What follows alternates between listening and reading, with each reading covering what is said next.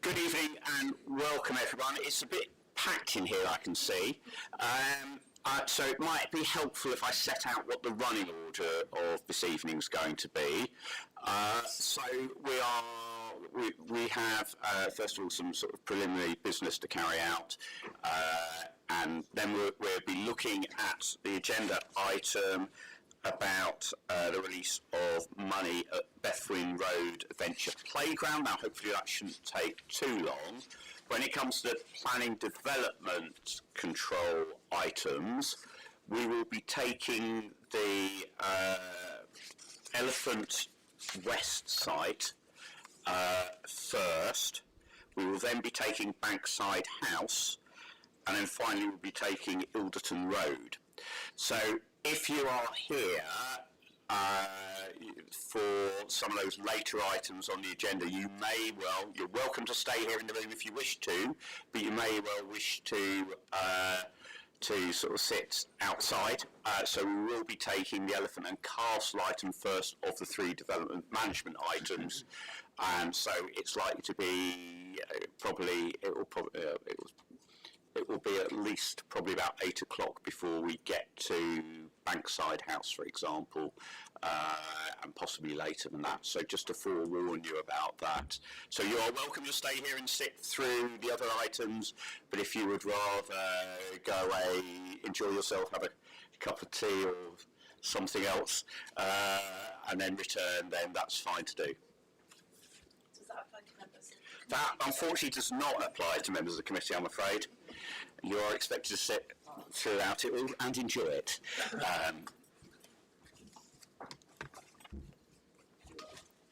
Okay, so after that, good evening and welcome everyone to this meeting of Planning Committee B. This is hopefully our last Planning Committee before the end of this municipal term, so thank you for attending. Before we start the meeting, I have a few housekeeping announcements to make. First of all, there's no planned fire alarm test today, so if you do hear the fire alarm, it is a real situation. We will need to leave the building safely. It's likely that the way out of the building is the way that you came into the 2 street offices in the first place, but there will be stewards on hand to direct you if that's not the case. If we do, in that very unlikely eventuality, you have to leave the room, the building, the muster point is St John's Churchyard. It's about 100 metres that way down to the street, but as I said, there will be stewards to direct you. If you need to use the public toilets, and as I said, this might be quite a long meeting, you can find those if you leave this room. Go towards the doors, towards the atrium, but rather than go through them into the atrium, instead turn left and you will find them down that corridor. If you need refreshments, hopefully you would have seen our fantastic vending machines in the public seating area outside, and best of luck trying to get them to work, because some of us have managed it on occasion. Finally, can I ask you to please switch your mobile phones to silent during the meeting. This meeting is live streamed, so I also need to let you know that if at any point of proceedings you are addressing the meeting, please do not disclose anything that you would like not to be in the public domain. So in particular, if at some point you're speaking, please do not give your full address if you do not want that to be public knowledge. Members of the public are welcome to film, audio record, photograph or tweet about the public proceedings of this meeting, but I'd ask you to please be considerate towards other people in the room and take care not to disturb the public proceedings. If you are taking any footage at all, please do keep the cameras pointed towards this end of the room. Anybody that is sitting at these tables at the moment has effectively given permission to their pictures to be taken as public part of the public record, but other members of the audience may not, so please be mindful of your fellow members of the audience. During the meeting, members of the committee will not access the internet except as it relates to the official business of the meeting, for example, to be able to access the papers.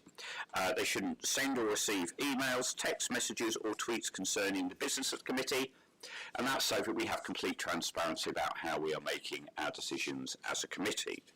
I'd also like to remind any speakers that first of all you need to use the microphone when speaking, as it's only the audio from the microphones that can be captured on the live stream.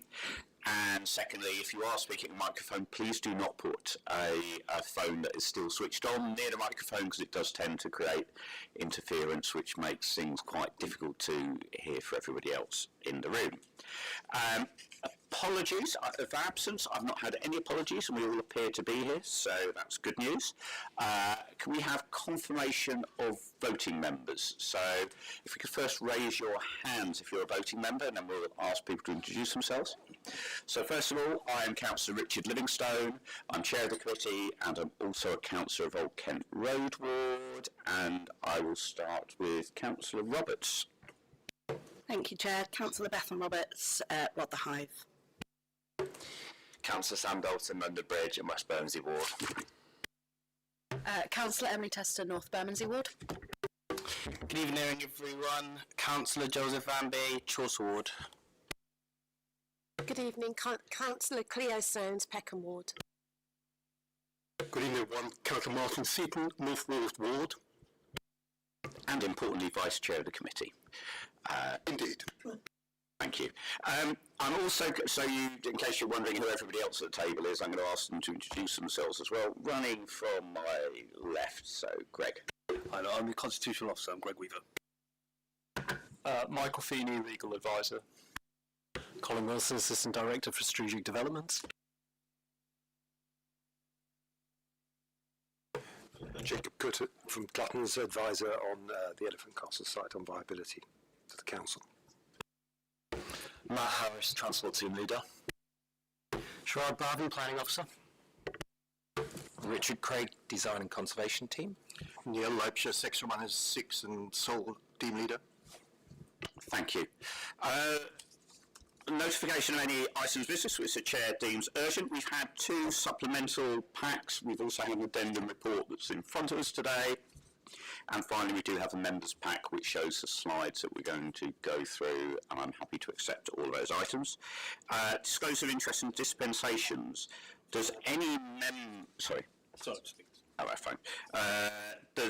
Does any member wish to declare any interest or dispensation in respect of any item or issue that we are considering at this meeting? Councillor Tester. So for kind of full disclosure, I used to be a resident of LSE Bankside House. It was 10 years ago. I don't think it's going to affect my judgment at all. It just means I'm very familiar with the site. Thank you. And I'm going to disclose that I am a ward member for the Ilderton Road item on the agenda, but I don't have any prejudicial interest or any predetermined opinion on that matter. That brings us to the minutes of the previous meeting, which took place on the 3rd of March. That's set out in pages 1 to 5 of the agenda. Are members happy those are a correct record of that meeting? Yes, Chair. Agreed? Thank you. That brings us to the first substantive item on the agenda, which is a release of £242,117.18 from the Section 106 agreement associated with a development for the purposes of delivering improvements to the play facilities in Bethwin Road Adventure Playground. And I think I'm turning to Neil on this item. Over to you, Neil. Thank you, Chair. Chair, members, this report seeks approval to release £242,117.18 of Section 106 funding to support improvements to the Bethwin Road Adventure Playground in Camberwell Green Ward. Bethwin Road is a council-owned supervised adventure playground serving an area with relatively high deprivation and limited access to private outdoor space. A 2023 play safety inspection identified significant deterioration to equipment, resulting in the closure and reduced play offer. Without intervention, the long-term viability of the facility would continue to decline. The proposed allocation would enable delivery of a substantial first phase of the agreed master plan, focusing on improving safety, upgrading play equipment, increasing green space, and providing a more inclusive play opportunity, including for children with disabilities. Approval would increase the total project budget to £652,117.18, enabling works to commence later this year. In policy terms, the proposal directly supports the Southwark Council's delivery plan, particularly the priorities of creating a great place to live, providing high-quality green spaces, and supporting fairer and healthier communities. It also aligns with the London plan, including policies G4 on open spaces through investment in an existing play facility, Policy G5 on urban greening through the reduction of hard standing and increased landscaping, Policy G6 on biodiversity and access to nature by enhancing children's access to a high-quality outdoor environment. The proposed expenditure accords with the specific purpose set out in the relevant Section 106 agreements, as you would see in agenda item number 6 on the first page. The agreements meet the statutory test under Regulation 122 of the Community Infrastructure Levy regulations, in that it is necessary to mitigate the impacts of the development, directly relate to those developments, and fairly and reasonably relate in scale and kind. The report also confirms due regard has been given to public sector equalities duty under Section 149 of the Equalities Act, and the scheme is designed around inclusive play principles and equality impact assessments underway. Officers are therefore satisfied that the proposal is policy compliant and recommend that the committee approve the release of £242,117.18 of Section 106 funding for the improvements of Bethwin Road Adventure Playground. Thank you, Chair. Thank you for that, and just to confirm, I think all 4 sites that have been identified as contributing money towards this are all very close to the playground site, aren't they? They're all very much in that part of Camberwell. Any questions for Neil? No questions? Any comments, or shall we move straight to the resolution? We have to move to the resolution. In that case, I'd like to move that we adopt the officer's recommendations as set out in paragraph 1 on page 8 of the agenda pack, so that it's recommended the Planning Committee approve a release of £242,117.18 from the Section 106 agreements associated with the developments set out in the table under paragraph 1 of the report, for the purpose of delivering improvements to play facilities at Bethwin Road Adventure Playground. Does any member wish to second this? I saw Councillor Seaton just to get there first.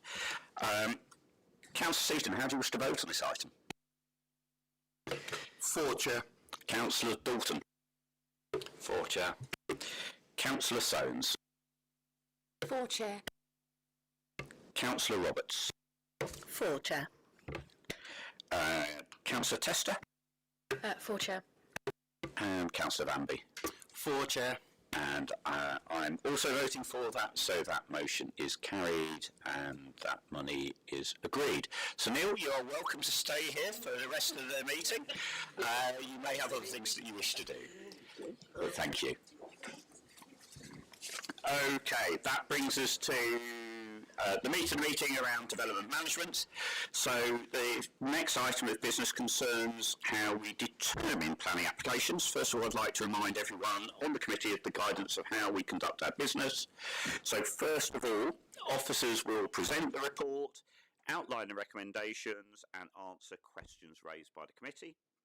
Secondly, if present and wishing to speak, the following may then address the committee for no more than 3 minutes each. Firstly, a spokesperson representing any objectors to the application. By now you need to identify who is going to speak. If there's more than one that you want to speak, please work out between you how you will use that 3-minute time slot between you.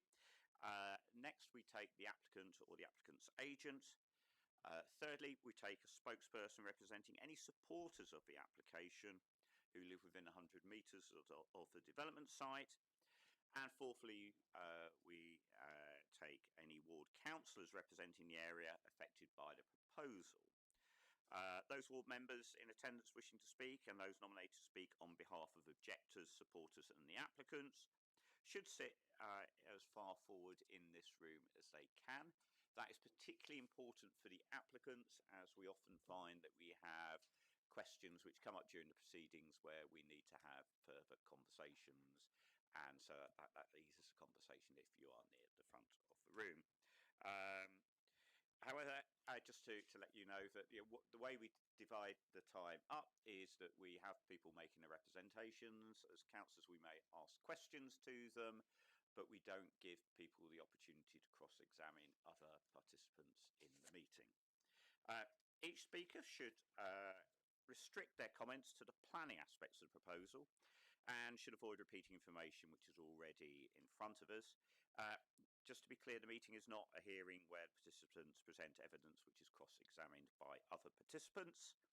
At the end of each representation, the committee may then ask questions of the presenter. Speakers should lead the committee on subjects they would welcome further questioning. That is particularly important if you feel the 3 minutes we are giving you to represent yourself is not enough. It's probably best, if you think that is the case, to make sure you cover all the points you want to cover and flag up any areas that you would welcome further questioning, rather than spend all your 3 minutes on one item and then run out of time for the rest. After receiving all submissions, the committee will debate the application and consider the recommendation. But to be clear, this is a council committee meeting which is held in public, but please no interruptions from the audience. And finally, I'd like everyone present to know that although this planning committee comprises of members from different political parties, we are not politically whipped. Our decisions are made in accordance with the council's planning policy as it already exists and are based on the information contained within the relevant reports, together with the consultation responses and any submissions that we hear today. How we approach these items is set out in the Development Management Report at item 7, and if members are happy to note that report, we will move on to considering the planning applications. Are members happy to agree that? Agreed? Oh, Councillor Seaton. Just a quick question, Chair. We've just received what is a 14-page document, and it does, of course, relate to the applications we're about to discuss. Are we being given time to digest the document before we go into the meeting fully, or not?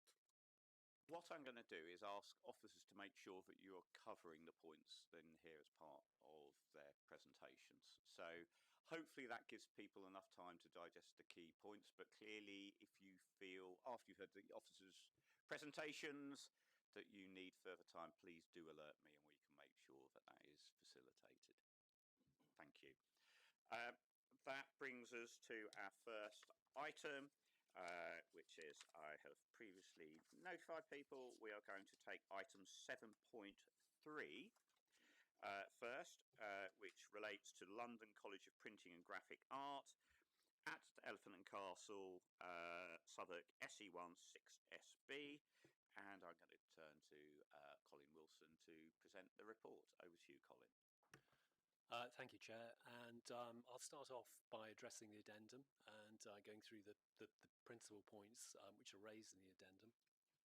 They relate to the construction environment management plan and the demolition management plan, and a proposal to put them in the Section 106 obligations rather than conditions, but the same requirements would apply in the Section 106, so it would just be transferring from condition to obligation. We have done that with other cases. There would be no consequential difference between either enforcing a condition or obligation. There is, in addition, a condition in respect of moving balconies on building W2. They're balconies, projecting balconies that face the Metropolitan Tabernacle. And so that condition basically says, notwithstanding the drawings that form part of the application, that those balconies would be moved around the corner in effect, so that they're not facing the Metropolitan Tabernacle. That's as a result of conversations between officers, the developer, and the church.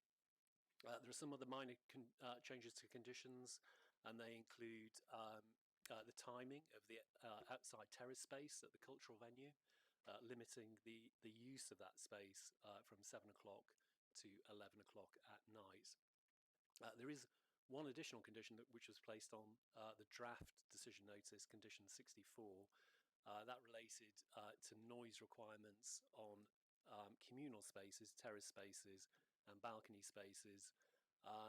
We've removed that because we didn't think that we could reasonably attach that to this decision, because effectively, in order to meet those noise requirements, you would have to put a roof on the communal space and you'd have to enclose the balconies, which would be fairly self-defeating in terms of having those spaces.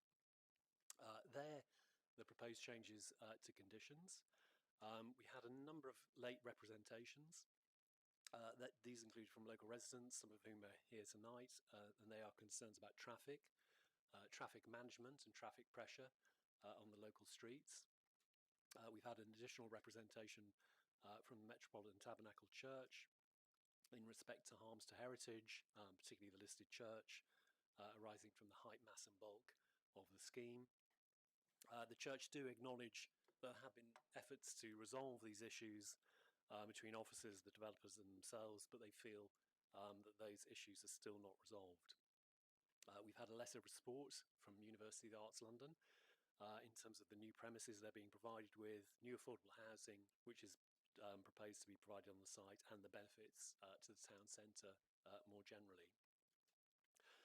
We've had representations from a 35% group, who are also here tonight, that 27.6% affordable housing on the site is not sufficient, and that doesn't meet policy P1 of the Southwark Plan, which requires a minimum of 35% subject to viability. And I will touch on the viability issue in the main report, and it's covered in my presentation as well. Additionally, the 35% group identified that the land transfer clause in the existing Section 106, which was attached to the 2019 planning permission for the east and west side, was not mentioned in the main report, which is the case. So we've covered that in the addendum. That land transfer clause basically stated that if the 2019 consented west site works were not substantially commenced within 10 years following the implementation of works on the east site, a land transfer would occur to London Borough of Southwark to help deliver that housing. The reason being that the affordable housing delivered on the east site is predominantly discount market rent or intermediate, and the social rent was all to be delivered on the west side. And as I say, those clauses would continue to apply in any 106 taking this scheme forward. We've had additional representations from the Hale Street residents that the proposals aren't streets for people compliant, and that Hale Street is not suitable for heavy goods vehicles. There is a part of the main report which talks about heavy goods vehicles using Hale Street, and that is an error in the report. It is anticipated that heavy goods vehicles are more likely will be using Oswin Street, not least since Hale Street is not suitable for heavy goods vehicles. On the transport issues, there are also some minor updates on trip generation. it's not likely that there would be a significant change in vehicles using past the street when compared to the consented scheme as opposed to the existing proposals. But again, we can cover that in more detail if you've got questions for us as officers. And then finally, on daylight and sunlight, there were some corrections to the baseline report, and the consequence of those corrections is that the overall impact on daylight and sunlight is not actually as bad as is reported in the main officer report. And indeed, the difference, and I'll come on to this in the main presentation, the difference between the approved and proposed scheme in terms of daylight and sunlight is not that significant. And it's worth reminding members that the approved 2019 scheme has been implemented, so it is a significant material consideration in terms of the determination of this planning application. That's a summary of the addendum. I'll now move into the main part of the presentation. So, where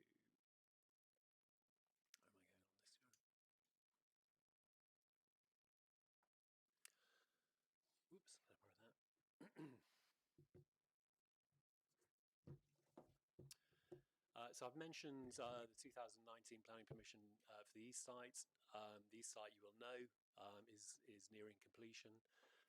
That includes 485 residential homes, of which 172 were affordable. That's 35% affordable homes on site. Of those affordable homes, the vast majority were intermediate. There were 3 social rent equivalent homes within that consent. There is, in addition, 5,000 square metres of workspace and just over 12,000 square metres of shops and restaurant space. That space is critical for the delivery of the new town centre, and the applicant is already in the process of agreeing leases for that space. So that will make a significant delivery to the council's aspiration to deliver a new town centre in the Elephant and Castle. In addition, the applicant, TfL and the borough all contributed to the construction of a new London Underground station below the development, and that was finished just about 6-7 months ago, and TfL have confirmed that they have now got funding to fit that out, and that station will provide a new interchange between the Northern Line and the Bakerloo line, and in effect it's going to be the first new station on the Bakerloo line extension down to the Old Kent Road. And then finally, there is a new university building on that prominent corner site that you would have seen emerging over the last year and a half or so, which is nearing completion, and that's a larger university building than the existing one on this site. So the existing site will be demolished, but the new site is a brand new premises delivered to UAL, a larger university building than the one they had previously, one which is much more fit for purpose. On the west site, what we've done is set out what was consented in 2019 and compare that to this revised scheme. There were 498 homes in total in the 2019 scheme. There are 507 in this scheme, so a small increase. There were 165 affordable homes in that approved scheme. There will continue to be 165 affordable homes in this scheme. And there will be the same number of social rent and intermediate homes in this scheme. The chief difference between the two schemes is that 452 student rooms have now been added to this development. That has increased the size of the 3 towers on site. They were 18, 22 and 33 stories. They are now 22, 23 and 34 stories. But as you can see, that increase in height is a difference of a story or 4 stories in terms of the smaller of the towers. The core loadings on those towers have increased, so they were 6 flats per core. They have gone up to 8. And the mansion block on Oswin Street is broadly the same as approved previously. There would be shops, a new civic square created to the north of the site, the phase 2 site, and that would have retail facing onto it. And there would also be a cultural venue, not as large as the previously approved cultural venue, but this cultural venue would involve reusing an existing building on site, so it would keep the frame. So in that sense, it's a much more sustainable proposal. And as I've outlined, the key change is one around the provision of student. The case the applicant has made to us is that that's required to make this scheme viable. And we have our viability expert here who's assessed that for us, and if needed, can comment on that later if members have questions on that.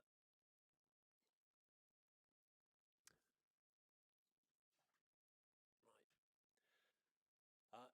In terms of affordable housing and tenure mix, the affordable on the east side has already been delivered, 34.56% to be exact, and the affordable on this side is 27.6%.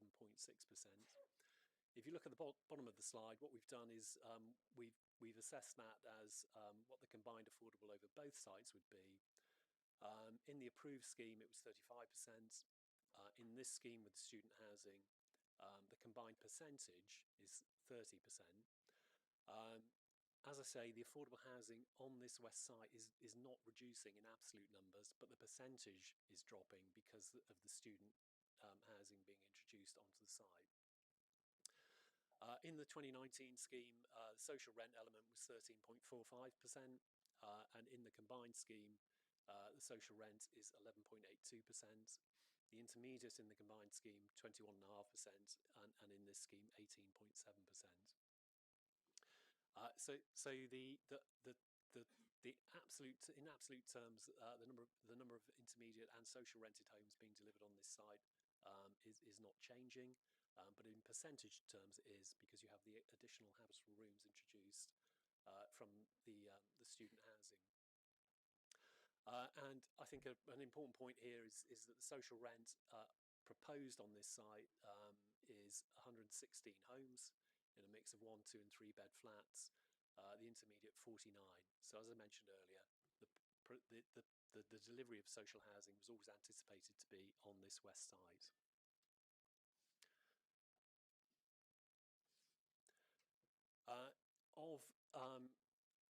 I think of note to members is you're probably familiar with the Mayor's emergency powers, which are designed to increase housing delivery in London, and that's a combination of the Mayor and also the Secretary of State proposing to introduce these emergency powers.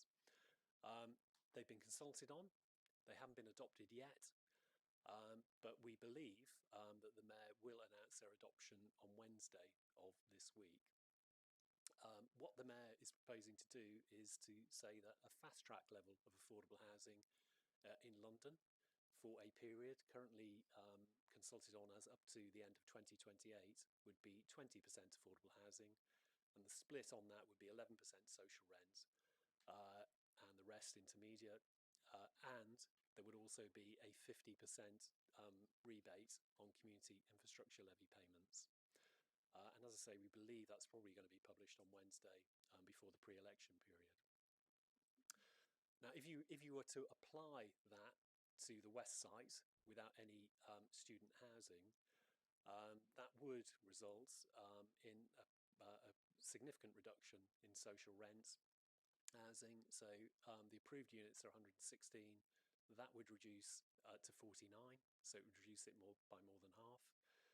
The intermediates would reduce, but not by quite as much, and the private market would increase. And the estimated CIL payments to the borough from this scheme are £12 million, so that would reduce to £6 million. Can I just say that this is not something that the developer is proposing to do. This is something that the Secretary of State and the Mayor are introducing. And you also have to bear in mind that there, in the 106 agreement, there is this land transfer clause if the housing on this scheme isn't delivered. So that also comes into play. But the purpose of showing you this slide is just to give you a sense of what the Mayor's new powers would have as a consequence if they were to be applied to this site. it's also worth bearing in mind that on the east site, the council has secured £11.5 million community infrastructure levy, 3 million of which went to TfL, and we expect a further £500,000 payment to come to the borough. And as I've already mentioned, on this site, the estimated SIL is 12 million. If the mayor's powers are applying, that would reduce to 6. Section 106 contributions to this site are 1.5 million. So in total, somewhere in the region of £13.5 million worth of money coming to the council. 106 would not be affected by the mayor's emergency powers.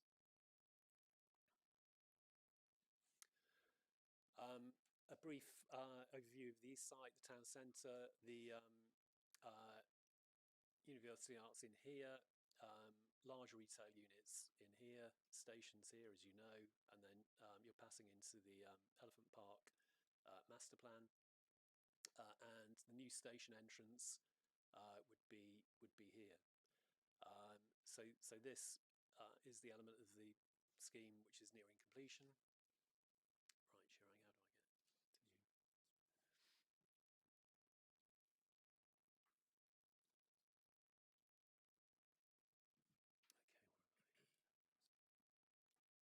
Okay, where am I? And the west site is in effect the phase 2 of that 2009 consent.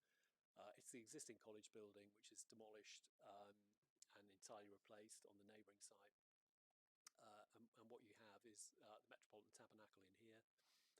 You have the student housing block here. You have 2 residential towers here. These are the 3 towers that are getting taller, and I'll come on to this. There were 3 towers in the 2019 scheme. This is the mansion block arrangement. This is an image of east and west side. I think this is getting close to being opened, the route through. This is where the new station will be. This is the student block, and these are the residential blocks behind. And this is Oswin Street, which is substantially unchanged from the 2019 consent. East site, west site help the council deliver key aspects of the Southwark plan. Obviously the council's plan in terms of education provision, in terms of the town centre, regeneration, the delivery of retail, the delivery of higher education uses, and the delivery of housing, including affordable housing. Changes from the consented and proposed developments are not huge. The buildings are certainly bigger and taller, but we don't think in a way which makes this an unacceptable scheme, which I'll come on to more detail.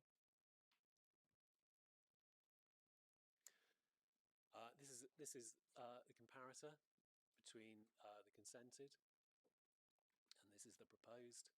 So broadly in the same locations. As I've said, they are taller. This is up by 4 stories, and these are up by a single story.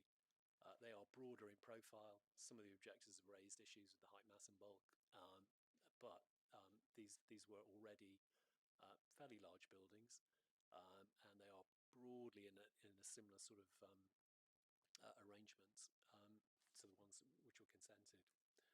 This is axonometric of the scheme. The 3 towers, the public spaces in here, and these are the mansion blocks in here. The public consultation, part of that was a development consultation charter, so the applicant has undertaken their own consultation in 2024, in July, in October. They have delivered flyers to local residents, and they've carried out community stakeholder engagement. The council has issued press notices, site notices, and consulted 3,269 neighbours. We have had 176 comments, 2 neutral, 2 in support, and 172 objections. And those objections have been about design, height, mass, and bulk, health and safety, particularly around traffic, loss of amenity, general disturbance, impact on the church, the Metropolitan Tabernacle, and demolition and construction impacts. This is a view of towers T2 and T3, and T2 and T3 are the residential units. They're a stepped form. There's a lot of discussion we've had with the applicants about the design, about reducing the impacts of the buildings getting slightly wider, and also keeping the spirit of the original 2019 consent in this revised consent. And on the right, you can see a view towards the tabernacle. So you can see the portico of the tabernacle, and you can see the taller buildings behind it. And just to say that the consented scheme also had tall buildings in broadly similar locations. On this slide, you can see the repurpose cultural space. That's an existing building, so that's reusing the frame of the building rather than demolishing the whole thing. Importantly, there is a fire escape stair which is currently connected to the side of the Metropolitan Tabernacle, and following discussions with the applicants, our conservation design colleagues, and also with the church, the applicant has agreed to remove that fire escape and also to restore the side of the listed church, which I think is a positive benefit of the scheme. Student accommodation is, as you would expect, it's effectively student rooms with ensuite showers. 10% of those would be wheelchair accessible, which meets London Plan standards and goes somewhat beyond ours.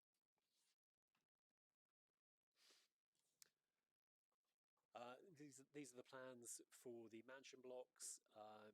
They are not dissimilar to the 2019 consent, and the plans for the towers, showing the balcony spaces, showing the outlook, and also dual single aspect. So the majority of these residential units are dual aspect, and the challenge the applicant has had, in addition to viability, is also changes to building regulations since 2019.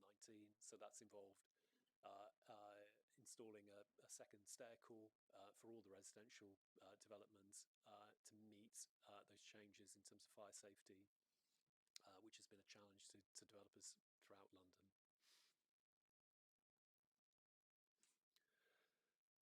The daylight sunlight effects of the proposed scheme are for a very large scheme in central London relatively limited in terms of that. Yes, there will be some windows which experience more major effects, but there will be a relatively low percentage.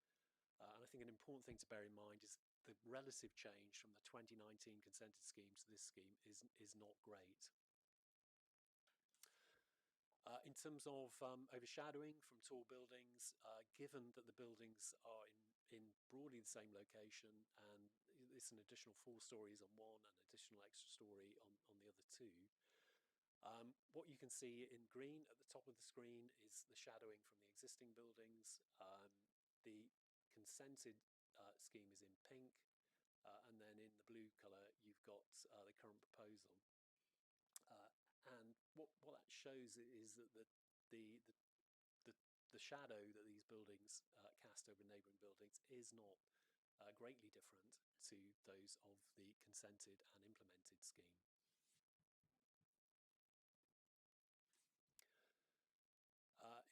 Some additional views of the 2 schemes together as part of the implementation of East and West Side. In the report, we have gone into quite a bit of detail about the impacts on heritage assets in the area. I'm not going to go through all of those, but this is the impact on views in West Square. These buildings appear behind that view. You can see them on the bottom right-hand image. They're kind of within the kind of tree cover, the mature plane trees which line West Square. There would be some harm to this conservation area, but the conclusion in the report is it's less than substantial. And again, part of our consideration, a very material consideration for committee, is the consented and implemented scheme on this site.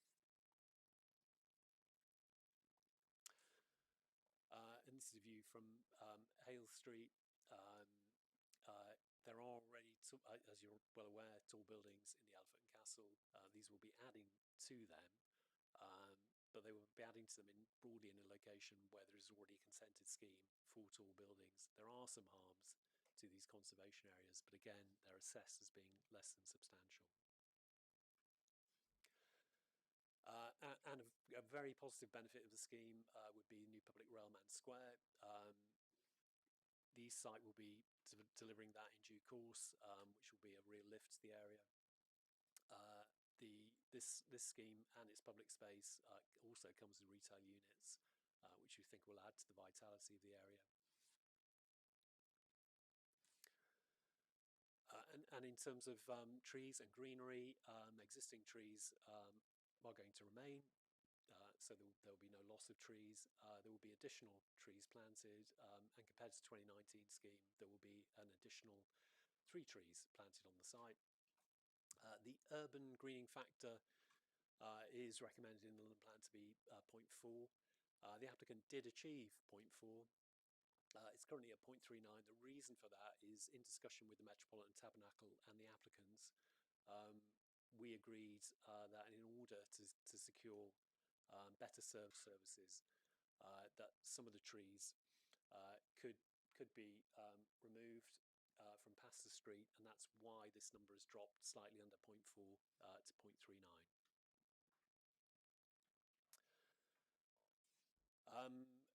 As part of that negotiation, particularly around the Metropolitan Tabernacle, we have worked with the applicants to look at how disruption to the church can be minimised. These are tracking diagrams showing vehicles manoeuvring around existing parking bays, which will be retained. And in terms of safety, the applicant has completed safety audits of these movements, and that's been in consultation with our highways colleagues, and Matt's here who can take questions on that. So we believe this will be safe, and it would also minimise disruption to the church. And I just touch on that point. There has been a lot of engagement with the church about heritage issues, about traffic and servicing, and they're covered briefly in this slide, and they are also covered in the main report. So to conclude, benefits of the proposal: optimisation and reuse of brownfield land would help to contribute to housing requirements in the borough. Would deliver 165 high-quality affordable homes, of which over 100 would be social rent. The level is below 35% at 27.6%, but the applicant has already delivered 35% affordable housing on the neighbouring east site. We've had this independently assessed, and our conclusion is that this is the maximum reasonable affordable housing that can be achieved at the moment. So we have checked that point. Student housing would, we think, on this site, it would have a good fit with the universities which are in the area. It would remove pressure from the use of conventional housing by students. And obviously, you've got University of the Arts and South Bank University on the doorstep. It would provide active frontages where they don't exist at the moment, create a new town square, deliver a much improved public realm. There would be improvements to the highways on Pastor Street because some of the turning at the top of the street would be improved from the situation where you're doing multiple point turns at the moment to manoeuvre vehicles in there, particularly for the church. And this would overall deliver significant economic benefits to the town centre and to the borough, including significant contributions through Section 106 and SIL contributions. And on that basis, we are recommending that planning permission be granted, subject to the legal agreements and referral to the Mayor of London. Thank you. Thank you. Questions? I'm going to start with Councillor Roberts.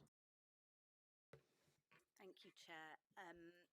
Colin, apologies if I missed it, but I'm struggling to find out where in each of the buildings the social housing is going to be. Can you just go into that a bit more? Is it all in the towers? Are there some of the mansion blocks, or can't?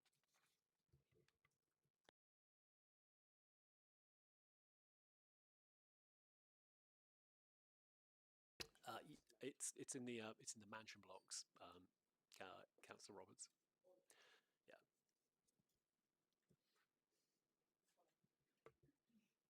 Thanks. Thank you for that. Is there a reason that we couldn't ask the developer to look at increasing the social rent at the instead of having intermediate? Is that something that we could look at? We could ask them to think about. We could then get it up to 25%, which is what we would obviously prefer to have. Yes. So one of the reasons we had Jacob look at this is in fact one of the drivers of the application is its viability as it stands. And as you know, social rent is more expensive for developers to provide. So the position of the developer is they can provide the affordable in terms of the split of social rent and intermediate that they're proposing with the student housing. But if they were to provide more social rents, that would make this scheme effectively unviable for them to deliver. I mean, I think another thing to bear in mind is the amount of investment and cost they've already absorbed in doing the east side, which has been by no means a inexpensive piece of investments in the borough and particularly in the town centre. So it's certainly one of the things we were keen to explore with them. Is this the most you can do? And Jacob's here tonight, and his conclusion is yes. Given current inputs, this is the most we feel that the applicant is able to sustain.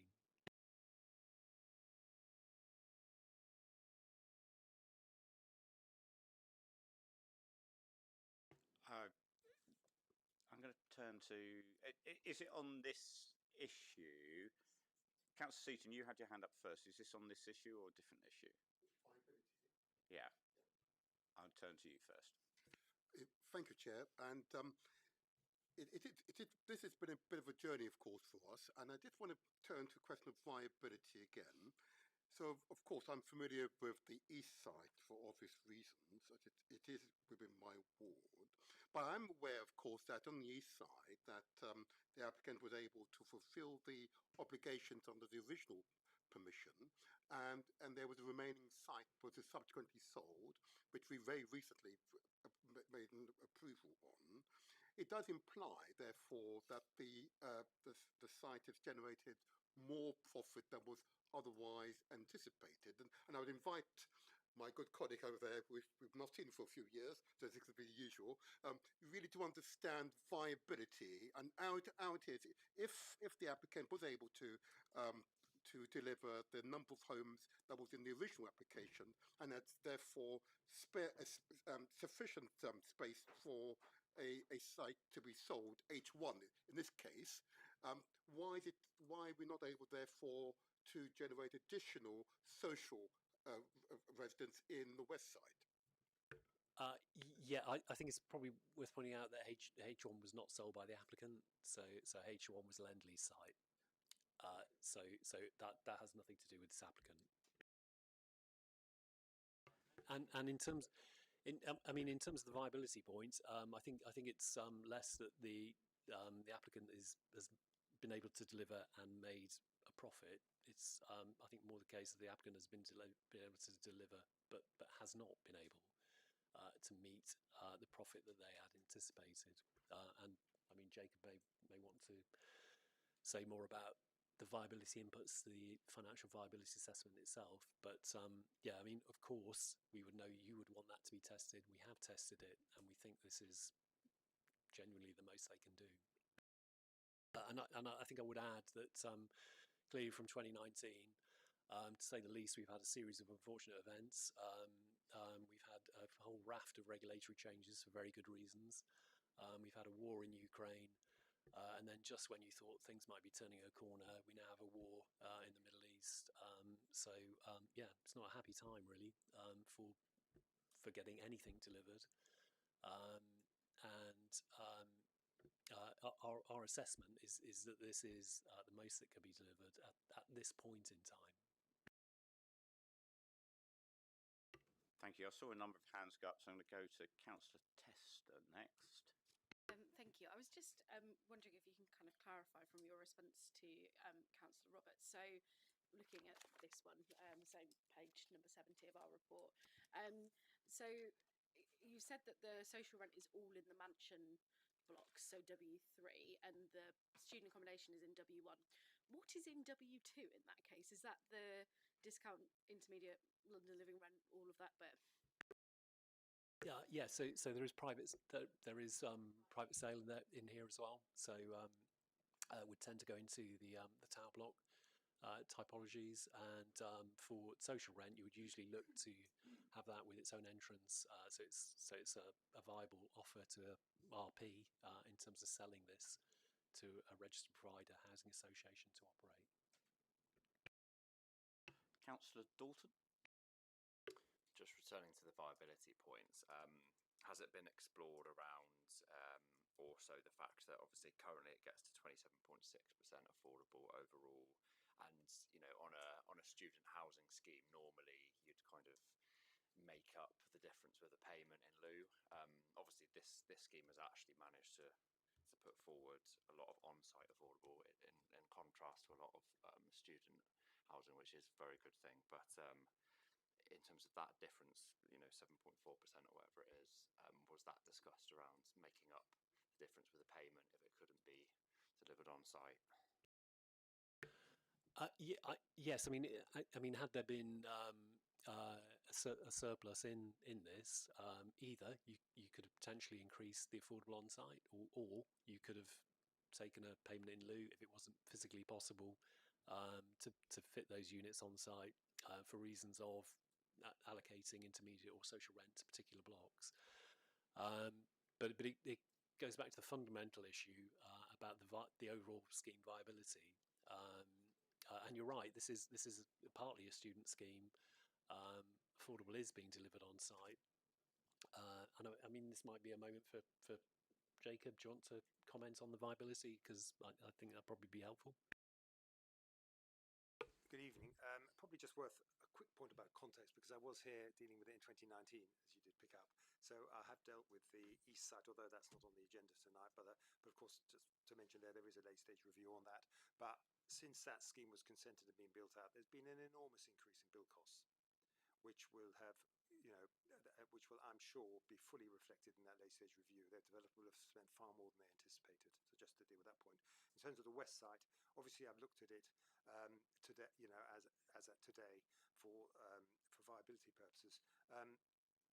Again, the challenge point is the build cost relative to the market. I mean, you're probably, I'm aware, in the wider borough, many other developments are struggling to either provide any affordable housing at all or very low levels. My conclusion, I mean, the 27% you're focused on, there's two comments there. Number one, that 27% isn't over provision. It's the max. That's the offer, and I'm saying that's the maximum reasonable. But that is more than you'd get even today, just because of the number where the current market is. The second point is that to touch on the student housing and the contribution that makes to development. I've looked at it two ways. Obviously, as an amalgam together overall, look at it overall. But if you look at it there's another way to look at it. If you look at it in terms of the student housing as an enabler to enable the delivery of the original scheme, which is effectively, and you stripped out those habitable rooms, and so just regard it as a pump primer to delivery of the social and the intermediate housing. Effectively, you're getting 36% by habitable room on everything else. If you exclude, I know you don't look at the maths like that, but if you exclude the student housing, you're getting 36%, and that student housing block is facilitating that delivery. So I know you've referred to other schemes, and I've dealt with a number of them, where you do get payments in lieu, but those schemes typically are delivering a massive amount of student housing and then make a payment. This scheme, this scheme is actually delivering it on site, which is a much more expensive process. I hope that answers the question. Which suggests that we perhaps need to look again at our in lieu figures if they're not actually paying for what could be delivered on site. Councillor Vanby. Colin, am I right in thinking that the number of bedrooms compared from the 2019 consensus scheme to the one now has changed and reduced in size? Am I right in thinking that? For the affordable housing. Across the board. I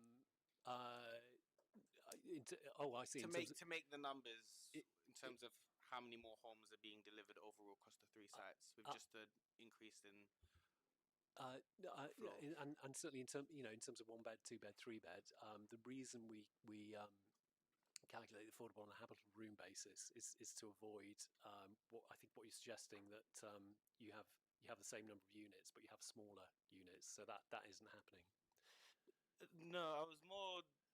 So obviously they've added 452 rooms, but it's still 3 stories, only a couple of floors bigger, right?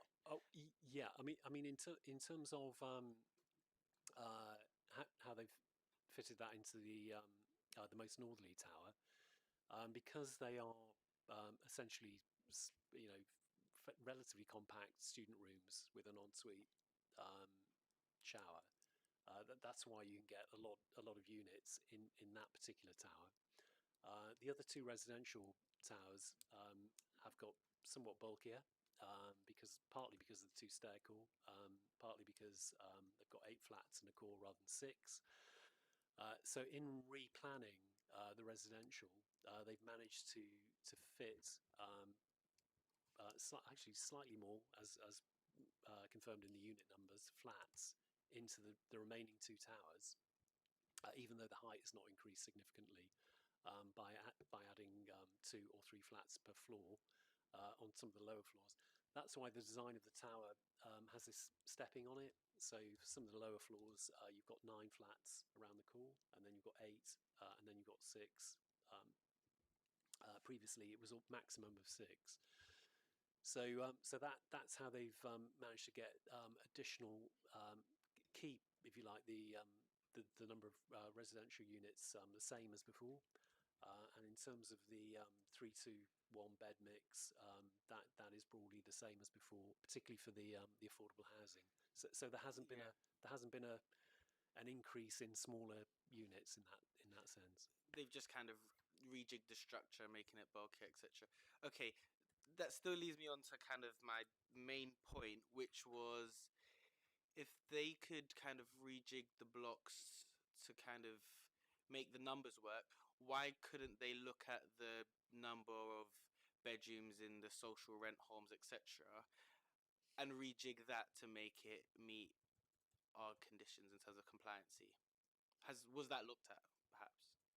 It essentially comes 4 down to bedrooms, 3 bedrooms, 3 Yeah. bedrooms, 2 bedrooms. Was that an option on the table? Because then you get more homes, right? It comes down essentially to the cost of those social rented homes to provide them. So they are the most expensive things for the developer to cross subsidise. And there are 3 to 1 beds. I think there are some 4 beds in 1 or 2 possibly. But to do what you're suggesting, Councillor Vanby, would essentially add a significant cost on to this development, because it's social rented housing. So it goes to Councillor Roberts' earlier Even question. though it's the same space. Even so, I'm saying in the same space, you've had X amount. So say you had 33 bedrooms, Yeah. and now you're gonna say I'm gonna have 62, 45 2 bedrooms, etc. So using the same space, but you're creating more homes. You're telling me that is such a significant cost that it's still unviable, and that option isn't a realistic option on the table. Sorry, maybe I'm misunderstanding you. Are you suggesting that the overall habitable rooms for social rent stays the same, but there's more 3 beds, 4 beds? No, I'm saying more. Was it put on the table for there to be more social rented homes, but smaller size, basically? No. So they weren't proposing to do more social rented homes, but of a smaller size. So they're proposing to do Yeah, but why? the same mix of social rented. It's to meet our plan policies. Our plan policies require 60% of the homes to be 2 beds and more. I think in this instance, 20% to be 3 beds and more. So they have structured their application both in 2019 and in the current application to meet select plan policies in terms of a mix of 1, 2, 3 bed flats. Can I keep following up, or should I stop? I'll allow you one further question, Councillor Bamby, but we do need to move Thank on. you. Just on this, I get that, but obviously they haven't been compliant with our planning policy in another sense. So I guess what would have been helpful, I guess, and maybe I can ask themselves, is you have this option with meeting our criteria in terms of split between 2-bedroom, 3-bedrooms, social rent, but not meeting our requirements in terms of percentages, versus they could meet our percentage of 35%, but it would be smaller rooms. Why couldn't that be the choice that we have before us? So you have smaller size rooms, not great, but it is compliant, versus it's not compliant, but you meet the size of the social rented rooms we want. Do you see what I'm saying? That doesn't seem like... Yeah, no, completely understand. If our policy was structured to say that we were counting affordable housing by unit, you could do exactly as you're suggesting. So you could say, well, I've got 35% of the units on this site are affordable. They're all 1 bed. What the Southwark plan states, and the London plan is in the same position, is that you don't count affordable housing by unit. You count it by habitable room, because you want to know that you're getting a genuine 35%.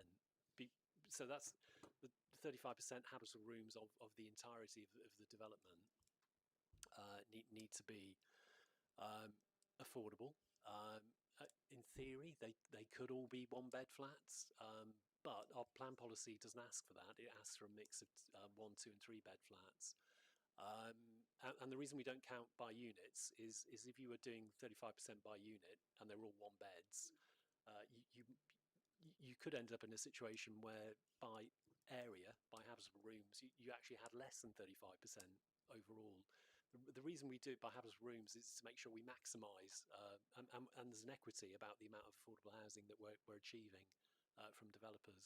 Otherwise, you could game the system, and you could do 35% 1 beds, and by habitable room, it might be less than 35%. It might be 25% or whatever it might be. And it's probably also worth noting that I'm assuming your caseload is not too different to other councillors, Councillor Danby, but the highest demand and the most difficult families to move are the ones that need larger house properties, and people needing 3 or 4 bedrooms are usually on the waiting list a lot longer, sadly. And so, if we had a system that was incentivising lots of smaller units, that potentially get worse. Any further questions on social housing and viability at this stage? I'm going to ask one final one then before I take the other questions. So the report talks very much about financial viability in terms of the internal rate of return.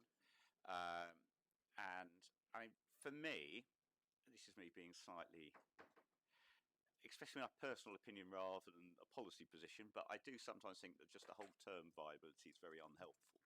I'm far happier if planning permission just didn't have the words viability in it at all, because I think then you just get clear policy and developers would make a choice about whether schemes made financial sense to them or not. Last week, Committee A, we had a development that was also at the Elephant and Castle, which was delivering 29% social housing, where there are also issues about the viability not measuring up. And there, when we talked about to the developer about it, the developer said, well, actually, we take a longer term view, and even though the viability sums as they stand at the moment don't necessarily show this as being viable, we think actually the return that we get over a longer period is sufficient enough to justify this. So I think for me the big question, Jacob, is what's the profit that's being projected for this? So rather than the viability figures, what is the profit that the developer has sort of shared in terms of their spreadsheets and the viability assessment that they're calculating? Sorry, I could open up my report and get that, but I think the before if you want the detail, I can dig it out. But I think it's worth making a comment that I've been involved with this scheme since 2000, well, probably 18. At the time, of course, it was envisaged it was a 10 or 12-year scheme, and in the property market, the metrics used are typically internal rate of return over a scheme running 10 odd years. But I did cover this in my report that I looked at an alternative metric of profit on sale, the more traditional house builder approach, which produced an even worse answer. I looked at that target, using a fixed profit target, and that created a significant loss. So I did cover my base by covering that off. I didn't just, although I looked at the internal rate of return and it doesn't produce the required return, I did cover it by looking at the alternative as well, so that's to make sure all bases were covered. Okay, so just to be clear, if this scheme was fully compliant under current market conditions, we believe there would actually be a loss to the scheme, and so therefore, no developer is going to build at a loss.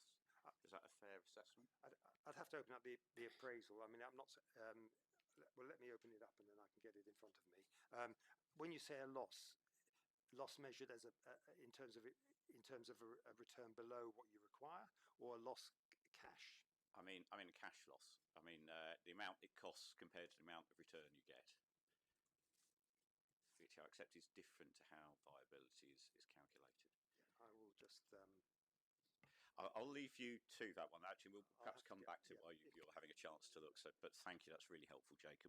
Okay, other questions? I'm going to go back to Councillor Tester and then Councillor Roberts.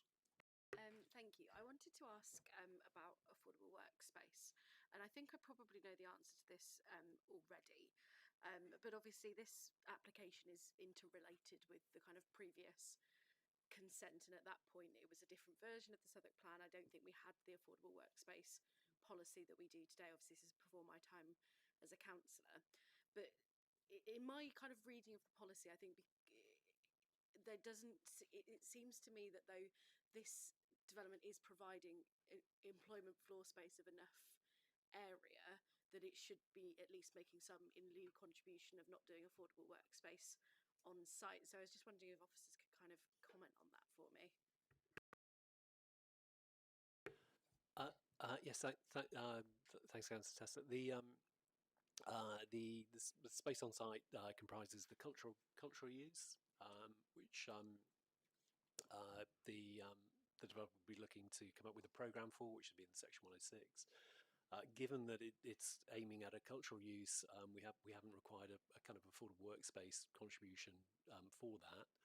And the other principal spaces are retail spaces, and given the scale and quantum of the retail spaces, again we haven't made an ask for a contribution for that land use either.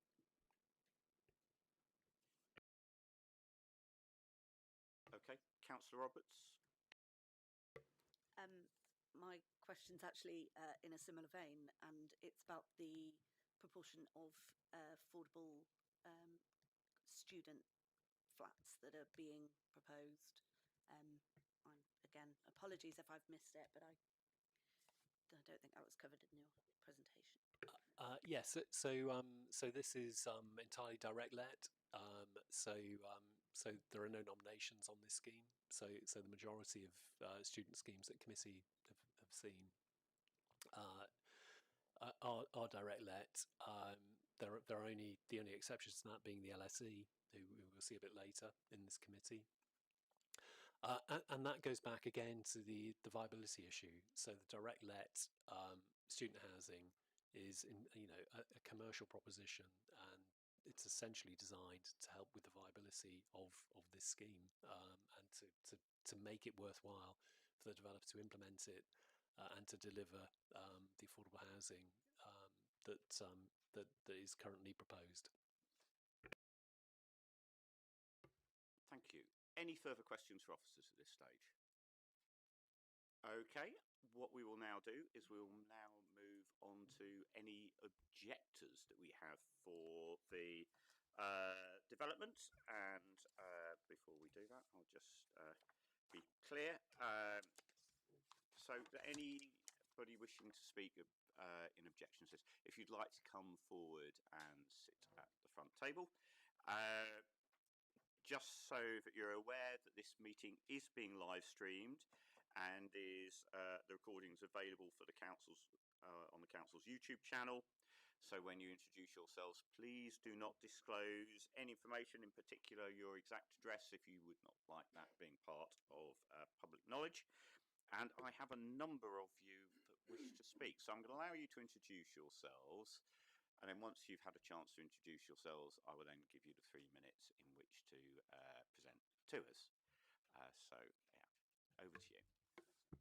So, I'm Terry Hannafin. I'm the chair of the West Square, acting chair of the West Square Residents Association, because the chair's away. He's asked me to represent him.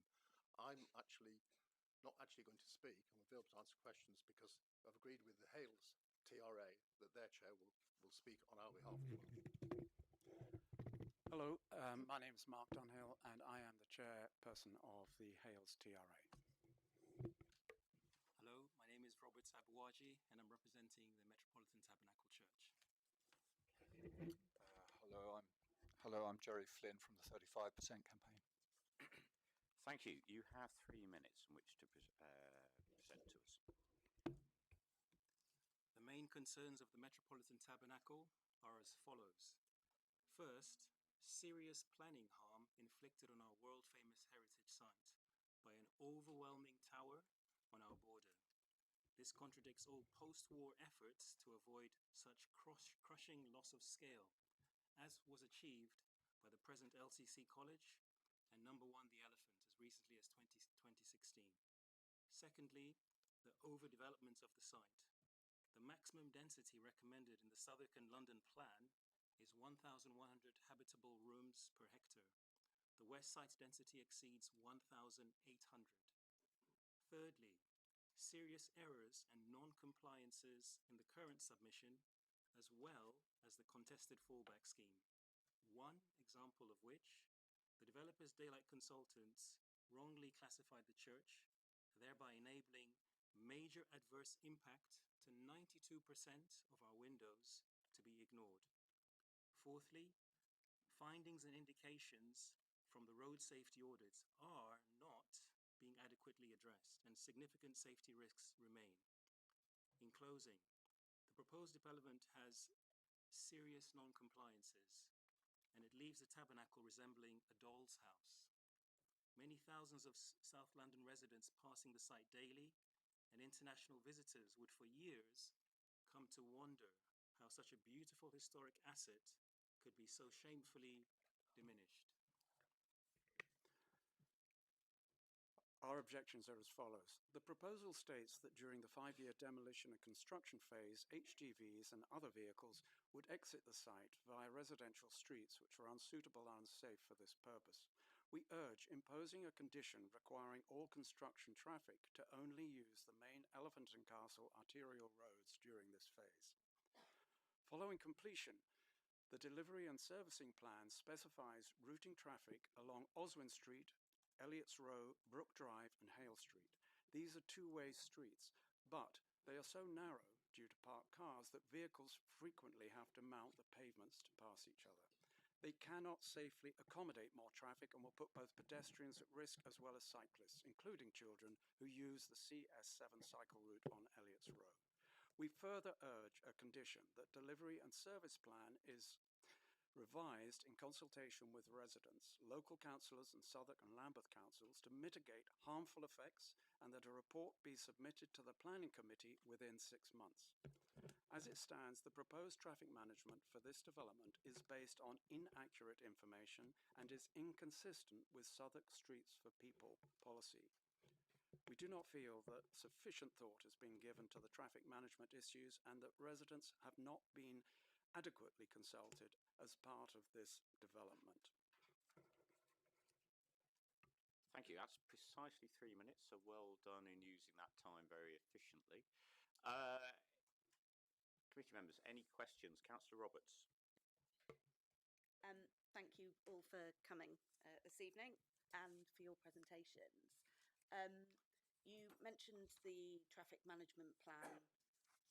If those conditions were met, would you be happier with the scheme, or are there further issues that you would like to raise that perhaps you didn't have time for in your presentation?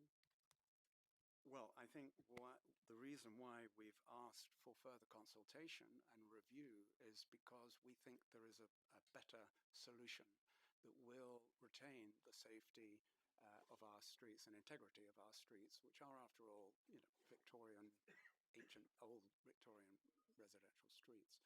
And we have not had sufficient opportunity to make a consultation.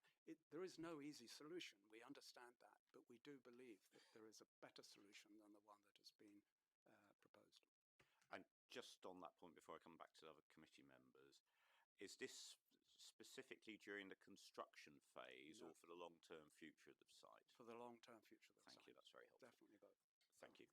I'm going to go to Councillor Bamby. Thanks, Chair.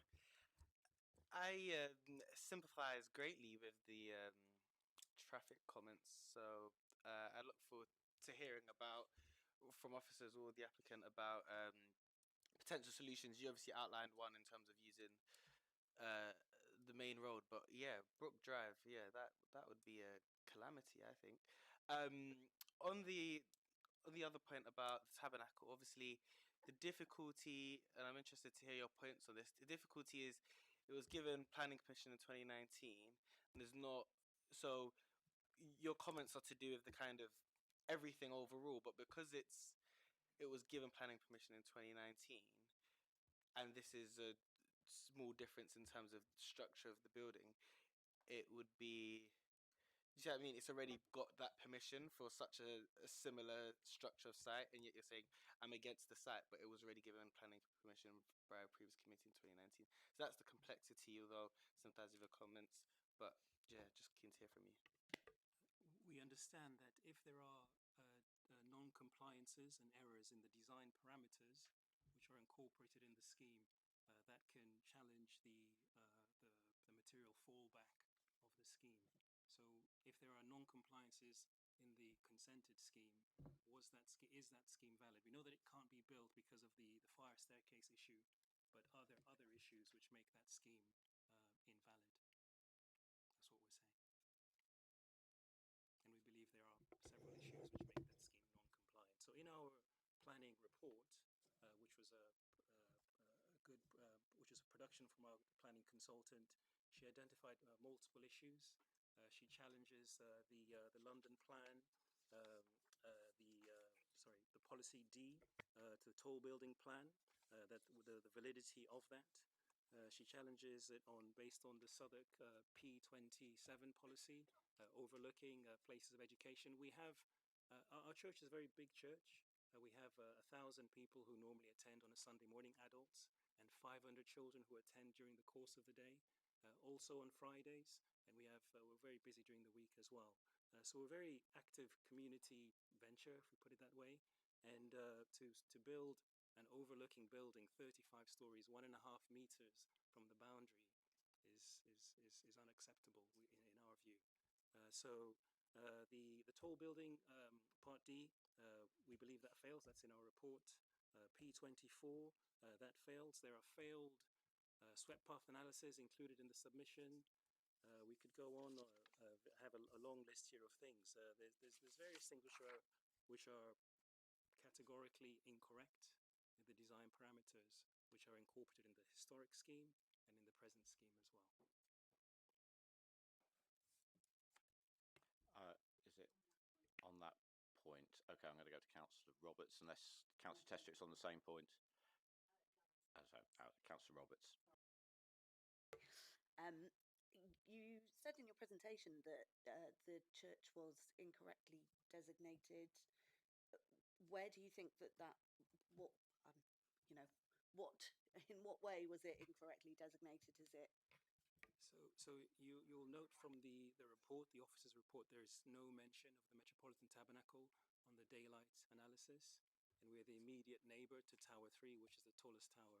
So we have been classified as a commercial space, and of course we're a place of worship and also of education for hundreds of children, various points during the week. So they haven't, they analyze, we have a caretaker's flat at the end of the building, on the west side of the building. So historically, they analysed that. I couldn't see that in the report, but that's in the applicant's design information. But the rest of our windows weren't analysed. So we had a daylight consultant look at it, and as I said, 92% of our windows have major adverse impact. And just to point out, I know the new report which was released just the other day on Oswin Street.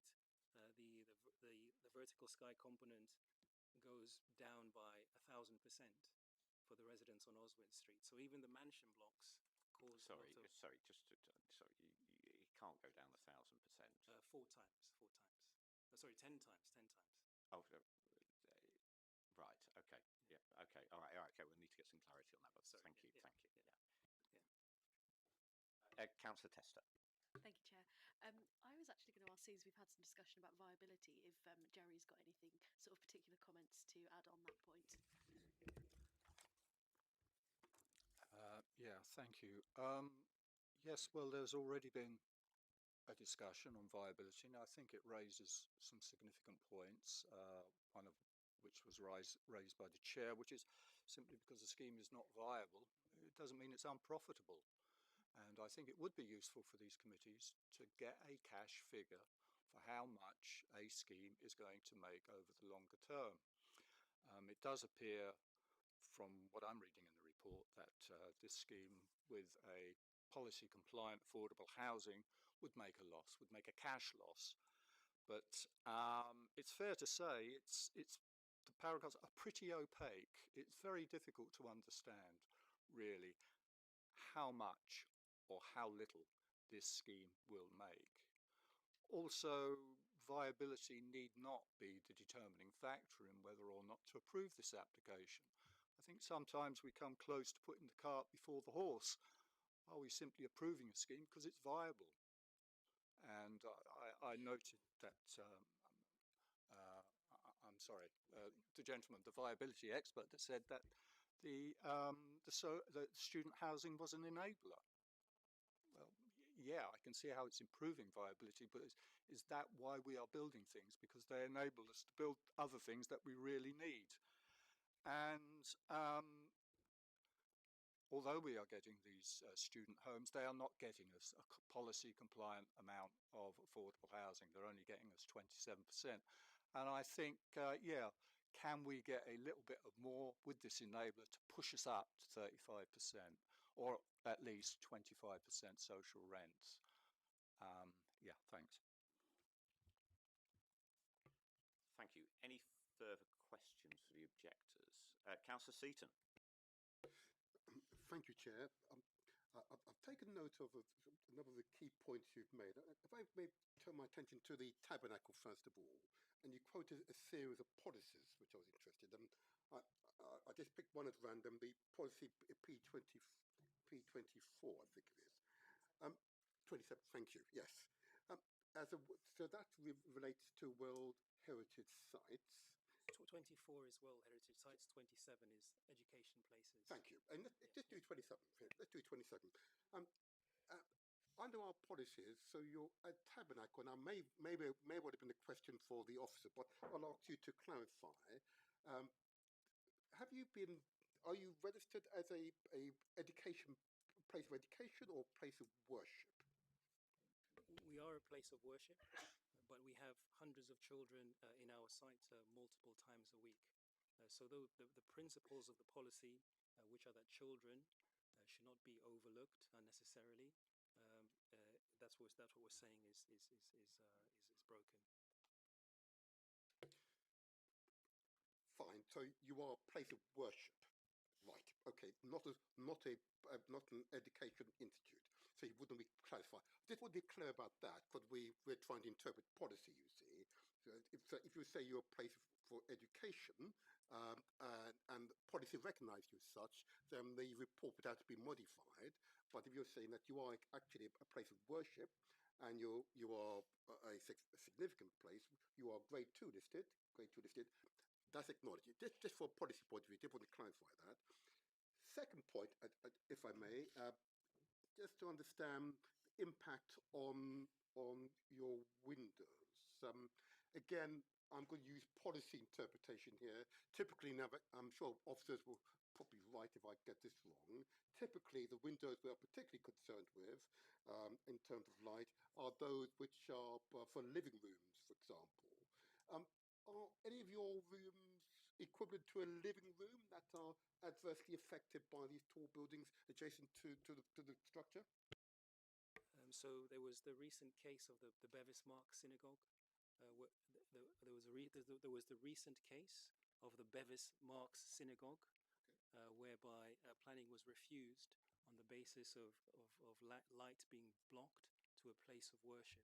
So the BRE document requires that one interpret the usage of the rooms, not just sort of say, is it a living room? It's not that categoric, but the usage of the rooms will direct whether lighting assessment needs to be considered. And as the Bevis Mark Synagogue case showed, that planning application was refused because a place of worship was overly overshadowed. Thank you for that. If that's okay, thank you for that response. I mean, we might have to go back to officers later on about that particular example. It would have been useful to use it in your initial response, but that was very helpful. That was very helpful. Don't you worry.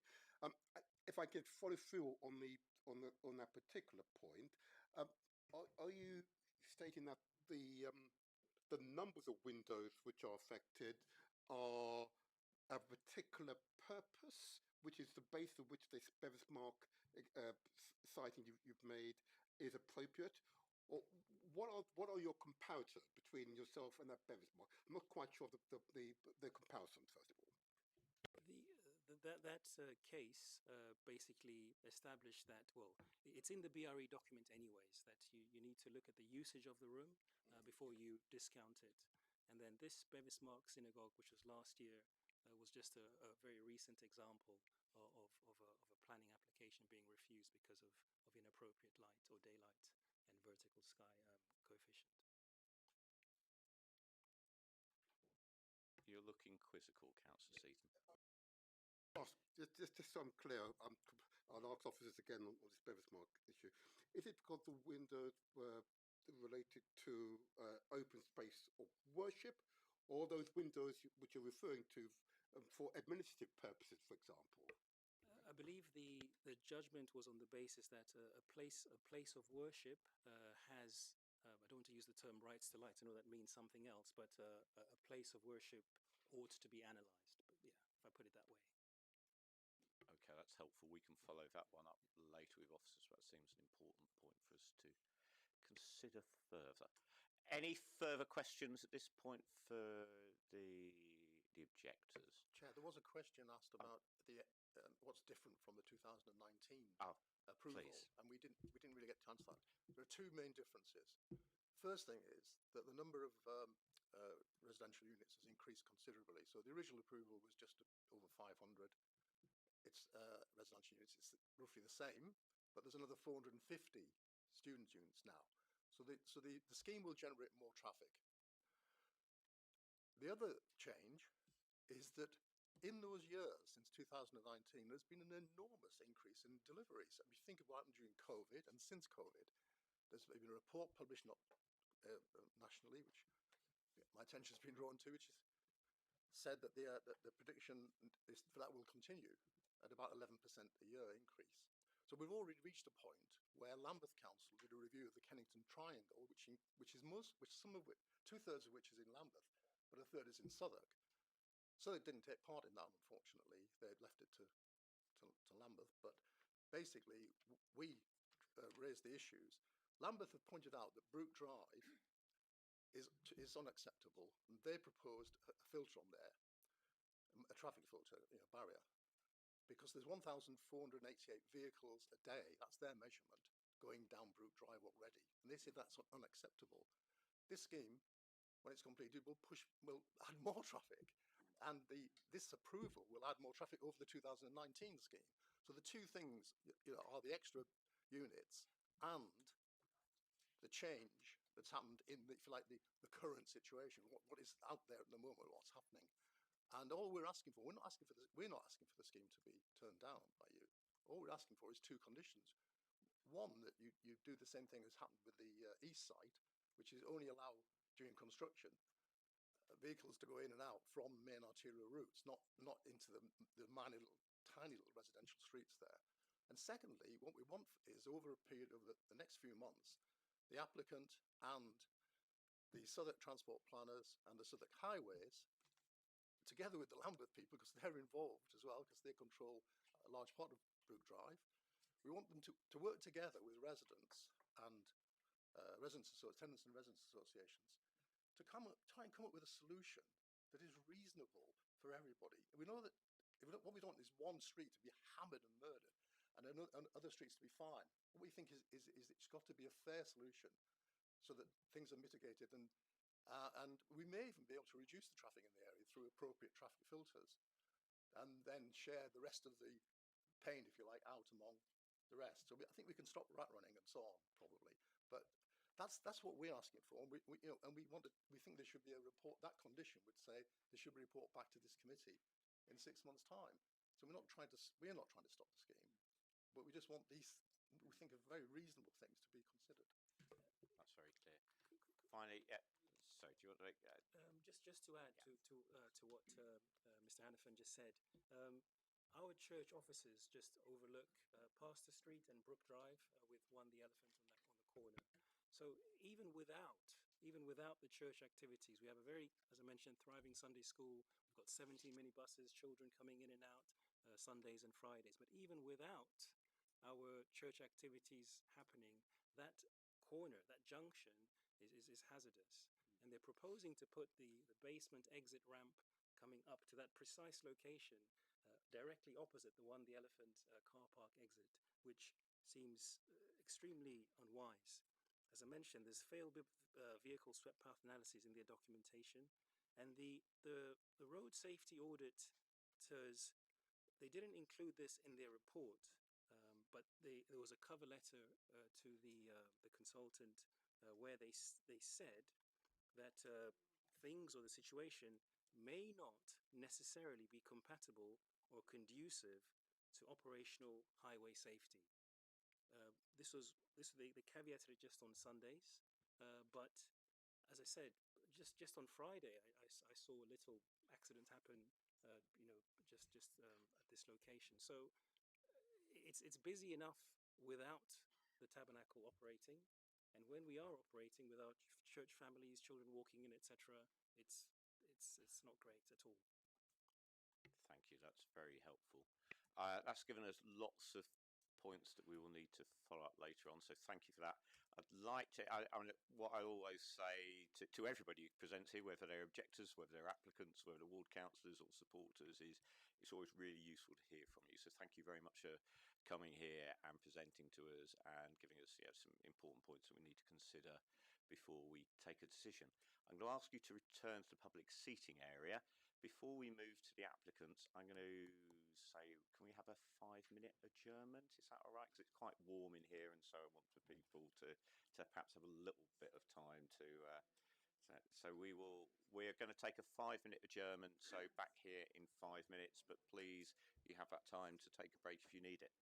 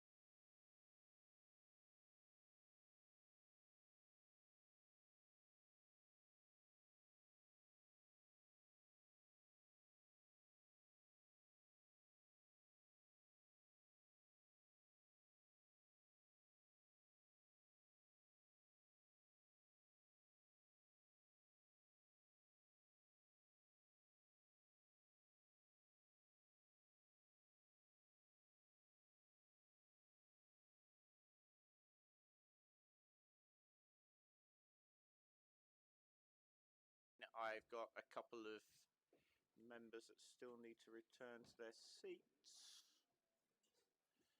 Do we know where Councillor Tester is? All right. All right, thank you.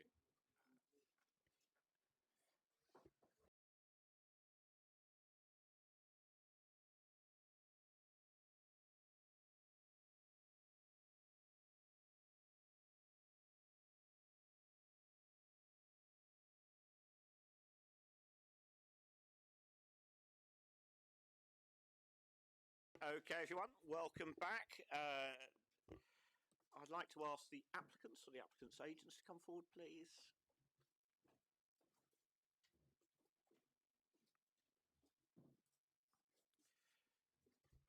Thank you very much for coming to this committee. I'd like you, first of all, to introduce yourselves, and then once you've introduced yourselves, then we will, your 3 minutes will start. Chris Nolte, Development Director for Get Living, the applicant. Good evening, I'm Richard Ward from DP9, we're the planning consultants. Thank you. You have 3 minutes. Thank you. Good evening, councillors. Good evening, everyone. Get Living have been proud to have been part of Elephant and Castle community with you for almost a decade. Today, we operate over 650 rental and student homes at Elephant and Castle, and we're privileged to be delivering the new town centre opening later this year. Just as you, the council, envisioned, this new town centre will be a place for everyone. New shops, restaurants, cafes, leisure and cinema offerings, nearly 500 new homes, including 172 affordable homes, a new campus for UAL's London College of Communication opening in 2027, and a new Northern Line ticket hall, future-proofed for the Bakerloo Line extension, which at long last is now funded and due to open in 2030. This is a development that not so long ago some said would never happen, and yet this summer it will begin to open. But we have not achieved this alone. We're here because of our partnership with you, the people in this room. The new town centre is not just our project, it is the realisation of your vision. You gave us consent and together we have delivered. Our first residents move in this summer and our first shops will open the doors this autumn. This vision has become a reality. Just this Saturday, we were proud to provide a sneaky peek into the new town square, named after Dr. Cecil Belfield Clarke, an extraordinary member of the Elephant and Castle community. And that is exactly what we're seeking to do again. The application before you tonight is the final piece of the jigsaw for Elephant and Castle Town Centre. It is a revised submission for a scheme that already has consent, updated to reflect new planning policy and building safety legislation. But working with you and the council, we have not simply resubmitted, we have improved it. Better design, more homes for local people, a new public square, significantly enhanced environmental performance, new life to the LCC workshop building through a new cultural venue. We have also introduced new student housing, reflecting the opening of UAL's new London College of Communication campus at the town centre. And as Get Living, we know from the data that the demand for new purpose-built student accommodation is really high here because 50% of our market rent homes at Elephant Central are currently occupied by students. Homes we would all prefer were available to working people and families. Sometimes it's easy to get lost in the numbers, but let us pause for thought. This application, if approved, will crucially deliver 165 affordable homes, 116 of them for social rent. That's 165 families in Southwark gaining access to fantastic quality, energy efficient, genuinely affordable homes, probably housing in excess of 500 people. And to be clear, our affordable housing viability assessment has been independently reviewed, and the conclusion in the report before you is that we are providing as much affordable housing as possible. And this comes at a critical moment where housing delivery in London is at a historic low. In 2025, there were just 5,500 housing starts across the capital against a target of 88,000 homes each year for London. Looking forward, the stats paint a stark outlook, with new home completions set to fall off a cliff from 2028. To put this in context, the 507 rental homes, alongside the student accommodation proposed here, equate to over 29% of Southwark's housing target, annual housing target, underlining the importance of schemes like this, where there is genuine opportunity to make it happen and make a difference. As long-term owners and operators in Southwark, we're not someone who is going to secure planning and walk away. Our track record here in Elephant and Castle is visible in what is about to complete in the town centre this year. This application is the result of years of collaboration with Southwark, with local stakeholders and with the community. This includes our extensive dialogue with the Metropolitan Tabernacle, and we are confident we have fully responded to their concerns in this application before you. So this evening, we ask you to support your officer's recommendation and approve this application, so together we can complete this final piece of the jigsaw and deliver a regeneration scheme of real and lasting importance, and of which everyone can be proud for generations to come. Thank you. Thank you, and that was precisely 3 minutes. Well done. I'm going to ask some questions from the committee now. Councillor Dalton. Thank you for the presentation. Wanted to touch first on something that the previous objectors had raised, some of their points, specifically around traffic and construction and that side of things. And there were two specific asks made, one of which was around using main roads rather than smaller street roads, particularly during, well, in total, but including during the construction phase. And then secondly, for that construction plan to be put together with local residents, and to come back potentially even to this committee. So I wondered if you had any reflections, thoughts on those two specific points. Hi.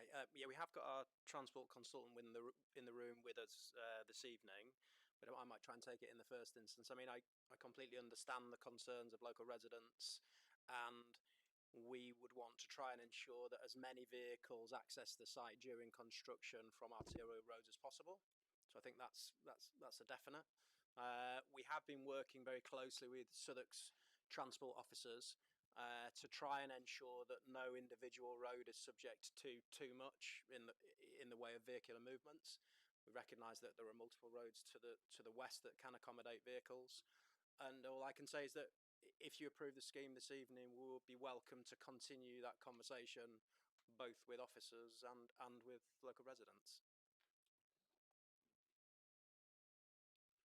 Thank you. Further questions? I'm going to go to Councillor Soanes, who's been uncharacteristically quiet today. So, Councillor Soanes. I'm not feeling very well, so do forgive me. But I am compelled to ask. I mean,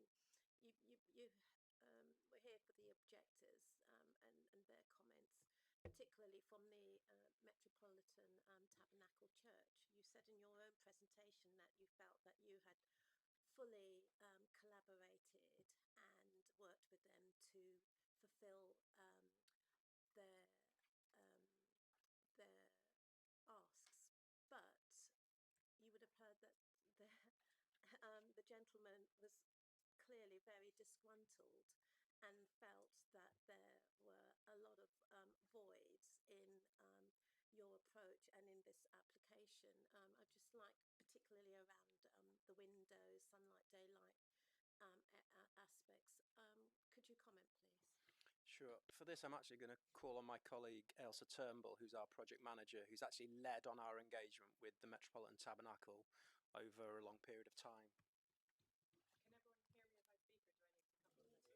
If you could come forward, because we need to get a voice recording for the live stream, because that's important for the minutes and the official record. So apologies for that.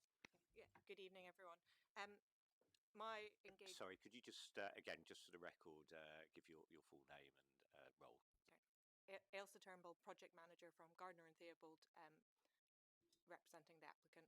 So personally, began my sort of journey with the Tabernacle back in 2018 ahead of the original consent, and have had regular and often engagement with Robert and others within the Metropolitan Tabernacle. We have taken on board their comments. We understand their concerns. Issues such as the density of the development we cannot overcome when we are seeking to bring forward a development of this scale. However, in other areas, we feel that we have really worked hard with them to listen to what their issues are, to see their operations firsthand. We went and observed their operations on a Sunday with the planning officers as well, to get a sort of full understanding of how they work throughout the week and on Sundays. And then we have looked to make adjustments where possible to the scheme to be able to try and alleviate some of their current concerns. But we do fully understand that we cannot get rid of all of their concerns, in particular in relation to the density and scale of development coming forward. However, where we have been able to make concessions and changes to the scheme, they include the removal of the staircase that abutted their property and the reinstatement of the cornice to try and alleviate the perception of the harm to the Grade 2 listed facade. We have looked at the boundary wall condition between the two estates and provided them with design options, and we will continue to, as we detail up the design of that, look at that boundary condition. And I think their preference at present is for a 1.8 metre solid brick wall in that area. We have set back all of the buildings 1.5 metres from the development, so the existing LCC buildings are built right up to the site boundary, but all of our buildings are set back 1.5 metres. Where we did have balconies that are external protruding balconies that were facing the tabernacle, in comments received from them, we have looked to relocate them onto Pastor Street, so there's no protruding balconies up to their boundary, and that is secured via condition on the application. On Pastor Street, where the servicing arrangements are, and all of the servicing that comes to the residential and the commercial uses utilise Pastor Street, and obviously that is a very important route to the tabernacle and their minibus operations, and we understand the movements of their minibuses. So we have revised our designs in that area to retain car parking that was there, and on the eastern side of the street, adjacent to the tabernacle, it is it's parking that's not purely designated for the tabernacle. It's kind of I'm not sure what the correct term is for it, but it's publicly available car parking. But we've looked to retain that and also re-provide car parking that would have been lost on Brooks Drive onto Pastor Street, so that those spaces are still available for the tabernacle to use. And in doing so, we have removed some cycle parking and some trees that were part of our original proposals to be able to make that street work better. And also in taking on their comments, we wanted to have a shared kind of highway, which you don't designate where the carriageway is. So we've introduced the curb lines to that street as well, and also included a raised table that defines where children and people going to visit the tabernacle would cross on that street. In our proposals for Pastor Street, we do improve the access into the tabernacle car park, where there's currently a bollard and blocker that means that they have to do something like a 10-point manoeuvre to get into their site. That will be reduced significantly because that swept path becomes much more straightforward, and the transport consultant can speak to that further should you have any further questions on that. We also have a number of mitigations that we've agreed in a legal agreement with the tabernacle that further kind of hopefully assist to alleviate some of their concerns around how the demolition and construction works will be undertaken. But I won't detail them now. Thank you, that's very helpful. You've got a supplemental, have you? Oh, not that. In that case, I am going to go to Councillor Vanby, who's the next person I have on my list. Thank you for your presentation. My question's coming back to traffic and congestion. I think the feedback, which I agree with from the objectors, were that some of these roads are already over congested. So and that you're using these roads for the development and then obviously long term. So like, what is your response to that? If you agree with that premise that it's already over congested, then it will get even more congested as a result of this. Certainly one point that I'd like to make is just we have to keep reminding ourselves that there is consent on the site for major redevelopment, and because of the way that trip generation rates are calculated now, what we actually find with the current version of the scheme that's before you this evening is that the trip generation, the number of vehicular movements that we're expecting, particularly when the scheme is operational, will actually go down slightly from the consented position. So that's the first point to make.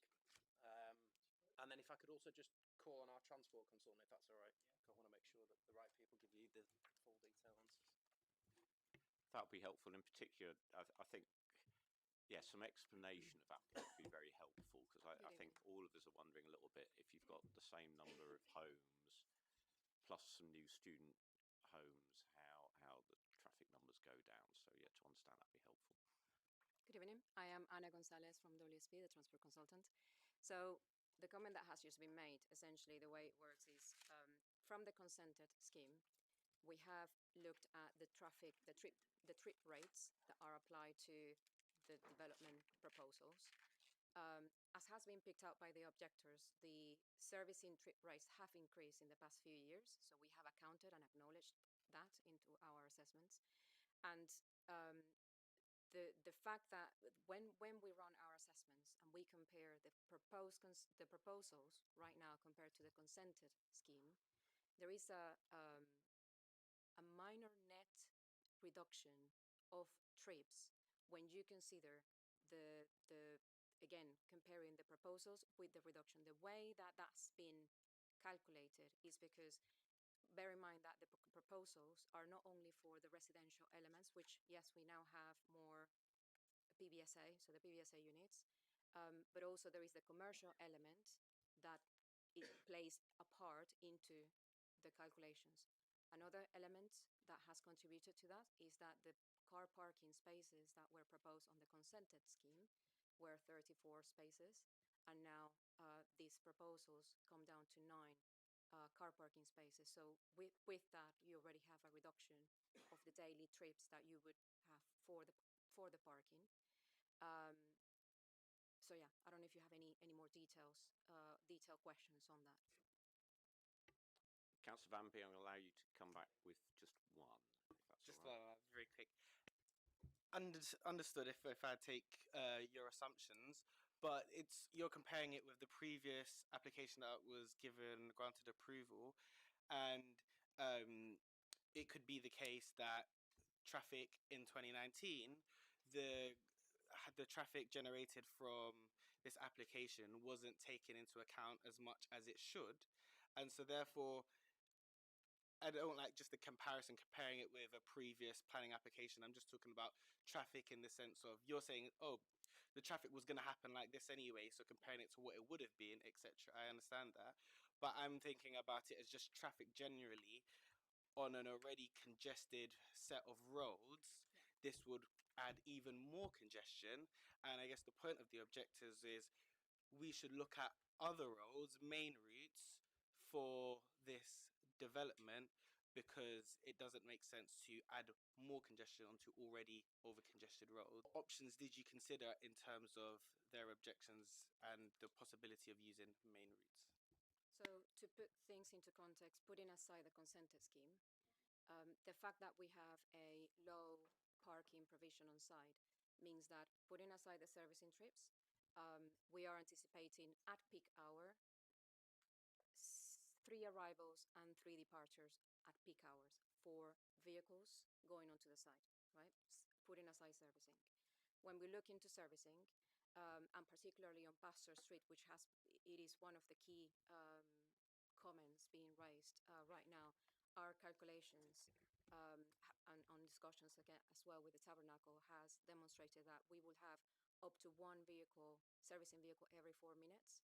So again, this is not comparing it with the consented scheme, but just to bring some context as to how much traffic the development is bringing onto the site.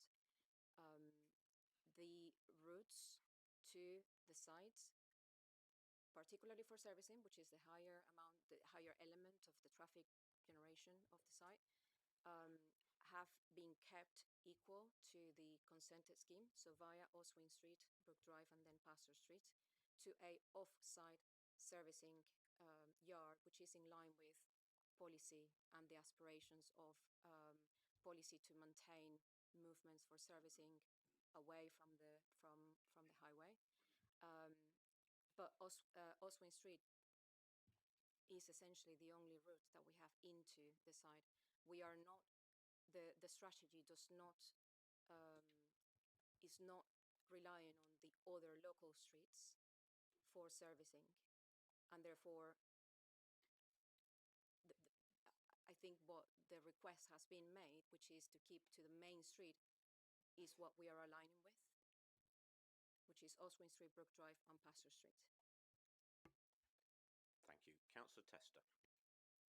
Can I kind of come back on that point specifically? I think what we've kind of heard from the objectors is around some of those surrounding streets, because to get to Oswin Street you have to go via Brook Street, which we've kind of heard is already in kind of having an increased sort of demand for traffic. And I think that's kind of, if you're able to sort of comment more about those sorts of surrounding streets or how you then get to the site, because I think the point is that you don't tend to really come into Oswin Street from the sort of the main arterial road there. Quite often you will be using that other route onto the street.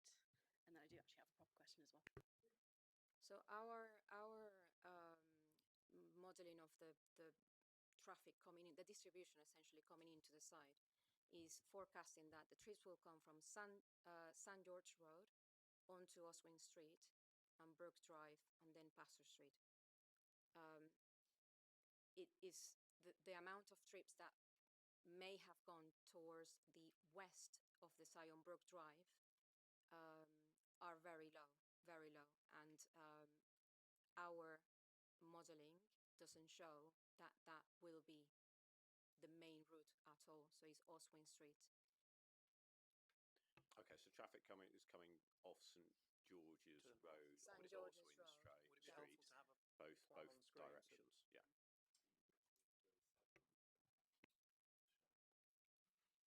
If we could get that slide up, would be helpful.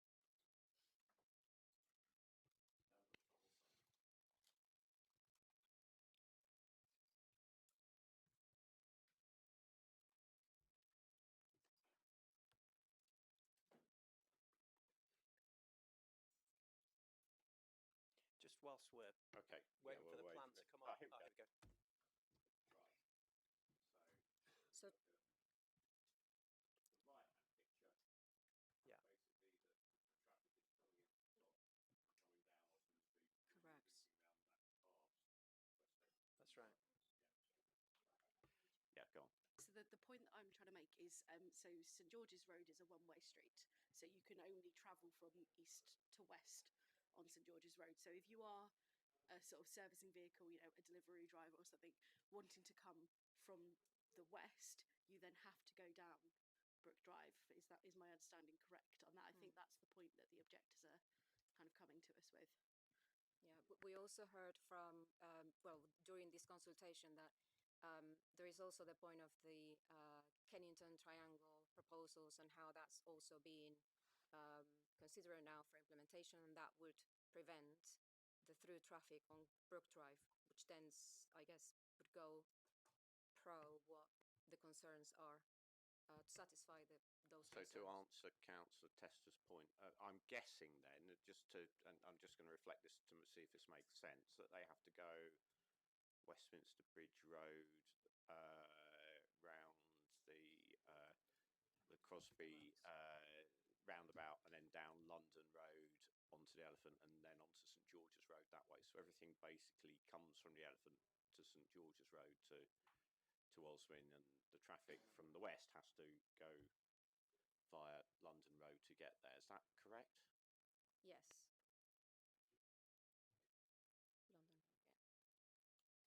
yeah. Okay, that's helpful. Thank you. You had your second question, Councillor Tester. Thank you. And it's sort of linked to the previous one as well. So as a cyclist in the area, CS7 is obviously probably one of the least well thought through cycle superhighways that we have in London. It's frankly just not fit for purpose at all.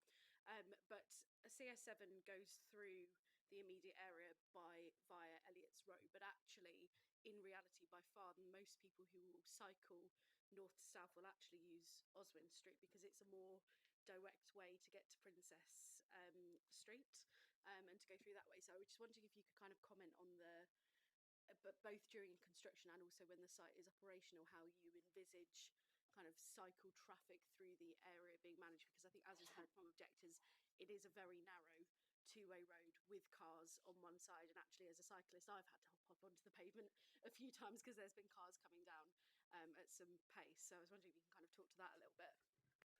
Yeah, so as you've mentioned, CS7 is actually from Dante Place goes to Elios Road. So that, in principle, that is the route for cyclists, which is separated, I guess, from Oswin Street. So it doesn't essentially the two are separated or are being kept separated by our strategy. The Oswin Street is the route that we have into our site. Being that the closest into the site and being it's separated from Elios Road where the CS7 cycle route is, we consider that the proposals do maintain that separation and do not detriment the environment for cyclists, which the cycle route is separated from where our main routes in are to the site. Do you have Councillor Roberts? My question is kind of linked.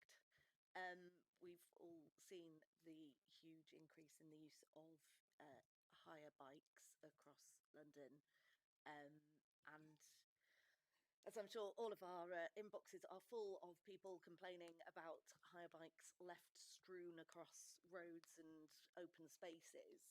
Is there a plan for this? Have you thought about where those will go? What, you know, if you can, have you worked with Forest and Lime and, you know, to put in place kind of designated spots for them to park? Yeah, so the proposals do include two separate bays for cycle hire within the site boundary.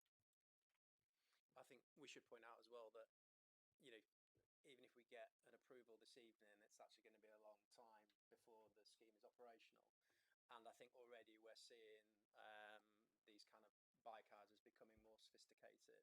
And so one would hope that, you know, when the first people move into our scheme, that the technology will have moved on and that people will just generally be more familiar with how you use those kind of bikes. Fingers crossed. Councillor Seaton. Thank you, Chair. I'm not going to really go on the question of the size street, but I think part of the problem we have at the moment is that the proposed scheme it appears to be larger. Logic dictates that if a scheme is now producing 567 residential homes, 167 affordable homes, 452 student rooms, and so on, it's a larger scheme, and thereby there's more material to deliver. Thereby, there are additional trips therefore to make. And I suppose that's the logic we're battling with. Yeah. Are we right in that logic trail, as it were? So when you compare the residential with the residential consented versus proposed, the servicing trips do go slightly up against the actual quantum. Okay. But when you account for the commercial space is where the trips net off when you consider them together. Okay. Ultimately, is one servicing yard that is catering for all the T2 and T3 residential and the commercial servicing movements. I won't press up on that. I think it's been dealt with enough. There are a few additional questions, and just to continue the theme on my initial question is the proximity of the tall buildings to the tabernacle. I note the distance between the boundary, the ground tabernacle, but what's the distance between the tall buildings and the tabernacle itself? I mean, that's the question we might be more interested in. Is it above 12 metres, I assume?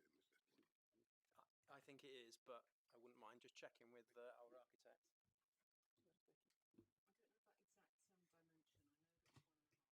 We can't hear you. You might. If you could come forward, yes. Sorry, apologies. Yeah, it's just so we can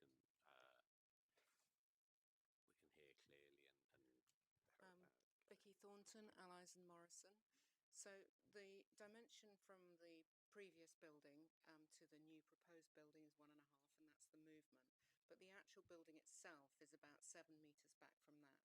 If I did a net total, I expect it's in the region of 10 metres between the face of the tabernacle and the proposed new building that's just to the north of it. In the consented scheme, it's very, very similar because we're still committing to the 1.5 metre move and the tabernacle hasn't moved. That's obviously a policy issue for us. But my follow-up question in that case is, of course, the issue of overlooking and an issue raised by the objectors that, in fact, there's significant reduction in light and overlooking.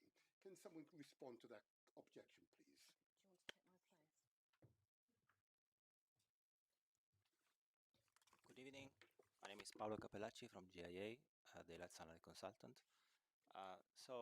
Like the consented scheme, the proposed scheme is to the northwest of the tabernacle, which means the main facade, the entrance from the east, the eastern facade is completely unaffected. The southern facade is also completely unaffected, and that's where most of the light would come from. The western facade, the proposed building there sets back and is slightly taller than existing, with a profile like it's the lower mansion block, which means that it's going to be probably a slight impact, but it's not significant there. And then to the north facade, which is where lesser light would come from, is where you have the taller element to the west. So it affects a portion of the facade. In that portion, the impact will be major adverse to those windows, but we don't know the use of the rooms behind those windows. And those to the east, northeastern portion of the facade would be lesser affected by the tower, which is further to the left. So yeah, this is a similar impact to the consented scheme, and most of the facades will be unaffected. The only materially affected facade will be half of the northern facade. Thank you, that's helpful.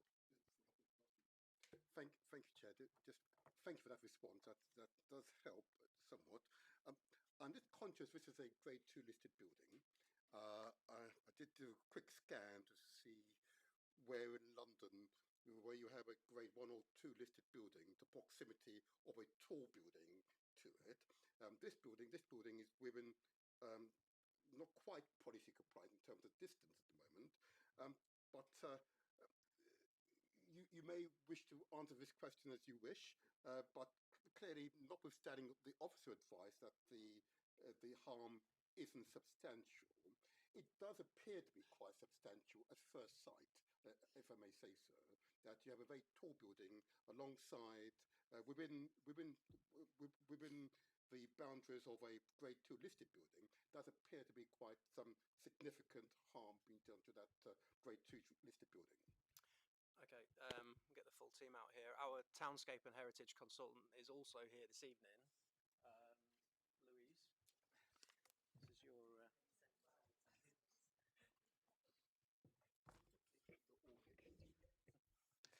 Hello, Louise Newman from Taverner Consultancy. As Richard said, we're advising on Townscape and Heritage and visual impacts. So your question is about the fact that you have a tall building next to a Grade 2 listed building.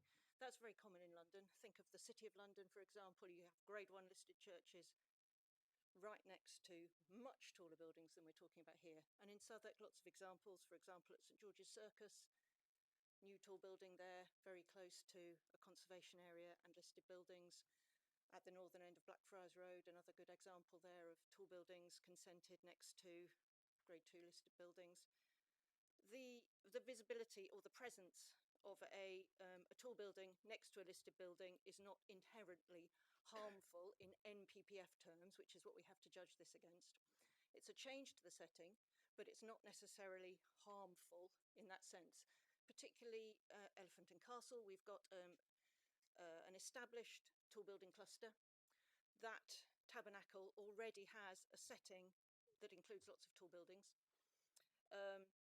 Its original Victorian setting was swept away almost entirely by the post-war changes in terms of not only the buildings, the architecture, but also that highways change that has completely changed the character of Elephant and Castle.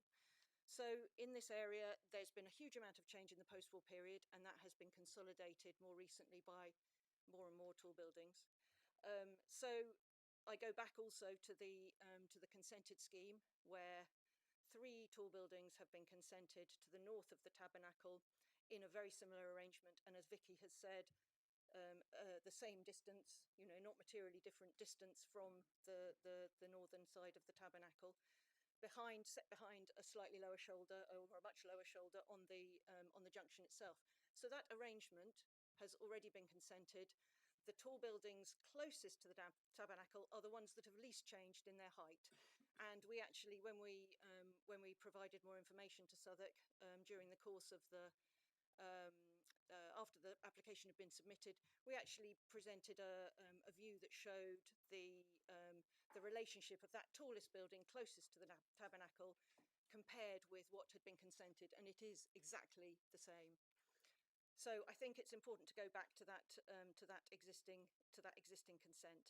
So the relationship of that tallest tower to the tabernacle is not materially different. The heights and positions, because I know questions have been raised in the past about why couldn't we move that a little bit further away. Those tall buildings are really severely constrained by the LVMF view, the London View Management Framework views from Hyde Park that cross over the site. So there's actually very little room for manoeuvre, and that's why those tallest buildings have actually not changed that much in their height, because there's such a constraint from that LVMF view, which means that the locations and heights of those tall buildings, particularly the 2 closest to the tabernacle, are very much set. Just to add to that, it's worth just going back to the planning policy context for this specific site. So we know that it's part of an opportunity area. We know that it's part of a major town centre. We know that it's got the highest possible PTAL rating of 6B. We know that the site allocation says this site represents one of the most significant growth opportunities in Southwark. It's arguably one of the most sustainable sites in the whole country, and it's exactly where we should be trying to promote the highest density forms of development. There is no density cap in the most recent adopted version of the London Plan or the Southwark Plan. We've kind of fully appreciate that there are 2 contexts at play here, but our site does sit within a really important opportunity area. Yes, if it's brief. I'm trying to. Hopefully, it's relevant, though. Hopefully, it's relevant. You mentioned Brief in and your presentation. You mentioned in your presentation a legal agreement in the tabernacle. I'm not sure if that's part of the report that officers have presented. But what is the nature of that legal agreement? Is it a material planning consideration? Can I? Well, no. I was just going to say.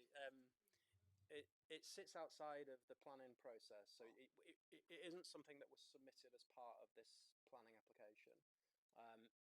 My understanding is it's something that came out of the CPO process, but a lot of the content of that agreement has actually found its way into sort of the dialogue that we've had with the tabernacle since this application's been live, and links to a lot of the concessions that have been made by us since the application was submitted. Obviously, go on, Martin. Final question. I'm trying, but hopefully it's relevant. If it's a legal agreement, officers have not made mention of it. You've made mention of it. I'm trying to determine if it's a material planning consideration, and should we have seen it in advance?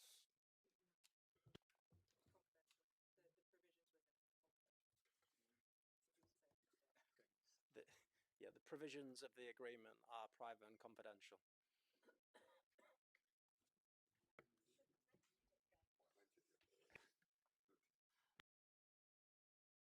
Thank you. I just wanted to pick up on one of those questions. I'm going to go to Tom's committee in a moment because it was particularly relevant to one of the questions Councillor Seaton asked. If we could turn to slide 71, if possible. So just very quickly, so you talked about the massing of the building that was closest to Tabernacle and how it hadn't changed much. Just want to confirm that the The southern edge of the tallest building hasn't moved closer to the tabernacle. Is that the case? Just to confirm that the footprint hasn't moved of the tallest building. That's correct. Yeah. So just to confirm that. Thank you. That's helpful. Thank you. That brings us to Councillor Dalton. Thank you. To touch on a slightly different issue, I suppose sometimes with schemes that involve student housing, one of the criticisms can often be that they don't promote mixed communities. That you get lots of student housing all in one place, and how does that kind of foster community cohesion? And on the one hand, this scheme, partly deals with that criticism due to the fact that it isn't just student housing; it's the affordable housing as well, and there's different amenities on offer. But what steps have you kind of intentionally taken to ensure that this scheme promotes integration between the student element and the other housing elements? And there are things included in the application, such as the cultural venue. Has thought been given to how things like that can be used to make sure there are kind of good relations between students perhaps using that cultural venue, but other age groups as well, to get towards that kind of mixed community aim that is present. So the cultural venue is relatively speaking a blank canvas at this point. To make the same point about, it's going to be a few years before that building is operational, so we have time on our side to engage with potential operators. But Get Living already have a strong relationship with the University of the Arts. We're delivering a new headquarters on the east site. So I would fully expect that we would want to make the most of the fact that the new headquarters is over the road. We've got new students that are going to be living on the west site, and let's get them utilising that cultural venue as much as possible. So I would say absolutely. Yeah, and I think that mixture of uses is one of the great things about the scheme, and the existing uses that we have at Elephant Central and the town centre is all going to come together under Get Living's management, and we're going to be promoting a good neighbourhood, a cohesive neighbourhood for everyone's benefit, and that's what Get Living does, and in terms of creating places for communities to grow and thrive. Thank you. Any further questions from committee members? I have two that I wanted to follow up on.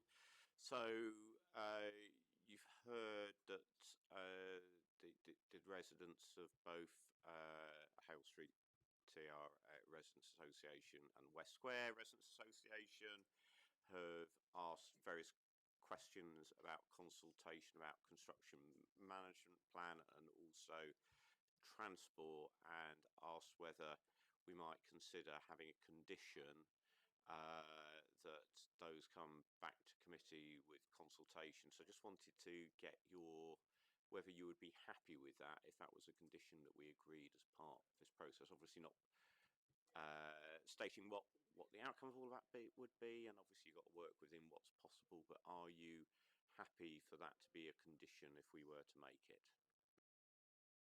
I think we'd certainly be happy to commit to continuing the conversation and engaging with those groups. To my mind, it's quite unusual, quite rare to see conditions being reported back to planning committee, but that's maybe more a point for officers to answer than me.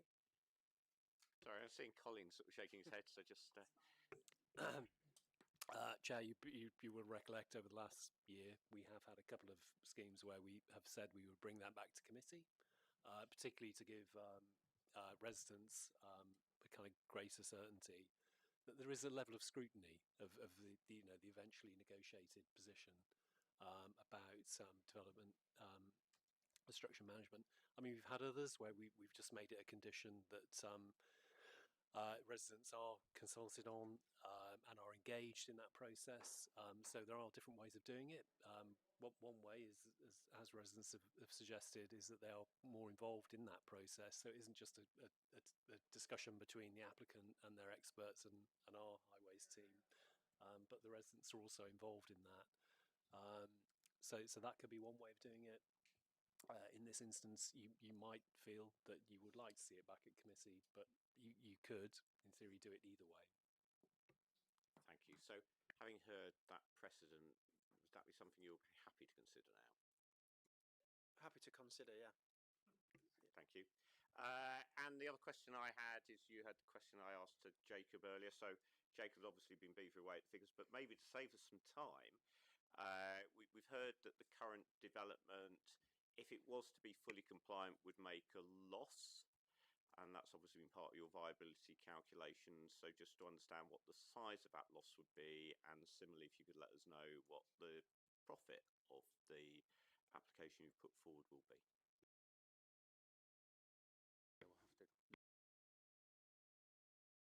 I'm going to ask our affordable housing advisor to come up to the front. There he is.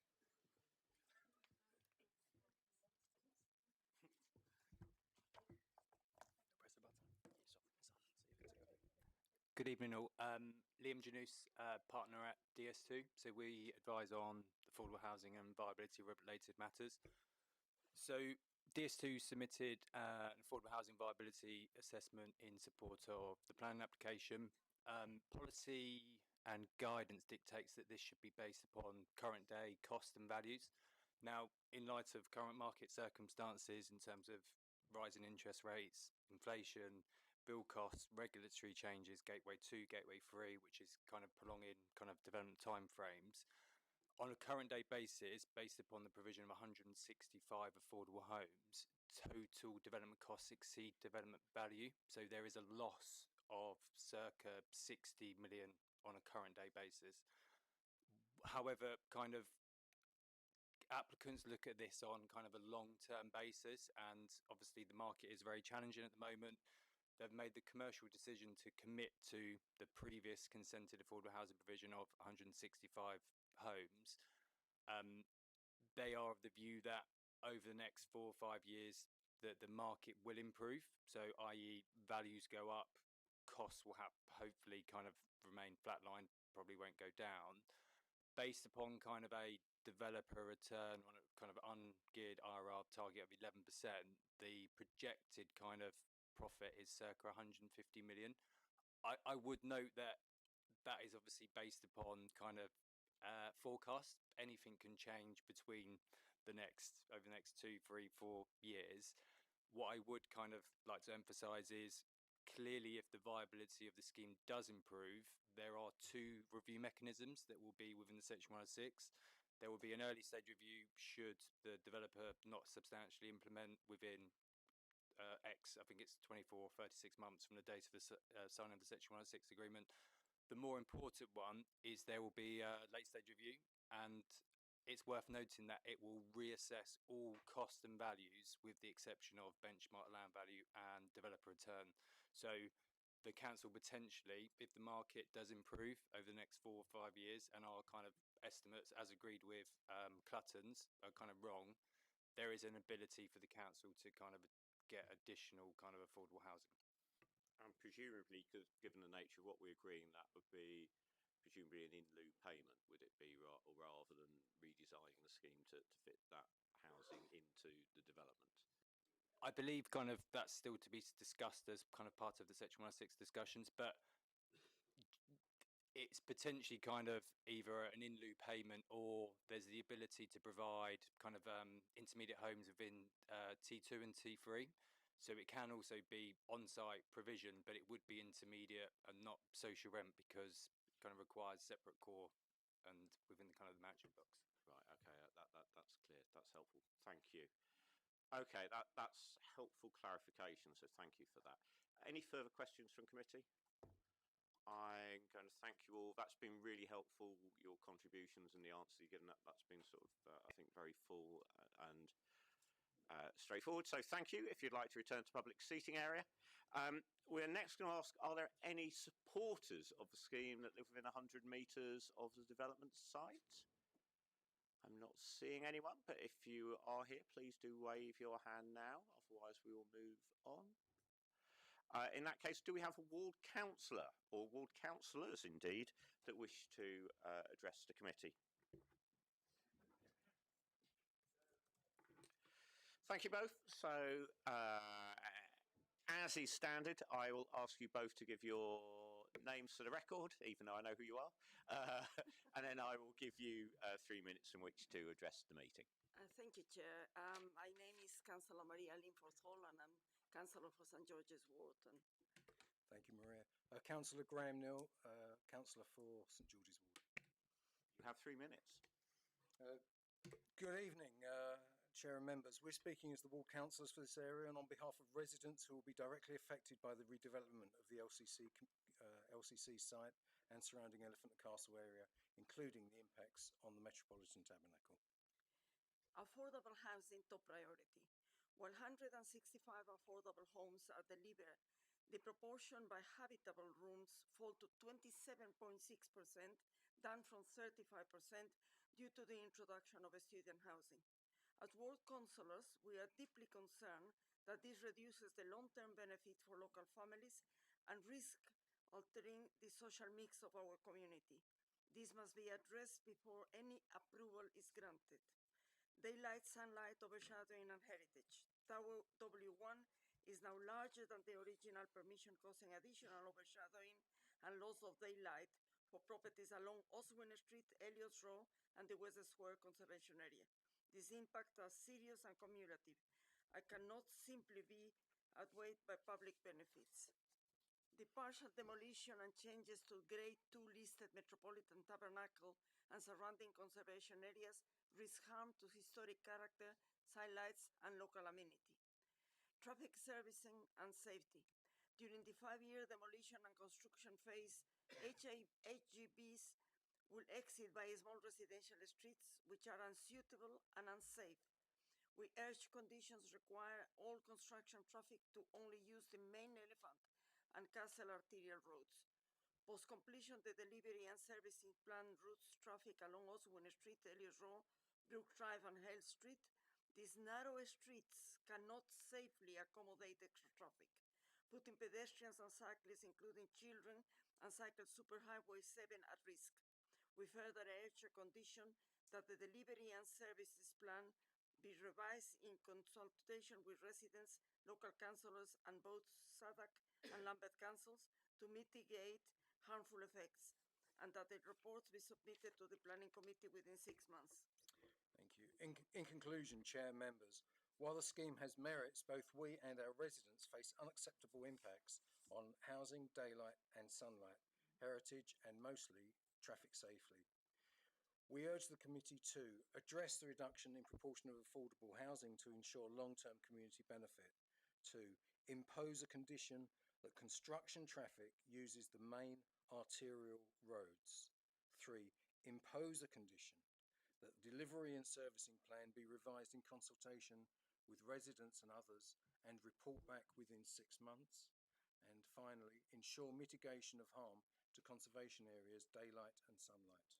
Approval without these safeguards will have residents and our ward bearing long-term negative impacts. Thank you. Thank you very much. And again, everyone's been very good on time today, so thank you for that. Questions from committee members? I'm going to go to Councillor Tester. That was very quick. Thank you. Can I suggest we shut that door if that's okay? Just we've got a bit of background noise. Thank you for coming and talking to us as ward councillors. It's really useful to have your input. We've obviously been told by officers that the kind of existing consent that has been implemented on the site is a kind of big material consideration, and obviously there aren't substantive differences. I think there are obviously differences between the application we have before us and the kind of consented one. I was wondering if you as kind of ward councillors could sort of talk to what you feel are the main issues with this version of the development as opposed to the previously consented one. Well, I think that one of the main ones is housing, because on the original application we have 32% were given, and then with the help of the GLA we managed to increase to 35%, which was good enough.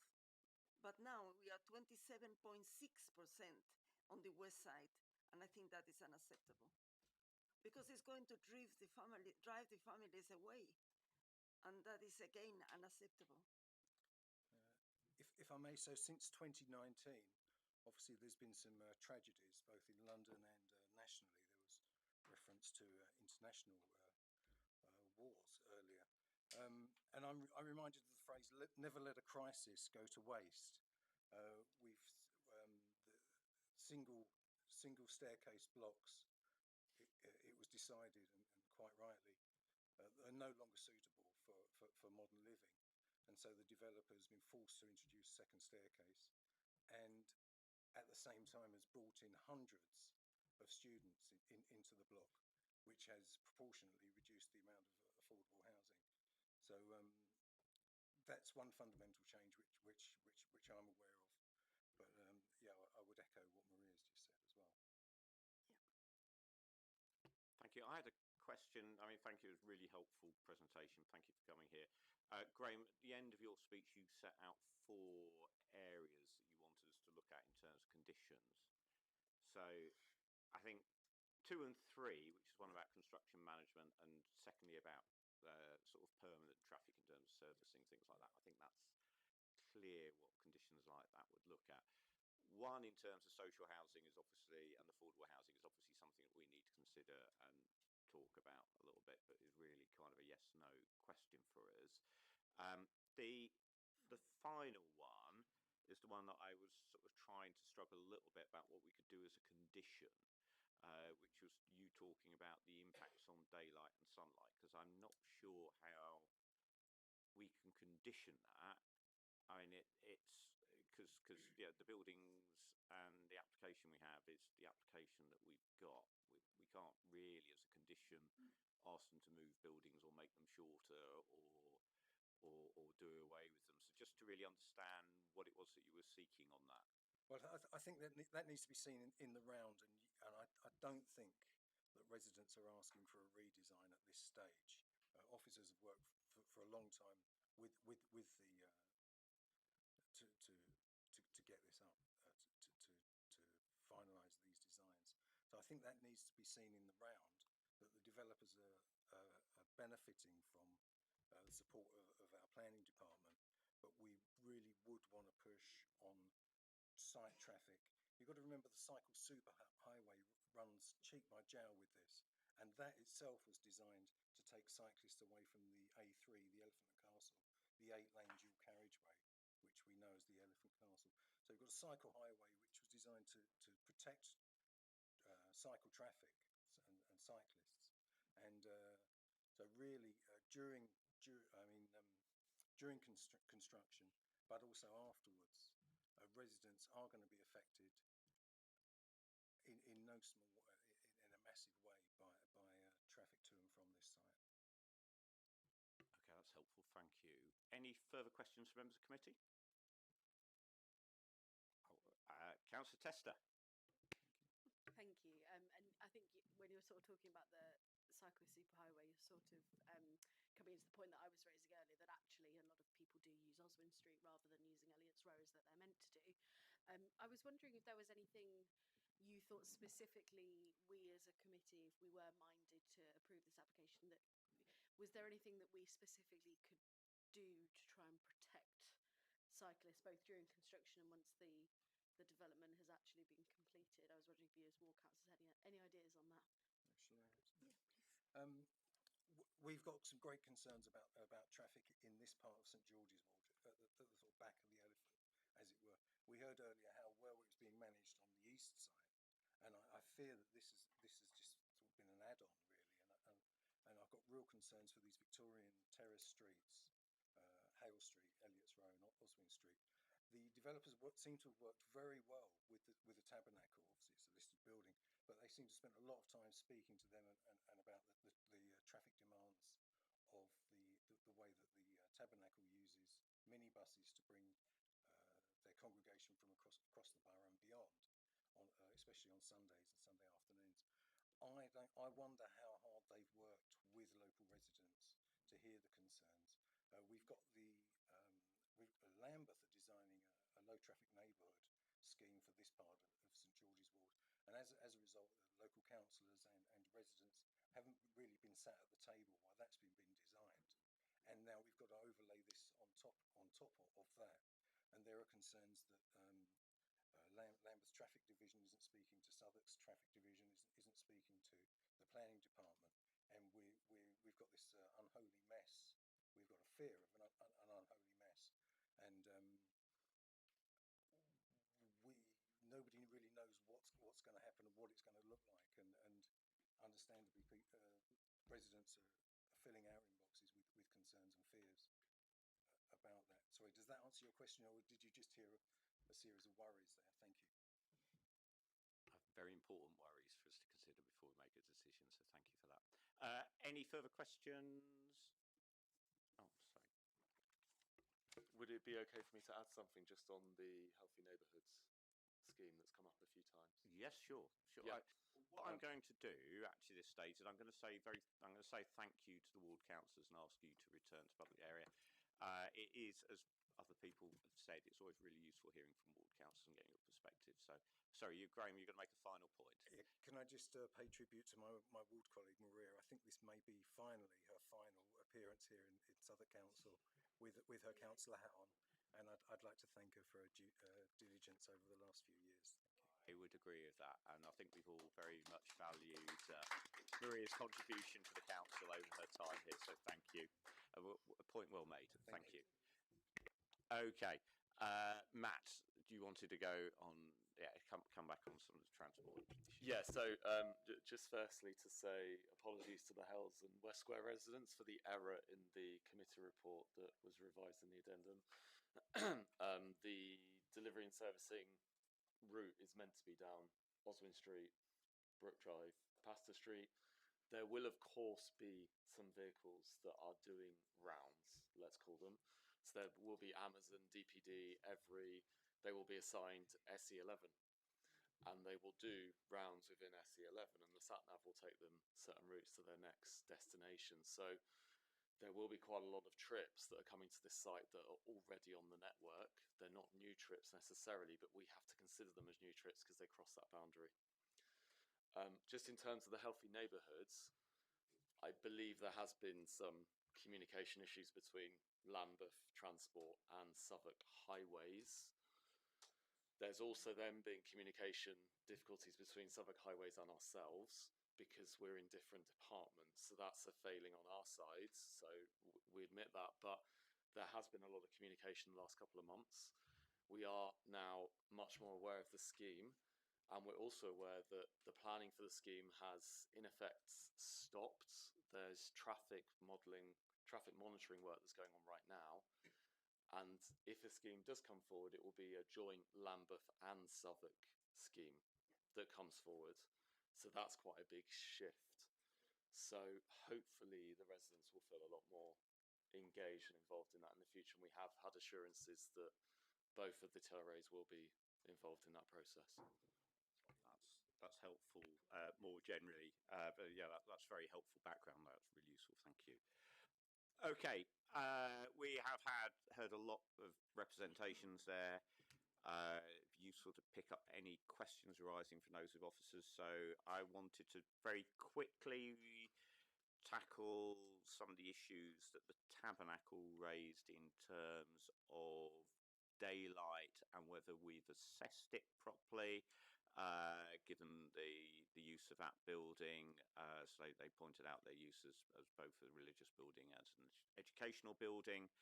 And we also heard a specific reference to the Bevis Marks Synagogue in the City of London as well. So specifically about Bevis Marks, but more generally about how we correctly assessed the daylight for the Tabernacle building.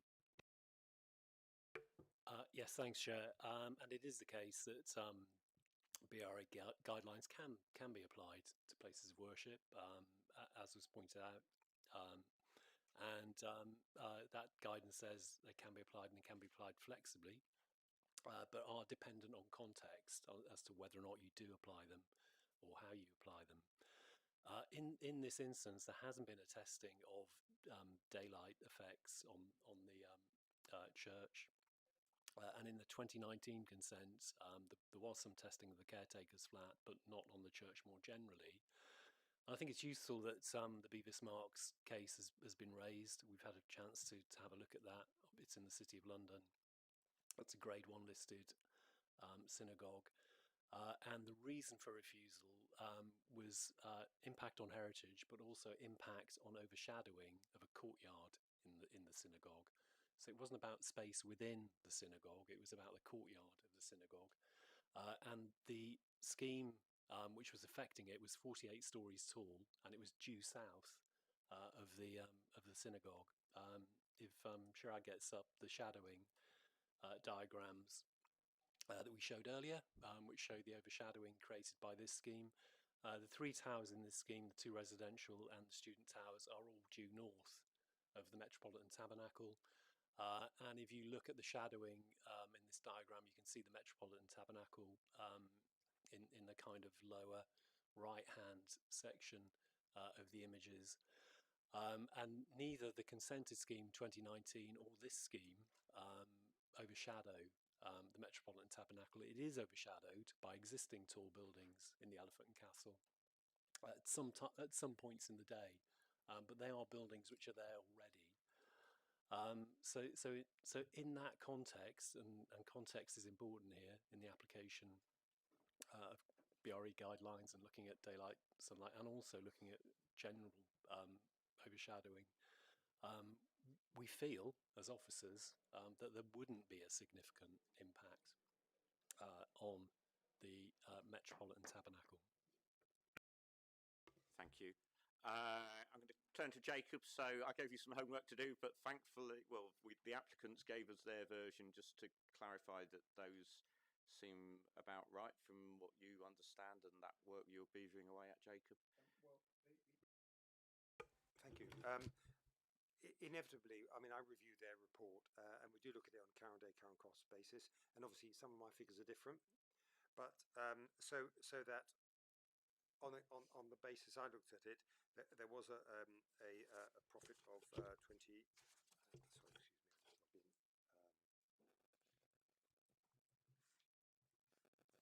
There was on the way I looked at it, there was a profit of £29.48 million. On today's basis, but that represents a really low margin, just over 6% on profit on cost, and just over 5.5% fraction over on GDV, and the internal rate of return was 2.52%. And so that's based on the application as it stands. Yes. Yes. So not a compliance scheme. That's right. That's the application then. So it's significantly below the margins, and the point really to bear in mind is that both Southwark and all boroughs generally rely on private developers to deliver not just housing but affordable housing, and the returns of this scheme are suboptimal already. So that without the developers don't build for free, they make a return. They have their investors to satisfy. They rely on investors including pension funds. Some of our own money, individuals may be in some of these schemes. If those returns are significantly low, the development doesn't happen. Thank you. That's helpful. Questions from other members? Councillor Roberts.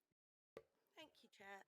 I just wanted to go back to the conditionality that residents and councillors have made on the impact on those residential roads, and just wanted to get your thoughts on whether you thought that is something that we can get into this scheme, and if that, Colin said earlier that we have asked schemes to come back and report back to us, and if that's something that you think that we could do this time.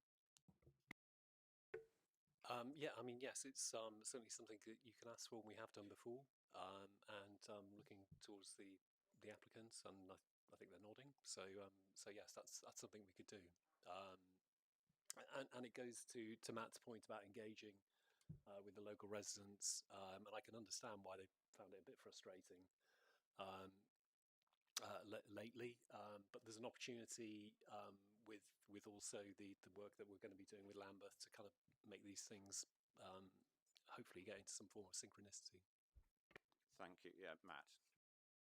Yeah, just to also add, whatever happens with the demolition environment management plan, the construction environment management plan, the delivery servicing management plan, all of these will be on the public register at some point to discharge that condition, and there is an opportunity then for members and residents and the TRAs to make representations on those documents at that time as well.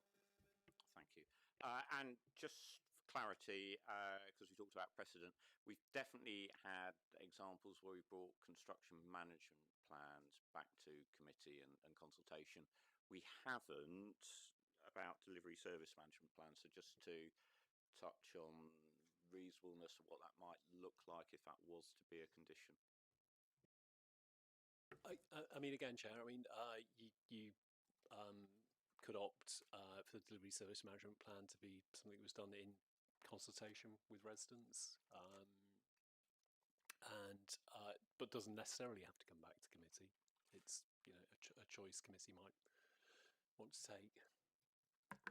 And in that engagement process, it then, just as it's sat with technical officers to sort of say yes, no, it's also getting input from residents and from ward members.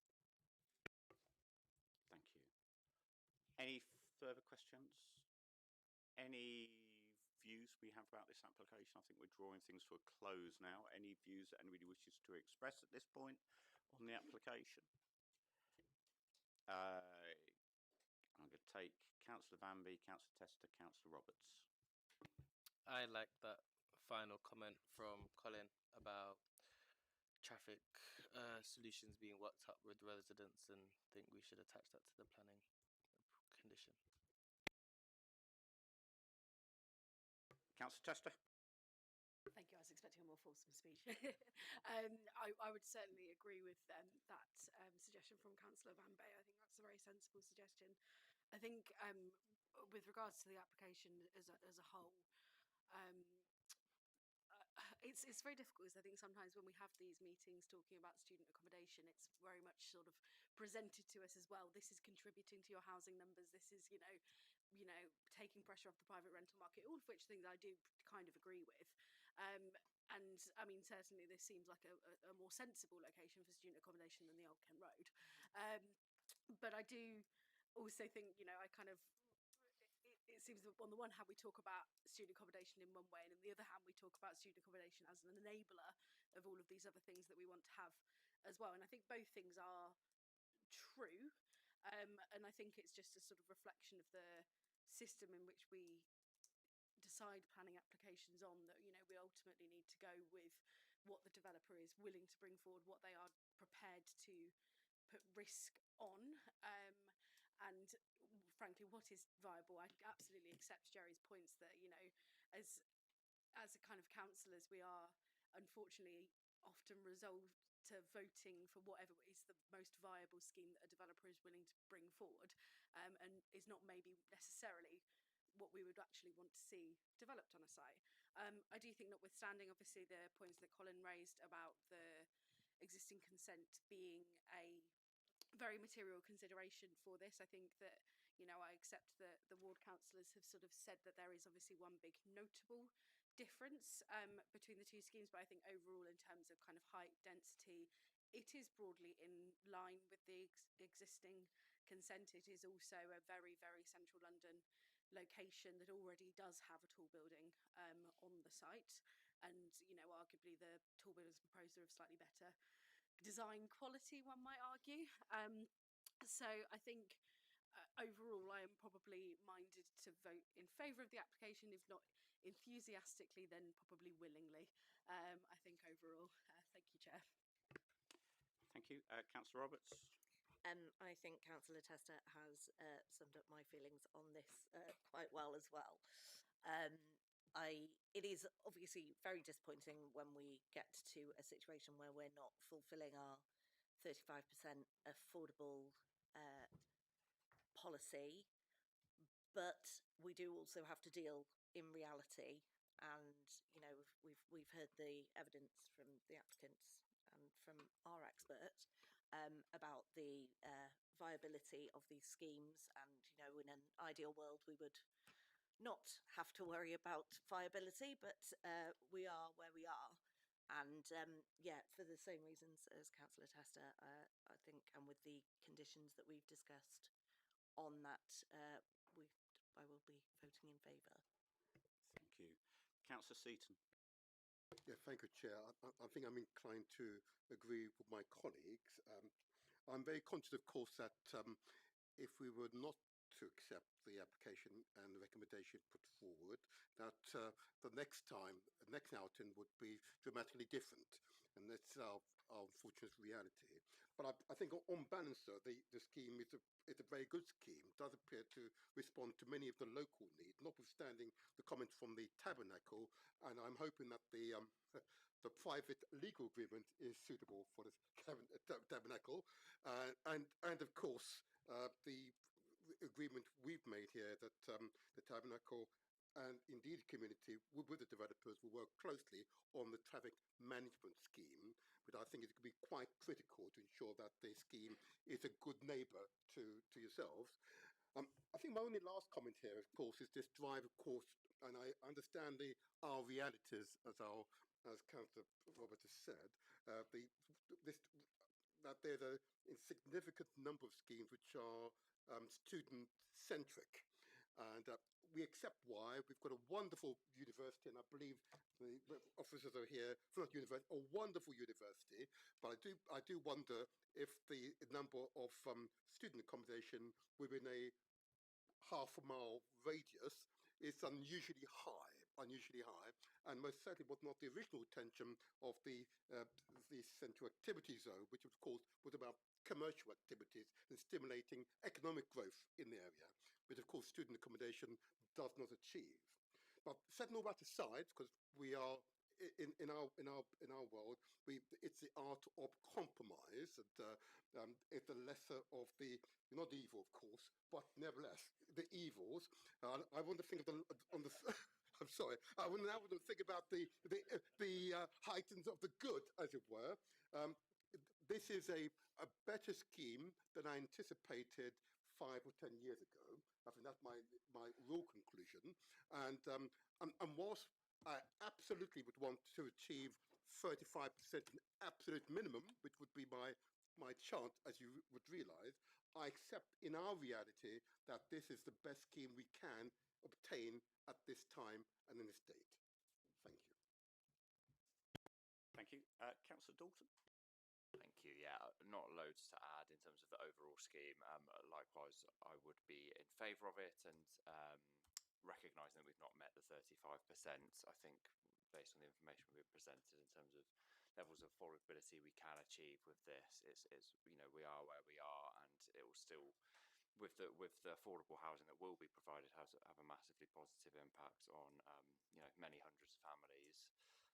On that point around the traffic, I definitely agree with what others have said around baking it in as a condition that residents should be involved in it, and putting that plan together around construction management, etc. I mean, I wouldn't be opposed to it coming back to committee. It just sounds like, from what residents have said, ward councillors have said, that there are quite a lot of particular complexities with this area around it. It's Lambeth, it's Southwark as well. There's other big schemes going on to bear in mind in terms of the traffic, and it seems like there's just a lot of unanswered questions really at the moment. So that's why I personally wouldn't be opposed to it coming back. Thank you.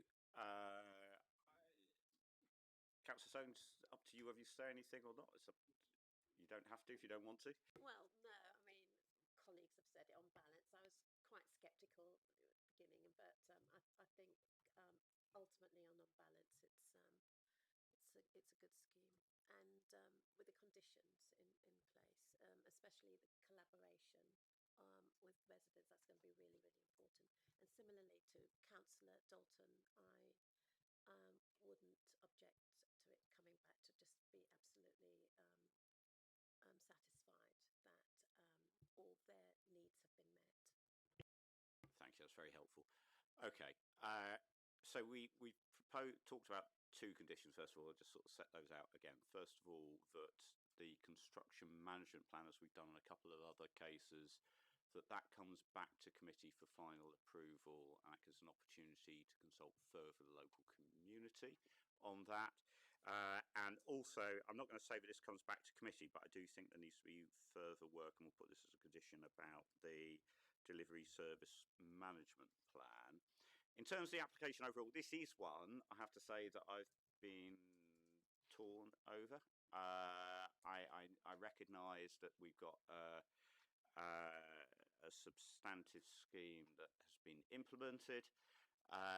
This is not that much larger, but it is larger, and it does have some additional, I think, heritage impacts. I think we talked about the tabernacle a lot, but I think probably some additional heritage impacts, albeit you can say it's at the margins in terms of 2 conservation areas, in terms of Hale Street and West Square, and that did worry me, given that when we approved the previous scheme, it was coming with fully compliance of 35%, and this isn't 35% in terms of that balance. So that did worry me, and so it has been something I've been balancing in my head as we've been going through the meeting. I think for me, the 2 things which have tipped it are, first of all, that advice we got at the beginning of the meeting about the imminent Secretary of State's letter, or stroke mayors, but we kind of know probably who's wearing the pants on this one.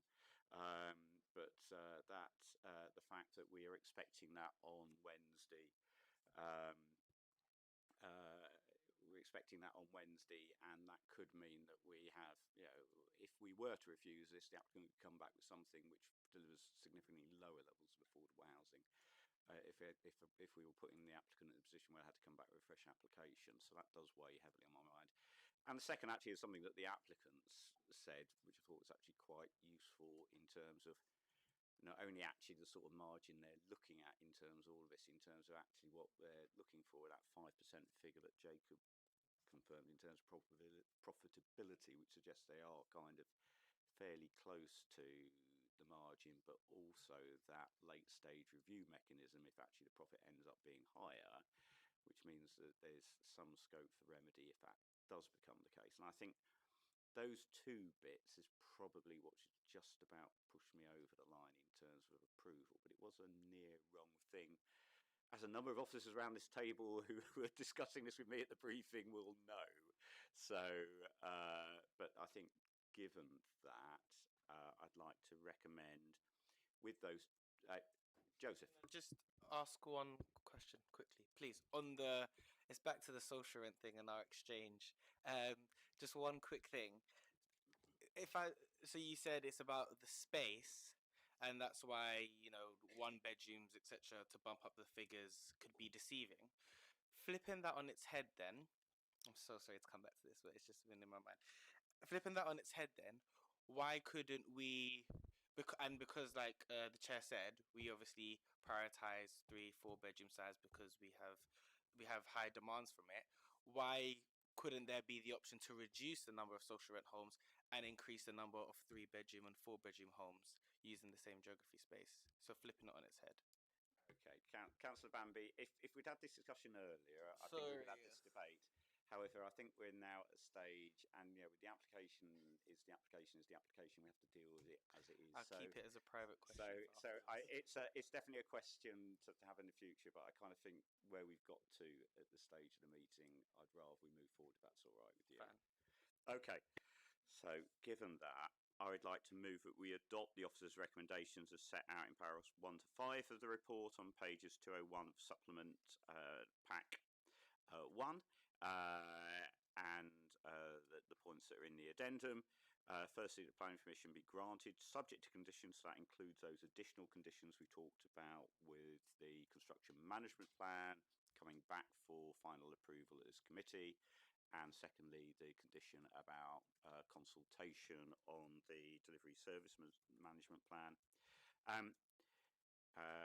The applicant entering into appropriate legal agreement, referral to the Mayor of London, referral to the Secretary of State, and a Director of Planning and Growth be authorised to add and make amendments to conditions. Secondly, the the environmental information be taken into account as required by Regulation 26(1) of the Town and Country Planning, Environmental Impact Assessment Regulations of 2017 as amended. And thirdly, that the Planning Committee, in making a decision, has due regard to potential equalities impacts are outlined in this report. And fourthly, that following the issue of planning permission, the Director of Planning and Growth placed a statement on the statutory register pursuant to Regulation 28(1) of the Town and Country Planning EIA Regulations 2017, which contains information required by Regulation 28, and for the purposes of Regulation 28(1)(h), being the main reasons and considerations on which the Planning Committee's decision was based, shall be set out in the report. And finally, in the event the requirements are not met by the 30th of November 2026, the Director of Planning be authorised to refuse planning permission, if appropriate, for the reasons set out in paragraph 698 of the report. That's quite a lot of words, but is anybody willing to second that? Councillor Seaton seconded that. I'm going to ask Councillor Seaton, I take it from that that you are voting in favour, is that correct? For, Chair. Councillor Dalton? For, Chair. Councillor Roberts? For, Chair. Councillor Soames? Councillor Soames? For, Chair. Councillor Tester? For, Chair. Councillor Vanby? For, Chair. And Councillor Richard Livingstone. I'm also voting for that with those conditions that we put in place. So thank you, everybody. That brings us to an end. The application is approved. We are going to take a very short, but shorter than last time, everybody, back very quickly. But those people who've come for this item, safe travel home. Take care.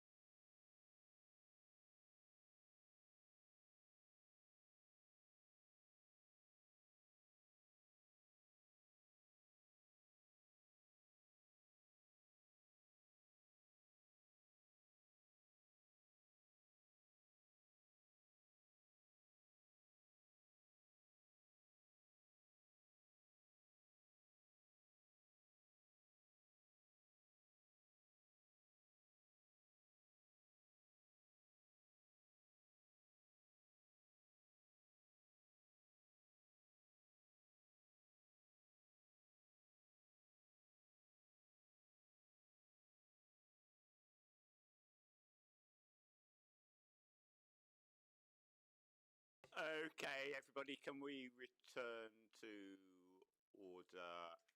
Thank you. We are now moving on to item 7.2 on the agenda. So first of all, apologies for everybody who's waiting for this amount of time. It has taken us a long time, the previous item. There was a lot to discuss. So apologies for the wait that you've had.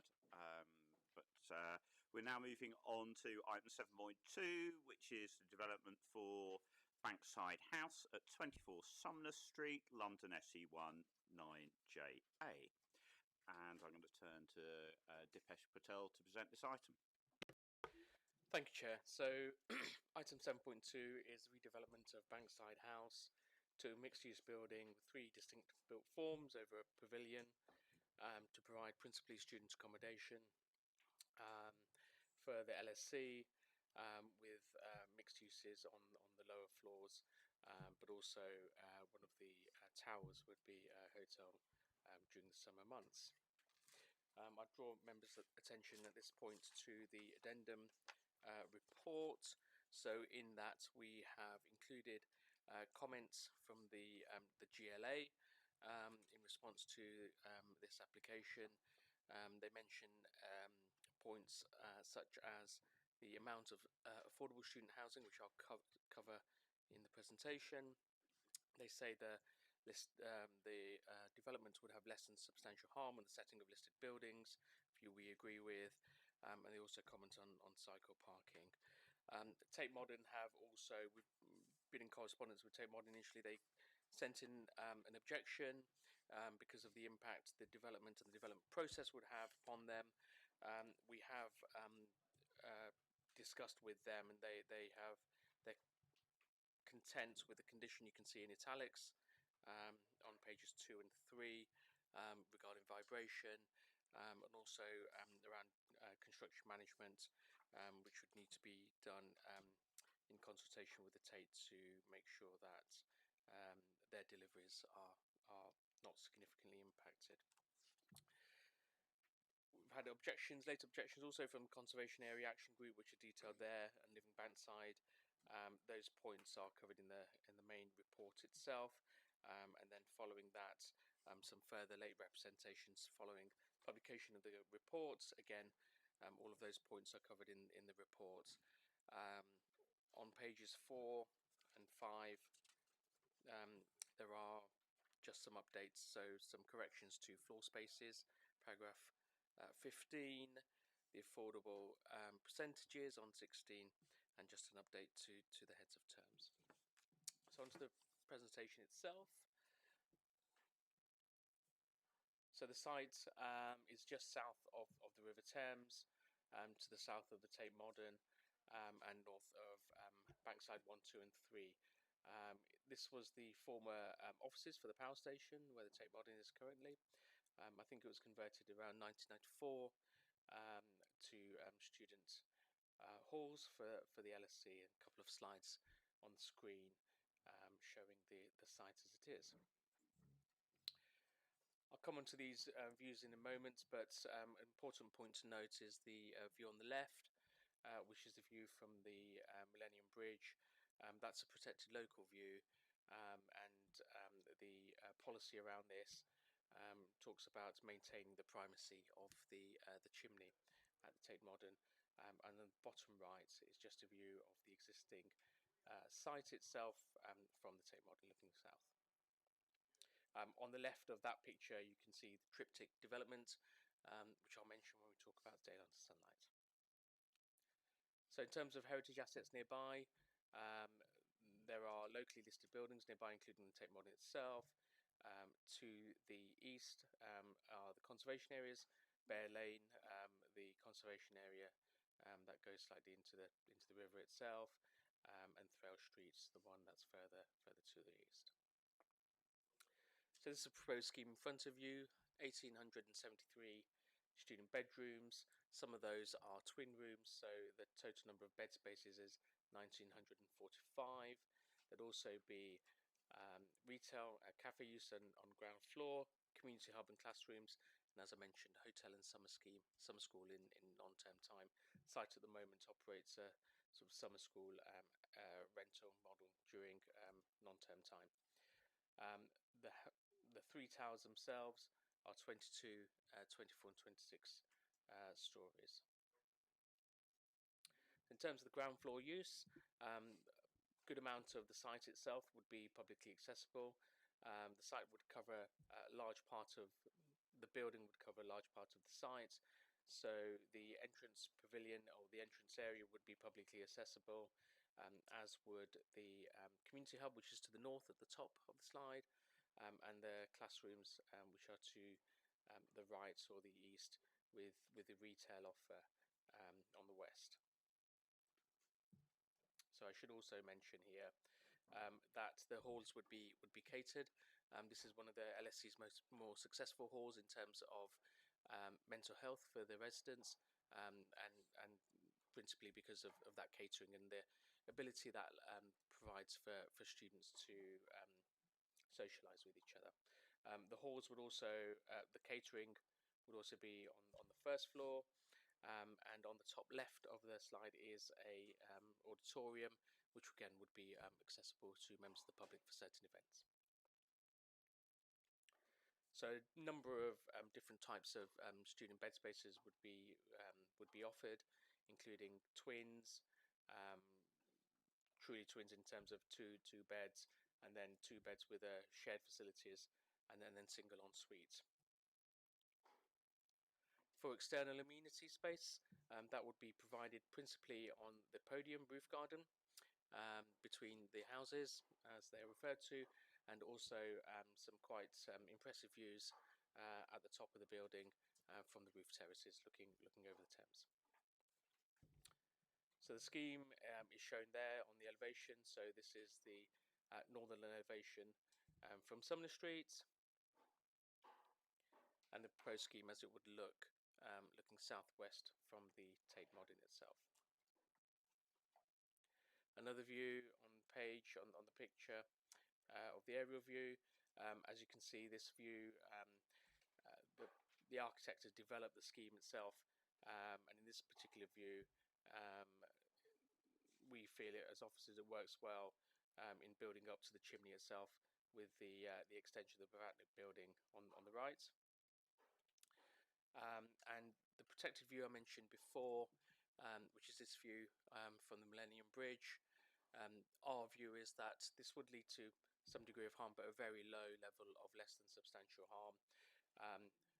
But the development would still retain the primacy of the chimney itself, with the building sitting in the background and perhaps serving as a sort of counterbalance to the Tate Modern extension from this particular view.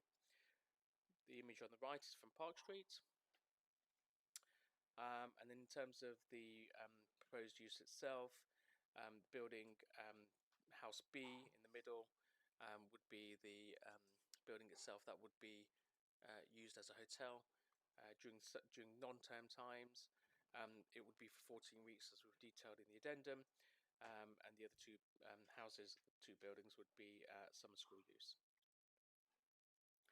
The applicant has complied with our development consultation charter in undertaking public consultation and resident consultation, has knocked on doors, had 2 exhibits, and met with the organisations you can see at the bottom of the page. In response to the council's consultation on the planning application, we've had over 100 objections, 4 comments in support and 1 neutral comment. The items referred to are listed there. I won't read them out, but I will touch on some of those particular points in a bit more detail. So in terms of the principle of development, the site is a student halls at the moment. Redeveloping it to student halls complies with the policies. The development itself, I mentioned the point of concern from the GLA about the affordable bed spaces. So in terms of the GLA's affordability criteria, it would equate to 15% of the bed spaces being affordable, but all of the bed spaces, all of the rooms would be at below market rents. So looking at the equivalence criteria, which I'll come on to, or an equivalence calculation, it's around 60% of them being all affordable. So in terms of the rents that the LSE are proposing, on the top left of the screen you can see the first column is the weekly rent currently proposed, followed by the market rents, and the third column is the percentage discounts. So as you can see, there's a good discount to market rent for all of the ensuite rooms. The 15% affordable by GLA definition would be provided to particular groups. So for example, care leavers, students from disadvantaged backgrounds, students on bursaries, and that's part of the LSE's policies and strategy to promote more inclusive education. The table on the bottom right just gives an indication of how the equivalence was worked out. So if the scheme were to come forward at 35% affordable student with the GLA's definition, the gross development value would be £670 million. The second row on that table is what's currently being offered, 15% affordable student with the rest the discounts that you can see. The gross development value is £548 million. And then with a 60% affordable student with the GLA's definition and the rest 40% market housing, the output is the same gross development value, which is how the 60% equivalence has been calculated. So in terms of quality of accommodation, there would be very good rooms and homes for students, providing a high level of compliance with daylight and sunlight. And there would be a number of community benefits as well. I'll come to this afterwards. There was mention about the equivalent of number of homes. While these are student homes, they do get counted to the council's homes targets, and this would be 749 homes. The LSE have done some work about the number of students who are currently in private rented accommodation in Southwark, and that's 660. And this would go towards releasing those private accommodations within the borough to free up general lease housing.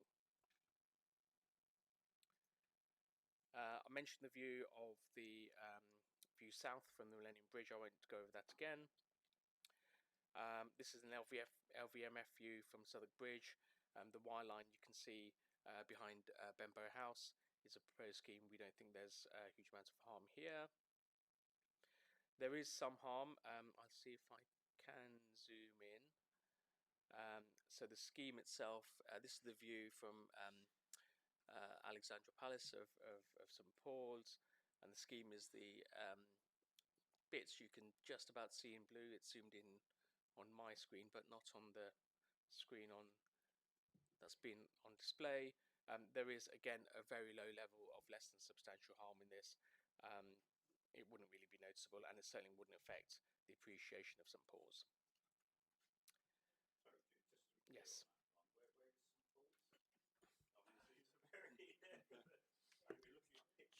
Chair, St Paul's is you can just about see it. It's marked by the red box that's in the middle of the screen there. That's the red box that actually protects St Paul's in effect, and the scheme is just off to the right in the yellow area, which is a sort of also a protected area.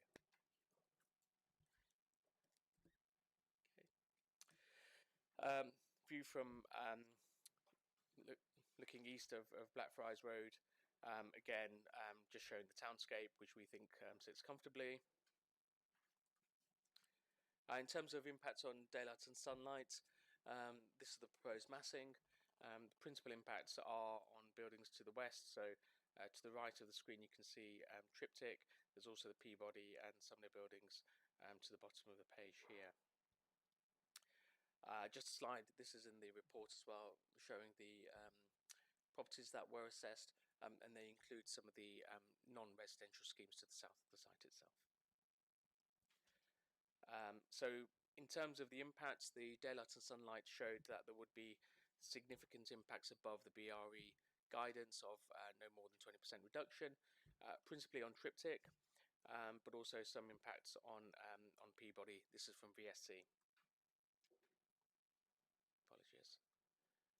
Similar assessment was done for no skyline, and as you can see from this slide, that there are fewer transgressions from the BRE guidance. The BRE requires both VSC and NSL not to be complied with for there to be an impact. So there are some impacts on some of the Peabody windows. The resultant residual VSC would be more than 13% on those, which would be still good for an urban environment. For the triptych, the flats affected, the homes affected, are oversailed by balconies, which provide a constraint, and the ones that have a VSC reduction of more than 20% and an NSL reduction of more than 20%, all of the resultant VSCs for those are above 20%, so they're higher up on the building still with a very good outlook. In terms of overshadowing, there would be an impact onto the area Mark 3, which is the outdoor space just south of the Tate, the publicly accessible space, and number 4, which is the private space for staff within the Tate. The Tate in their comments have mentioned the impact on daylight and sunlight to their building and to their property. This is showing the impact on the 21st of March as per the BRE guidance. Most of those areas, however, would receive 1.2 hours of sunlight on those days. So over 50% of those areas would receive 1.2 hours of sunlight. The BRE guidance is about 2. So while there is an impact, they will still have sun during those times. In terms of urban greening, 4 trees would be lost on the corner of Great Suffolk Street and Zur Street, but in replacement there'll be 12 trees planted in the public realm to the north, over 100 trees within the outdoor space for the students. The scheme achieves a urban greening factor of 0.38, slightly below the targets in the London Plan 0.4, 10% carbon savings and significant biodiversity net gain. Car parking, there'll be no car parking on site. The yellow, Step-free entrance. Yeah, is that yellow? Yes, Thank you. Sorry. The yellow arrows show the step-free pedestrian entrance. The black arrow shows the service entrance, and there would be 2 8-meter servicing bays for internal servicing, and the drop-off area is shown on the blue. Yes. Thank you. On the blue arrow there of Zur Street. So that would work for student drop-offs at the start of the term, but also for taxis when the site functions in more of a hotel capacity. So this is the figure. These are the figures the transport consultants provided. So we're expecting 43 taxi journeys a day for the hotel at the peak, 86 two-way or one-way movements, and the slide on the left shows the routes that the vehicles would take. So up Great Guildford Street from Southwark Street and along Zur Street, turning back out and heading south. So in summary, the scheme would provide £11 million of SIL, 55 full-time education jobs, so full-time equivalent jobs, just over 1,800 student rooms, the equivalent of 479 homes, 250 construction jobs and short training courses, £650,000 of carbon contribution, and the other contribution you can see on the slide. Happy to take any questions. Thank you. Questions? I'm going to take Councillor Tester. I have a couple. I could do my first 2 maybe, and then maybe come back to me. So the first one is actually just a point of correction in the officer's report. So on paragraph 19, it says it takes 15 to 20 minutes to walk to the main LSE campus, but on paragraph 81, it says it takes 30 minutes, which is the correct amount of time to walk to the LSE campus. So that's just a point of correction on that. I wanted to ask a question about the sort of quantum of like the kind of communal facilities that are being provided there? Because I know, obviously, having lived in Bankside House, that there are a lot of communal facilities that are already kind of provided, particularly on the basement level, as well as on the kind of top floor. There's a bit of a kind of conference sort of space, and it seems to me as though when you look at the overall footprint of the building, it's not necessarily adding substantially more, despite the fact it's, you know, more than trebling the number of students that will be living there. So I was wondering if you could kind of comment on the quantum of, yeah, the comparative too, if that's okay. I will. I'll just get the right slide up. So the communal facility, there's a communal facility which is the well, there's first of all the foyer, which is on the left. There's the dining canteen on the ground floor, and also on the first floor there's the auditorium and the canteen. What's also provided, which is shown on this slide, are some really good quality outdoor spaces on the podium. So the image to the bottom of the screen, sorry, I'm trying to find which page it is, it's page 34.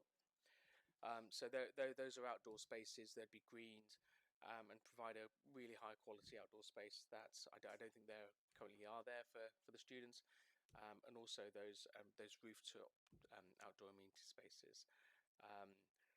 The applicants designed this for their students, and maybe they can answer about how they've thought about that through the design process. Michael. Sorry, Chair, if I might add as well, there's a communal lounge on every floor for the students of that floor, and that's the lounge that sits at the sort of northern end of each of the blocks, facing onto the river in effect. So there is I'm familiar with the existing Bankside House.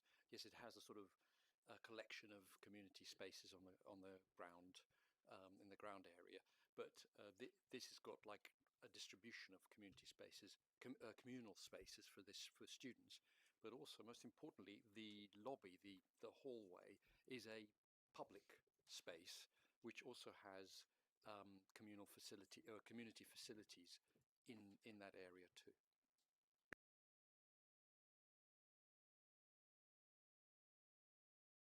Did you want to follow up? You had some other questions. I had another question, actually. Go for it. Thank you. So I am just a little bit confused by. Sorry, I need to find the right slide again now. The one that has the rent levels on there. I was like, wondering if you could kind of talk me through. Are these the sort of? Is this the kind of the calculation to work out the affordable housing? That's what these are for. They're not actually the rent levels, because I was going to ask, obviously, that it's proposed there's a number of shared rooms and those are not reflected in those rent levels. So those shared rooms would be at the GLA affordability threshold, so they are not included in these numbers. These are those not that 85% that are remaining, and the discount that would be applied. Yeah, I was looking at those levels. They're about 10 times what I paid when I was at LSE, but that was a long time ago. They're actually not a great deal more than what I pay, because I was about 200 a week when I was there. You're so much younger than I am. Councillor Roberts.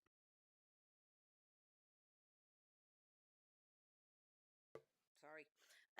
Specifically on the prices, I did notice that the accessible ensuite rooms are charged at a higher rate, as in a lower discount.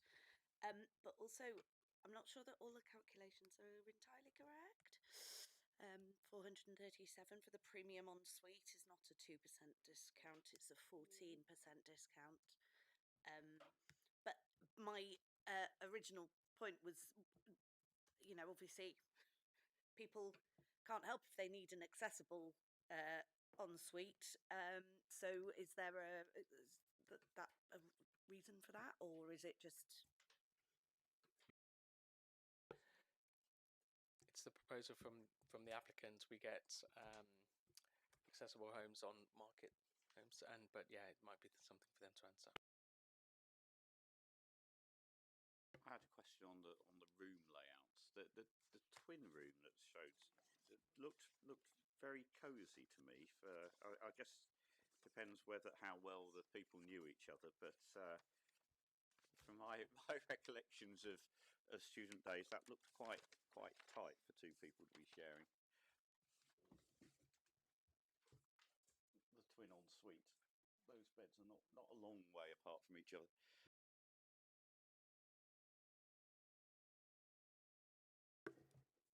The only thing I can say, Chair, is that our residential design standards require a double bedroom, a double bedroom to be a minimum of 12 square meters, and that's 15.8, so almost 16 square meters. Yes, it is a it does exceed that kind of level, but I hear your point. We can ask the applicants that. Thank you. Any further questions at this stage? Councillor Roberts. Apologies. I wanted to just go over the kind of view from the Millennium Bridge. I mean, I think it is.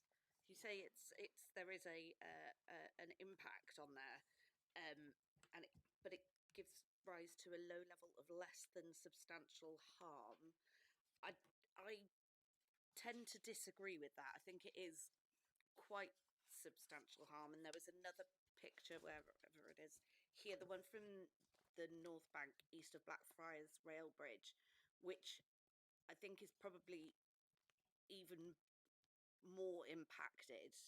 Yeah, that one. So, you know, if you looked at it now, there'd be a nice big gap between the chimney and the new building, and I just think that is quite a significant difference and quite a significant change to the view of that chimney, which, as we all know, is so iconic. And I just wanted to kind of prod a little bit at your thinking behind that, please.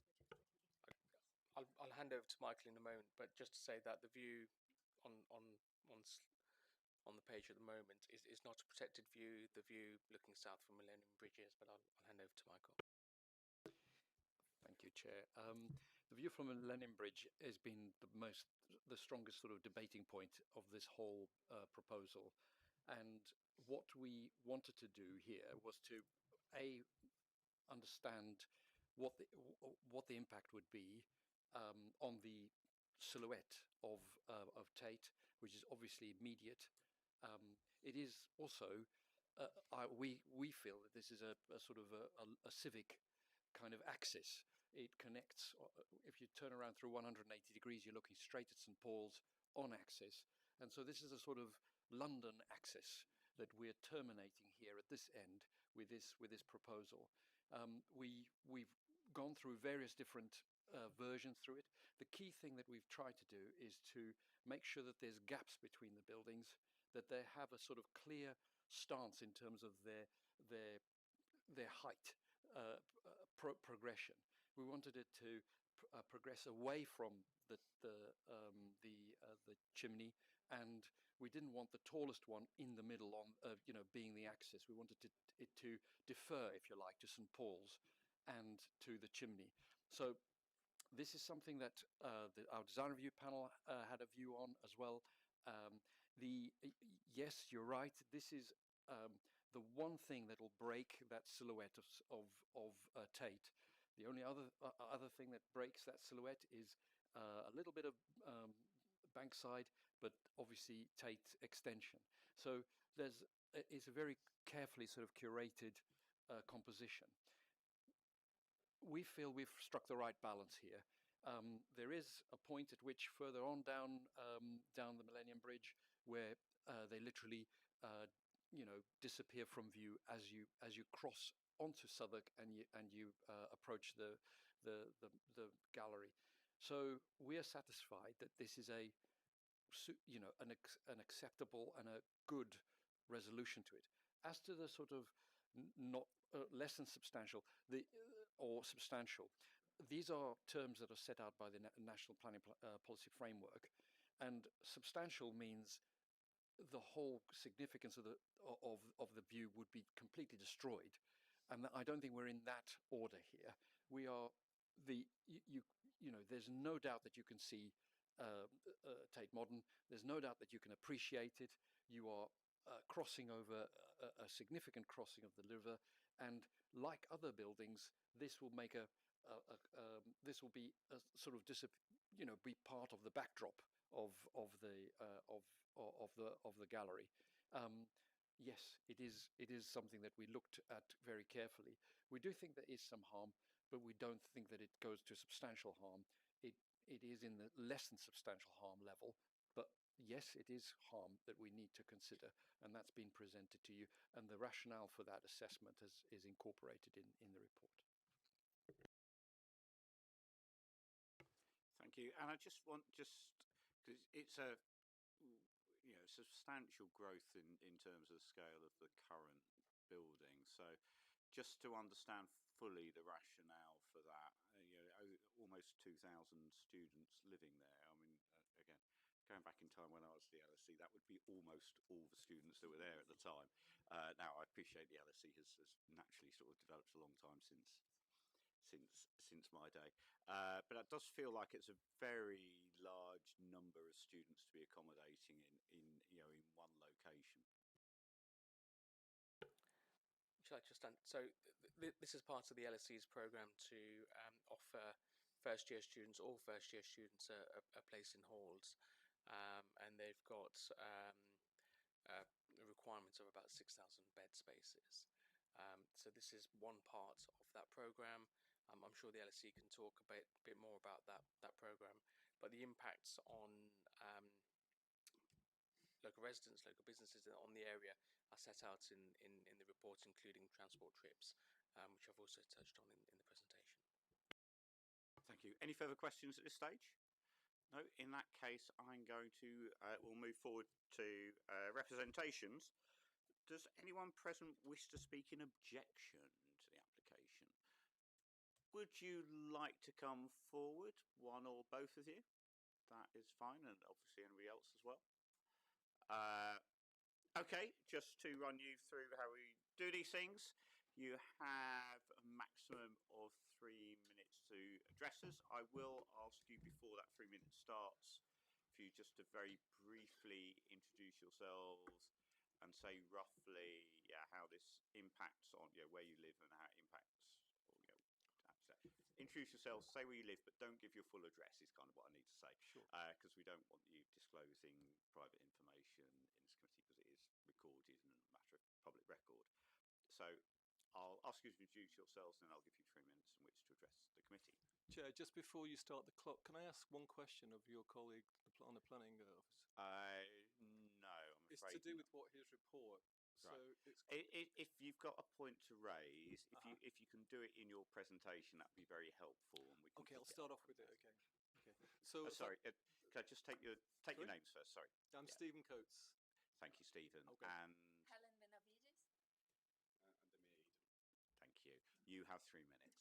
So my name's Stephen Coates. I'm a resident of Sumner Buildings. The point I was going to make to your colleague here is that you only made one passing reference to Sumner Buildings in your entire report. You also seem to confuse it with the Peabody estate, which they're two separate things. Are you aware of that? Sorry, sorry, apologies. In terms of representation, I'll give you your time back. Just to be clear, we're asking you to make representations to us as a committee, not to ask questions. But you take my point. Okay. Okay. Thank you. But that's a point we can pick up. I'm a resident of Sumner Buildings, which is directly adjacent to Bankside House, not mentioned at all by the planning officer there, obviously, as you noticed. And in fact, the application barely mentions us. It's right next to the site. So I'm here with Helen, various other residents too behind us. So I've been charged by my fellow residents to register a very strong objection, not to the redevelopment, which we support, but to this grotesque scheme which you've seen in front of you. One of your councillors has objected already, I can see. There are 121 objections to the proposal, only 4 in favour. They were written on the same day. 2 of them are duplicated, obviously submitted on behalf of the developer. I've only got 3 minutes. I'm going to go very fast here. We've got 3. I've condensed it to 3 objections. First of all, consultation. There's a complete lack of proper consultation and engagement. It's been appalling, to be honest with you. In the developer's application, there's almost no reference to Sumner Buildings. We've been minimised in the impact assessments. We're not listed as stakeholders, the documentation. They've not sought to meet with us directly at all. And despite the claims to the contrary, most residents are not made aware of consultations, including the last meeting on 29th of February, which was organised by local councillors, not the developers, despite the fact that they're claiming it as part of their community liaison. There are residents from other buildings here that can confirm this. The objections of those who have been consulted have been completely ignored, as the planning officer will be aware, making the process completely tokenistic and cynical. So, point 2, design. Under the London Plan and Southwark Plan policies, tall buildings must not inflict unacceptable harm to the amenity of surrounding land. This design obviously does so. 28 stories is a staggering jump in scale. It's not knitting into the fabric of Bankside as claimed, it's bulldozing over it. It'll be the tallest building in the area by far, 10 stories higher than Triptych. It'll set a terrible precedent. It's significant that virtually none of the proposal drawings or visualisations that you've seen even show some of the buildings. You can't see it. The architect Shepherd Robson have been criticised on several previous occasions for poor design quality of large-scale developments. Their Woolwich Central development, which is now embroiled in a legal case over cladding defects, was the winner of the Building Design Award for the ugliest building in the UK. It was heavily criticised for being oppressive in terms of shape, size and colour, overly militaristic, arrogant and inept, and a classic case of gross overdevelopment, all of which obviously apply to their proposals for Bankside House. So, point 3, final one, is amenity. There are 3 towers in this proposal. The tallest one is positioned directly next to our community garden, the only piece of green space in the area. Why? By placing a 96-metre high tower on its doorstep, it's condemning that space to overshadowing in direct breach of Southwark Plan's policy, which protects the quality of open spaces. There are various impacts on individual flats within some buildings and other local residences, which are being minimised. Even the planning officer recognises that there will be moderate to significant harm in terms of daylight.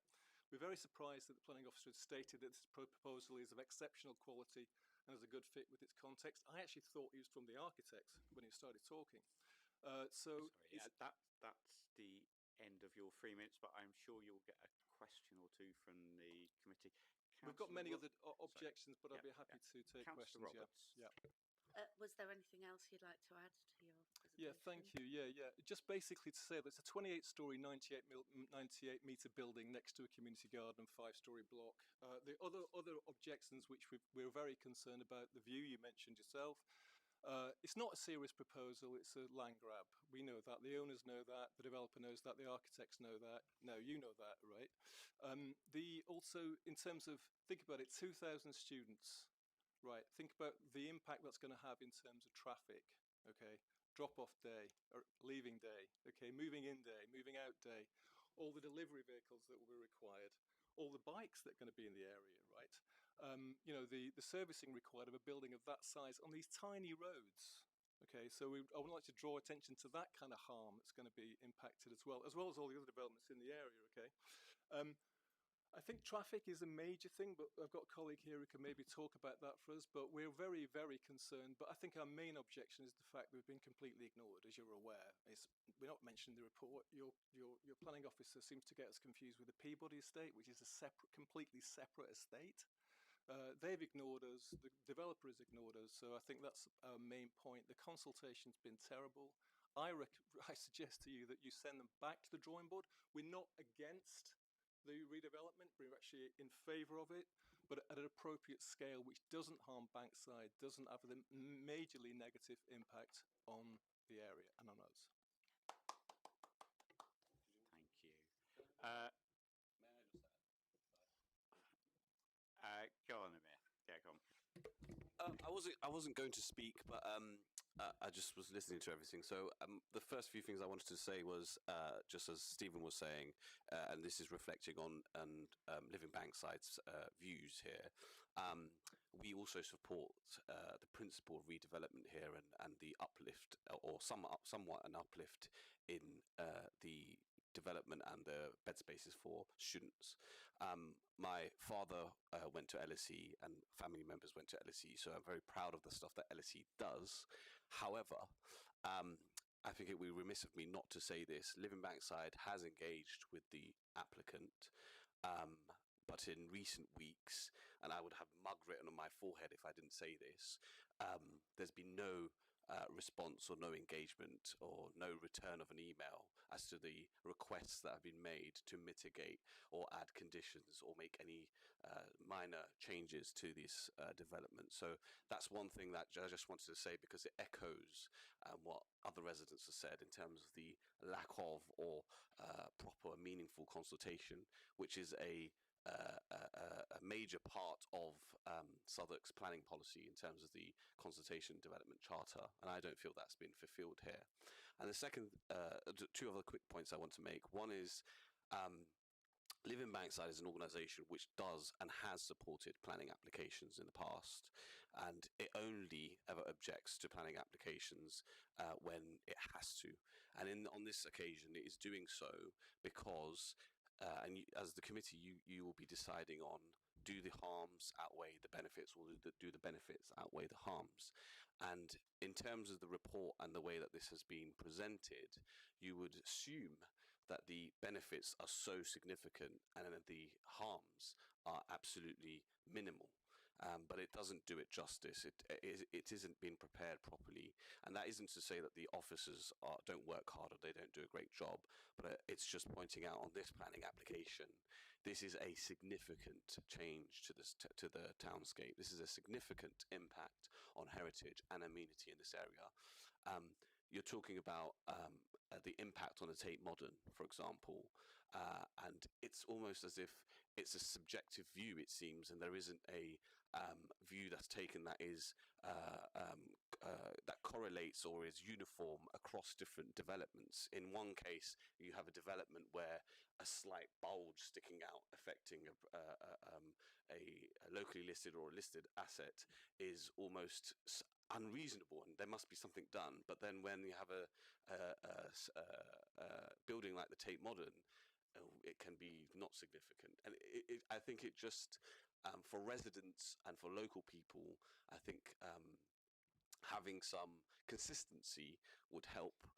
This development doesn't provide that, and for residents who feel and want to be engaged in the process, it just feels like they're being disregarded, really. And I think you as committee members really need to take that into consideration, and think about how, and this is a wider point, how the process can be changed, because I was invited to speak at OSC a few years ago about the process, and you will hear about this across the borough. The process is not fit for purpose. We want development to happen, residents do want that, and the borough requires it and needs it, but it needs to be done in a much more better way. Thank you very much. Thank you. Councillor Dalton. Thank you very much for the presentations. On a couple of the points you mentioned around resident participation, it obviously sounds like you've not had the best experiences with the applicant, but some of the things the committee can do are, for example, to put conditions on the next stages if it was to get approval. For example, around things like the construction of the building. You've spoken about traffic, given how many other developments are going on here, and a traffic kind of plan has to be produced as part of this as well. And even just the previous application this evening, conditions have been put on that application around residents helping to actually formulate those plans in the next stage. If something like that was going to be, for example, decided upon, how much more favourable would you look upon the application? I know that doesn't cover all of the objections that you've made, but what would your response to that be? I would consider if they would consider an amendment reducing the scale of these buildings, the height of the buildings, and to diminish the impact it will have in our community, because everything that you multiply for 2,000 is a lot. Thanks, Sam. And just to follow up on what Helen said then, yes, we would like to be involved, of course. And going forward, even despite, I mean, look at it, it's this behemoth in the middle of the area. But despite that, we would like to be involved. Basically, it should just be smaller. That's simple as that. It would solve the view issue. It would solve the overshadowing issue. It would solve probably the traffic issues. That will without doubt impact the area. There's no doubt about that. But if your answer is specifically, if we give this thing approval, would you like to be involved further on? Yeah, because we actually want to make it better for local residents. Sorry, just echoing that, but then also adding on to that. So I think the current proposal is excessive and will cause substantial harm that overweighs the benefits, and so it needs to go back to the drawing board, and that is what I would firmly request to you. However, if it was to be approved, which I hope it's not going to be, is looking at a number of different conditions. So one of them, I think one of the officers has mentioned that the Tate will be co-produced or consulted on, for example, the servicing plan or I think it was the construction management plan. So that I think the residents need to be involved in that. The immediate residents anyway around the site. The same with the servicing plan, so when it's in operation, and also perhaps some more detail around the movement of pedestrian traffic. How is that going to work, etc. And then on top of those things, I proposed this in a previous scheme, which is immediately or in the immediate neighbourhood. Some of the buildings is going to see dust from construction traffic and construction vehicles, so it would be good if something could be done to reduce or remove the dust that goes onto the buildings and people's windows. I can't remember the other. There's a few other. So if you look at the Live in Bankside response, there's a few other conditions that we've asked for, and if you could skim through that or have a look at that when you can, that would be brilliant. But just quickly summarising, one of the things I didn't mention was, and this is sometimes forgotten, this area is a very mixed community, and that community includes people who are either older people, who are disabled people, who are children, and they will have, as you know, special considerations as part of your duties. And in terms of the impact on daylight and sunlight, I don't think that necessarily has, in this case, been duly considered. So I would just note that. Thank you. I had so Councillor Vanby, you don't want to talk now. Okay, in that case, I think I had Councillor Roberts. No, well, Councillor Tester will go next, yeah, and then Councillor Roberts. Thank you, and thank you for coming along and making a speech. I did a quick control F in the officer's report about some of the buildings, and I think there are about 8 mentions, most of which refer to the sort of daylight and sunlight report, which obviously we have in front of us, says that there is no substantive impact on daylight and sunlight for your building. So I was wondering if you could elaborate a little bit more on what you feel should have been taken into account more when sort of came to your building. Sure, thanks. So, I mean, you don't have to take my word on it, just look at the site. Okay, there are the 3 towers, you can see them there. The tallest one is right next to our community garden. Right next to it. Why is the tallest one next to it? It's a 28-storey building, right next to the only bit of green space in that whole area. Whatever the daylight report says, you just look at it yourself. Of course, people in some of the buildings are going to be affected by it. I can't deny the report that's been made by the developers. We haven't actually got the resources to make an alternative report, but I don't doubt that if we did, we would find that substantial harm is actually being affected by residents in some of the buildings, but in particularly the garden. They've made no reference to the garden. Your colleague made no reference to the garden at all. You said nothing about it. Nothing. I'm not even sure you know it's there. It's not on any of the drawings. Okay, could we? I mean, it's absolutely fair that you raise points and concerns, but okay, sure. Don't point towards particular individuals. Okay, that's helpful. Yep. Thank you. Councillor Tester, do you want to come back on that? Or yeah. I think it's probably less of a question for you, but I think on this diagram here, I think this is your community building. That's Be yeah. sure about that. Because I think that was briefly covered in the officer presentation, but I do appreciate that I don't think it is actually covered in great detail in the officer's report. So thank you for raising that.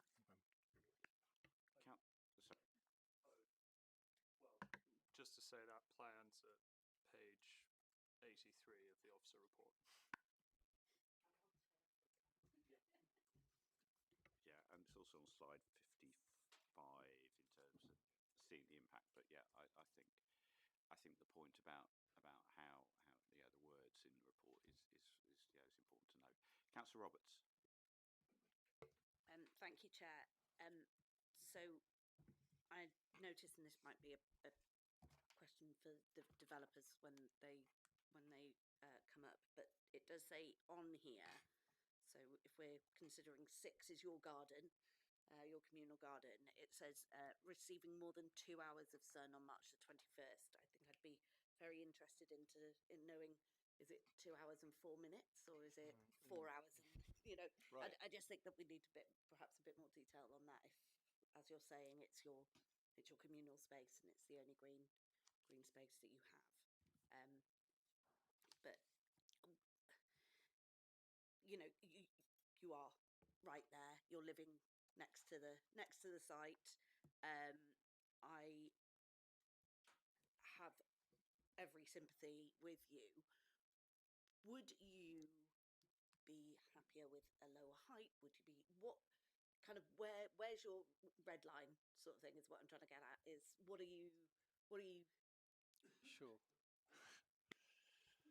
I do know what you mean. Yeah, I think it's about scale. It's a massively overbearing building. We all know that. Everybody here knows that. So if you're going to do 3 towers, why not scale them down towards some of the buildings? I mean, that would be an obvious way to do it, wouldn't it? It's about scale. That's it. We don't object to the development at all. It's just completely massively overscaled, and that obviously is driven not by the interests of the community at all. They haven't been considered. We're not on the list of stakeholders, despite being right next to the site. It's very peculiar, no? And I can just imagine these 3 tall towers already built there, how oppressive it will be for us, the residents, the visitors. It will be there, it won't be knocked down. We need to think about that before building. I just wanted to add, it's just something about the garden. 2 things. One is, I think, 2 hours, it might be 4 minutes, whatever it might be. That will have undoubtedly an impact on the biodiversity and the habitat of that space. And I appreciate, and I like to be fair in what I say and truthful. This scheme will have some, the podium will have some green space, etc., etc., etc. But nonetheless, this will result in a space which has already got habitat, which is going to be removed or affected by the loss of daylight, sunlight, etc. And the impact on biodiversity. And obviously, Southwark has declared a climate emergency, so I like to always remind that needs to be remembered. And the fact that this is a space that these residents use, and these are residents in this area. We already know that this is a green space deficient area. So this is an area which the immediate residents use, who are from low income families, some of them. So where are they going to go? That is their own, they're not going to have another space. So I would just be cognizant of that. This is, Southwark is powered by its people. Thanks for that, powered by its people. Just to finish off, is just to say that the fact that Sumner Buildings isn't mentioned, in fact, is confused with the Peabody estate next door, probably tells you something about the applicant and the way that the report's been made. Okay, we can pick that up, but thank you. It's really helpful points to make. Sorry, Councillor Tester. Are you able to point to any specific examples of where you think the Sumner Buildings have been confused with the Peabody estate? In the report, it was made by the planning officer. He was talking about Peabody when he means Sumner Buildings, because the Peabody estate is to the south. It's actually not really affected by. It's only visually affected by this building. They're 2 completely separate estates. So Sumner Buildings is the City of London. Thank you. I wanted to just go back to Amir's earlier point. We may well have covered it already, but you said, Amir, that you'd contacted the developer seeking some more conditions. You've mentioned some things. I think you talked about conditions in terms of the involvement of residents with the construction management plan and perhaps the servicing plan as well. Were there any other conditions that were on that list that you went to the applicant with? I can't remember off the top of my head. As I said, I wasn't going to speak, but I have shared that document's been shared. But they were about the co-production. They were about the jet washing, perhaps, of some of the buildings. They were about investment into local infrastructure. Oh, thank you. They were also about working with the local community around the jobs. It was also about co-production. Oh, sorry, this is very important here. So one of the things is it's not proposed in the scheme, but to add some conditions or Section 106 obligations around restricting chain companies in terms of the retail or restaurants or Class E use and or licensed venues so as to future-proof and protect the amenity of residents in the immediate area. That was most of what I said, and most of what we've written, and then also about contributions to green space in the area, I think would be appreciated. But in terms of the communication, there was good communication, and I do believe that the applicants are well-intentioned, and LSE have done many wonderful things, as we all know, and I had hoped that would have continued, that engagement would have continued, and it would have resulted in something, but there was just silence after a while, and that was quite disappointing. So, okay, thank you. Any further questions at this stage? No. We don't usually take questions from officers It was less a question. It's just the point about confusing Sumner buildings with Peabody buildings. I mean, both Sumner and Peabody are assessed in the daylight sunlight reports. Your colleague just referred only to Peabody when he was talking about Sumner, though, because Peabody's not affected. Sorry. This is why we don't have officers raising questions with local residents, because what I don't want to do is to have a to and fro like this. I think you have given us some very good points that we need to follow up with officers, and we have got the opportunity to do that later. But thank you very much for highlighting that with us. Thank you. If you'd like to return to the public seating area, but thank you. Okay, could we have the applicants, please, or the applicants' agents coming forward?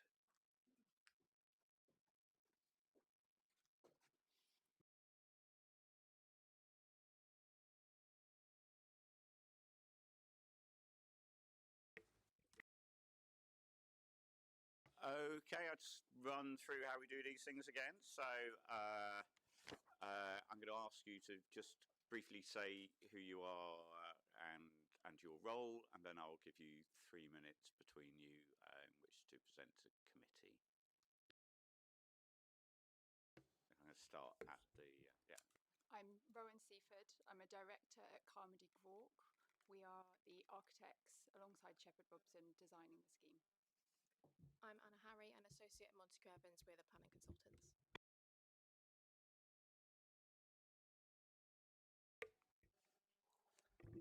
I'm Ian Spencer. I'm Director of Residential Services at LSE. I'm Małgorzata Polewska. I'm Development Director from Bouygues, the development partner for LSE. Thank you. You have 3 minutes. Okay, so we've had the privilege of being in Bankside since 1992. Thanks to my predecessor's vision, the school is a rare freehold asset in a diverse and dynamic part of London. This proposal was central to LSE's mission to provide affordable, high-quality accommodation for all our first-year students, whilst easing pressure on the local housing market. Today, around 666 students, LSE students, live in private rented sector in Southwark. This scheme will directly reduce that pressure while contributing the equivalent of 749 homes towards the borough's housing target. Beyond numbers, this is about student experience, well-being, and extending the LSE's world-class estate into Southwark with a distinctive civic presence. Providing all first-year students with a place in a catered hall with a strong sense of community and access to shared high-quality internal and external spaces has a proven positive impact on academic outcomes and mental health. The existing Bankside House cannot meet these ambitions. It's not purpose-built, it provides limited engagement with the street, and only makes a modest contribution to the neighbourhood. Our proposal is a design-led redevelopment shaped over several years and rigorously tested, reflecting LSE's commitment to design excellence and to being a good neighbour. At the heart of the scheme is a new public route through the site and an entrance pavilion connecting directly to an LSE-run cafe and a new community hub, creating an welcoming space for students, local residents, charities and community groups to use free of charge. Managed by a dedicated hub manager, the space will offer a free and inclusive workspace with Wi-Fi, bookable desks, and a year-round programme of events including a law clinic, volunteer centre, homework club, and mentoring for Southwark students applying to university. In addition, the scheme includes a community classroom delivered in partnership with Southwark College, offering teaching space and one-to-one support from LSE staff and student volunteers. It has an event space for public lectures, exhibitions, screenings and cultural programmes which can all be used by local community, and it will have a public cafe and community-focused retail unit envisioned as a food store to serve local needs. The design also introduces active frontage, enhances the public realm through high-quality soft landscaping and the pedestrianisation of Sumner Street, and improves passive surveillance, contributing to a safer and more vibrant public realm. Overall, this scheme delivers clear and meaningful public benefits for our students, for Bankside and for Southwark, in addition to over 10 million in SIL and Section 106 contributions. I'm joined by colleagues here who can answer obviously your questions in detail, but thank you for letting me speak. Thank you. I'm going to thank you very much for that presentation in time. Councillor Roberts. I feel like I'm getting my hand up really quickly tonight. That's good. Thanks for your presentation, and you've obviously heard the contributions from your neighbours in Sumner. I just wanted to kind of give you an opportunity to respond to those. I'd be quite interested, obviously, in some of the suggestions that the consultation hasn't been great, that there has been, you know, a kind of overlooking of local residents' views, and if you would respond to those, please. Yes, I'll pass it over to Margosia, if I may, who is our developer. So we have carried out the consultation with Sumner Buildings and Peabody Estate, as well as other residential buildings before we have submitted the consultation. We have sent newsletters, we have organized public presentation, we have set up a web page, and we have also consulted a specific Sumner estate after planning was submitted, conducted door knocking, survey. So we believe we have done we have consulted in line with policy and above and beyond. I was just going to add to that. So I think there was over 2,800 addresses that were in our newsletter drop-off area, and it wasn't just one. It was 3 or 4 that went round, and there were also 2 public consultation events that happened as well. And as Margosia said, we've carried on consultation post submission of the application because we were cognizant of the comments that have come through since the application was submitted. Thank you. You've got a follow-up, so go. And I was just going to touch on Amir's point about the kind of reduced responses from you more recently, if you would. So I think, as Amir said, we thought that the dialogue was very good. We have met on a number of occasions. Certainly, we have never heard any concerns about the density of the development, only understanding that there is a high-quality design, which LSE is committed, including when LSE took Amir around the campus to show the commitment to the design. What we did discuss is how, I mean, we mentioned the community hub, the program that LSE would like to deliver. So we definitely discussed about how we can, how Living Bankside could participate in it. I think we're quite excited about it. What we couldn't commit to is for Living Bankside to take over that responsibility, as they wanted to manage this program. No, this is LSE committed program. So there was definitely some elements which we couldn't respond to, or to the contributions that we have been asked for.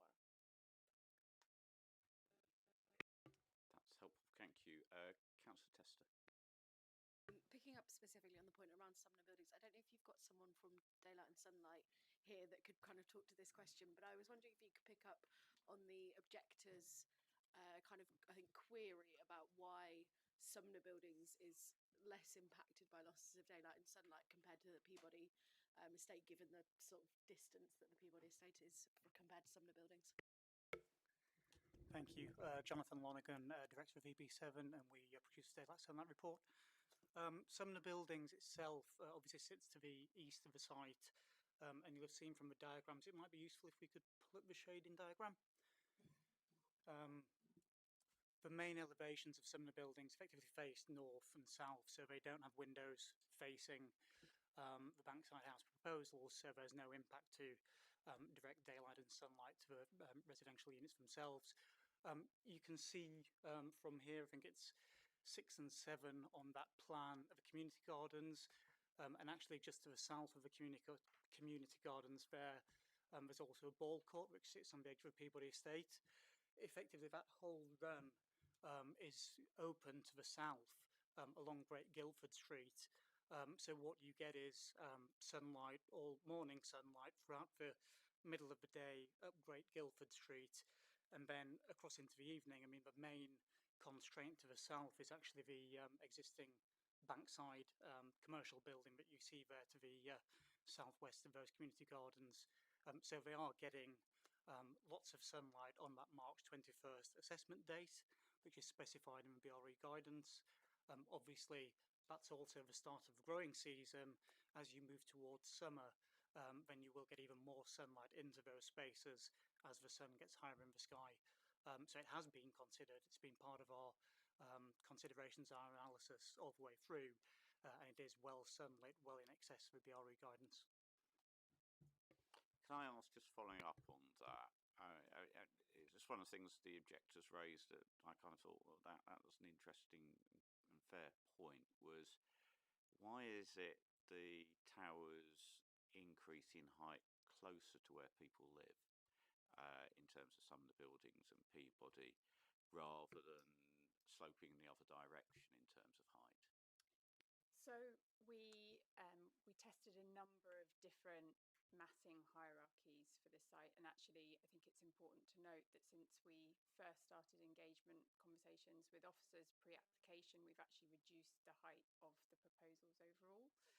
In terms of the overall massing and the hierarchy, the sort of stepping of the buildings, that has really come through quite an intense dialogue with officers and through the design review panel. So when we presented initially at the design review panel, we had presented the massing stepping down towards Sumner buildings, stepping up towards the chimney. And through the dialogue that ensued through that process and through the pre-application process, there was a general feeling from officers and from the professionals within the design review panel that the scheme would be strengthened by actually stepping down towards the Tate chimney. So in the way that Gilbert Scott, the architect, designed the chimney in deference to St Paul's, the feeling was that we should design in deference to the chimney. So by stepping the buildings down towards the chimney, that was considered to give that the primacy, I think Michael said, of the chimney itself. So that was the design process that was followed, and that was the resulting massing that you see in the application. Okay, thank you. That's helpful to understand the process of how we've got here.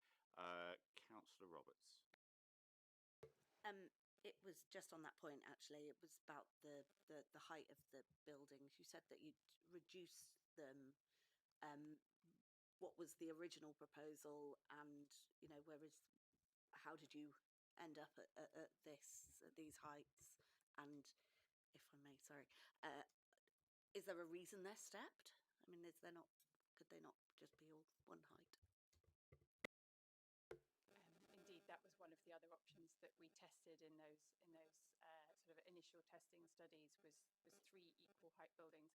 I think from a townscape perspective, it was very important that this would read as 3 buildings on the skyline. So instead of this coming forward as seen as one building, we've very carefully sculpted the forms of the building to ensure that actually you see daylight between them. So in this particular key local view, we worked very closely with Southwark to actually minimise the frontage of the building such that we see daylight between them and we read them as 3 buildings. So in the same way that we have the triptych, we have Neo Bankside and Bankside 1, 2, 3, which is a family of building. Each of those is a sort of ensemble, a family of buildings which sort of cluster around the Tate Modern. This and the intention of this scheme is that it sort of continues that urban morphology to something which is a family of buildings. So they're not identical, they're intentionally stepped to ensure that they read together but also apart with gaps between. Okay, can I just return to the issue about scale? I mean, you talked about how actually the scale has come down from some earlier proposals, but it does feel very large for its setting. So just to talk through about the reasons for the scale of the buildings in this location. I think it would be good if I, in the first instance, ask the LSE to respond to some of the brief and the need for the LSE as an institution, and then perhaps after that I can add in townscape terms. Yeah, so I've already mentioned that this is one of a number of few freeholds that the LSE has. We find it really difficult to compete with private PBSA in terms of sites. So we consciously took the decision we had to sort of make the best use of the assets we had. As I say, we very fortuitously sort of bought this in 1992 when the areas were quite different, and so this is an amazing opportunity for us to try and meet our housing targets for our students, because competing, as I say, in the open market, we're just getting sort of priced out. And you'll see from the rental levels that we charge that actually that equates to around about sort of 65% affordable, when that's really is quite different from your private sector PBSA. Before you start, and just to add to that, I mean, the density is also driven by the viability. So we like to achieve sub-market rents, hence site. Yeah, I mean, sorry if I made a point. I mean, yeah, I mean, we could just charge at all sort of market rents, and we could have sort of less rooms basically, but at a higher rent. But so it is that sort of the economics of the scheme that is sort of predicated towards this development. And I think to add to that from sort of an architectural perspective, I mean, the scheme has to hold in balance all of those things towards the economics of the scheme overall, the ambition to meet the LSE's student housing targets. I mean, I think officers have already identified, and it's certainly within the application, that in policy terms, the Bankside Riverfront is an established site for tall buildings. We've then been through a series of design studies to test how best to get close to achieving the client's aspirations for this site. And I think the part of the studies that we have done also did look at lower buildings, slightly lower buildings, but the consideration was it was an articulation of being able to clearly see these as a sort of a family of buildings on the skyline, against the sort of nature of more squat buildings with no daylight between them. So it's been a careful balance in architectural urban design terms to achieve the scheme that we have today. I mean, could I say, Chair, we actually had an international design competition for this particular scheme, and a number of the proposals were just walls of accommodation, so one great big block, and we felt very strongly that it should be sort of 3 towers that were articulated in the way that's shown in the drawings. Do you mind if I add as well, just very quickly, just in terms of the location of the sites, we're in a highly accessible area. We've got highest PTAL rating. We're in the CAS. We're in the opportunity area. So this is, as Dipesh pointed out, it's a very obvious site for tall buildings, and one that can be maximised to deliver what the LSC need as well as what the community need. Okay, thank you. Further questions from committee members? Councillor Tester. I've got two, but I'll do one and I'll come back to another one later after everyone else had a go. I wanted to touch on the point I made earlier about the kind of communal facilities. So I had a bit of a look at sort of a typical floor plan, and you have these kind of T points on each floor, which kind of alluded to by the officers. So my memory, and this is admittedly 10 years ago of having lived there, is that you actually get 7 meals a week catered, rather than it being kind of every meal is sort of catered for you there. I was wondering if you could kind of talk to what are in those tea points, what would be provided for students in terms of cooking facilities, because we didn't have cookers when I lived in Bankside House. We just had hobs and microwaves. And also how many students per floor roughly would be sharing those facilities.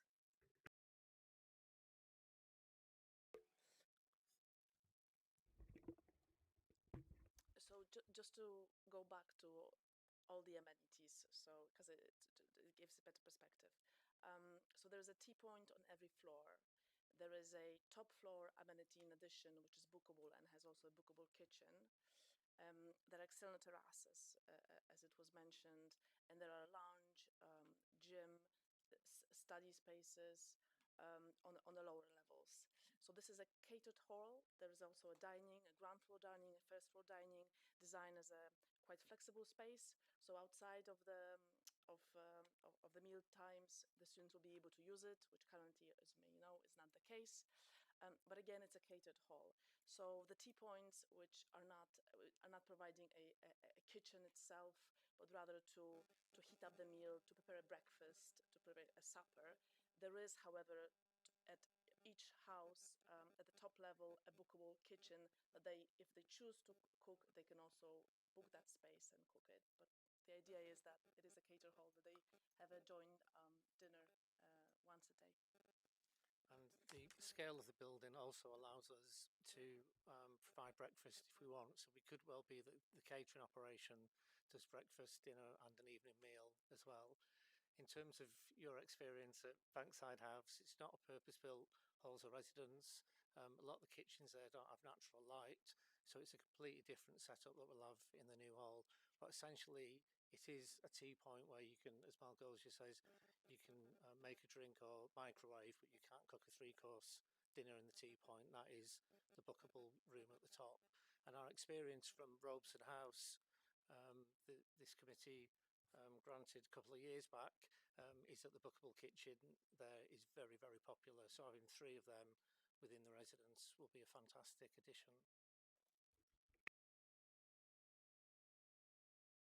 Thank you. I think. Do you want to go? I'm going to allow you to have it now, Councillor Tester.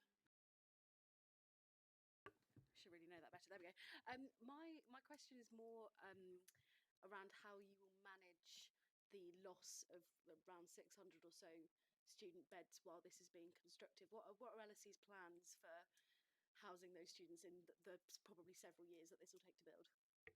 Yep, good question. It's very difficult for us, but we're about to sign a nomination agreement for decant spaces for the period of the build, so we won't be losing bed spaces. Councillor Roberts, I think you were next. Thank you, Chair.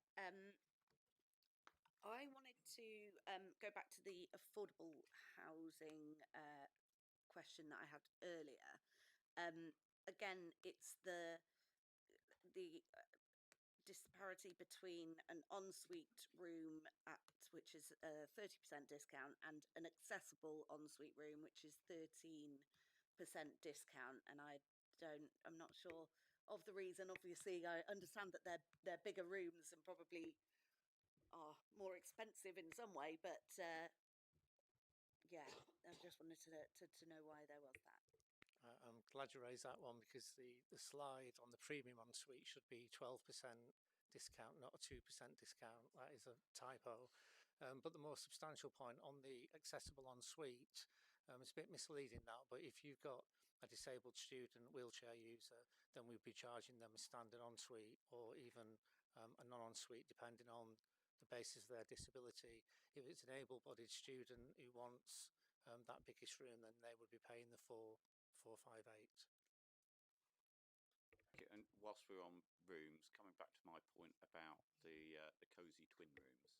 I've got a funny story for you on this one. We've got they're very, very popular in LSE stock. We've got an awful lot of twin rooms. I think we're probably the highest number of twin rooms in London in our stock, and they're very, very popular with students, primarily because they are affordable, which is essential for a lot of our students. But we had an architectural competition a few years back in one of these halls, and we proposed having a screen that you pull between the two beds for a bit more privacy. And the student said to us, why would you want to do that? They just, they couldn't, it just wasn't an issue for them. It's the reason we want a shared room is because we want to make friends with people. So it's just like if you're 18 years old and you're sharing a bedroom with a brother or sister, then that's how they view it. Now we know that we do have problems. I think we're all thinking about some circumstances, students, where might we want to get away from a bit of screening from people who we're sharing with.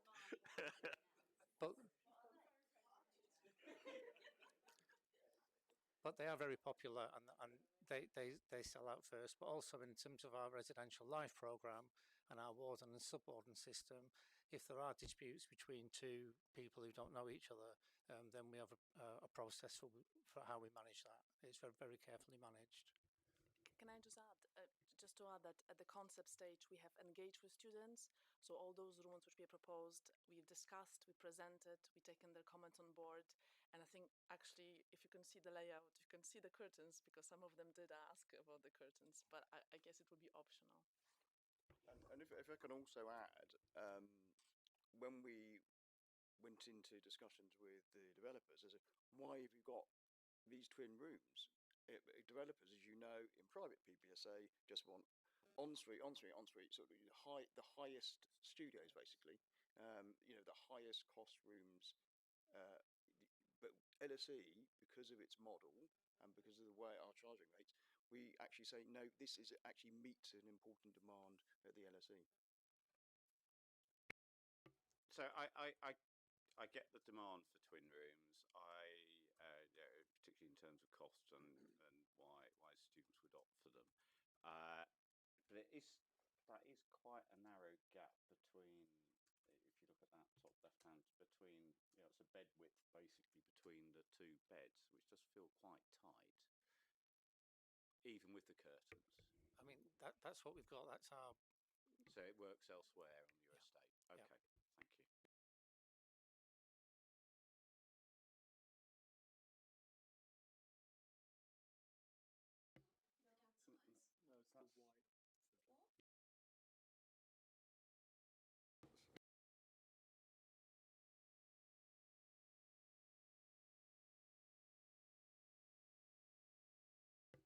Sorry.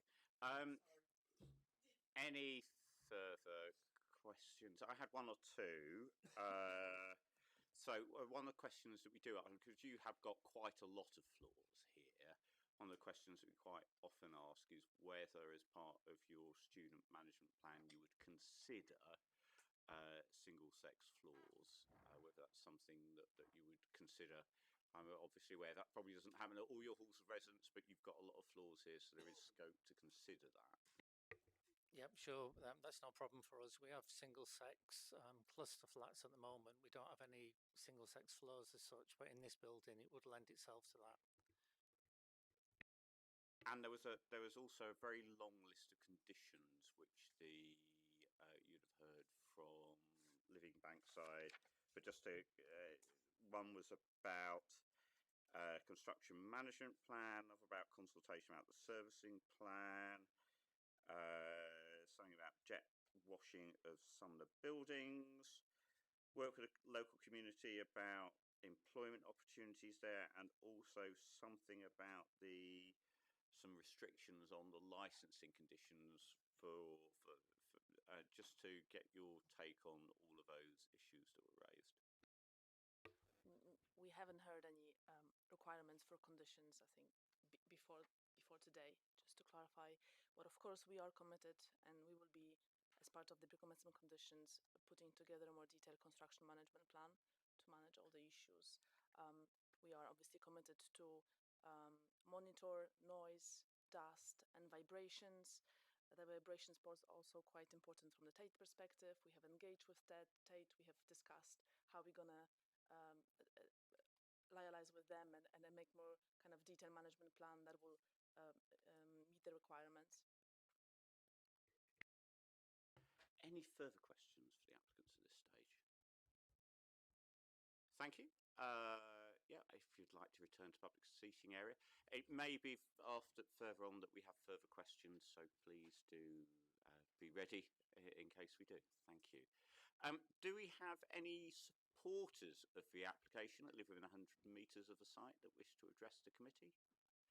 I've not been alerted to anybody beforehand, but we do give people the opportunity. I can't see that. In that case, ward councillors, if you'd like to come forward.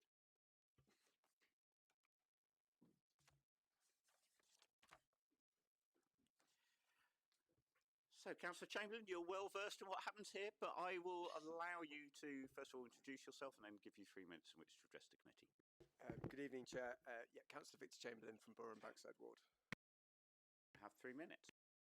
Thank you, Chair. Thank you, Committee. I'm speaking on behalf of residents of Borough and Bankside who've shared their views on the application with ward councillors.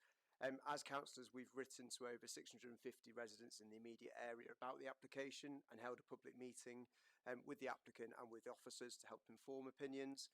The overwhelming majority of residents support the principle of redeveloping Bankside House, but they cannot support the scheme as it stands. Of the 127 representations, 122 are objections to the scheme.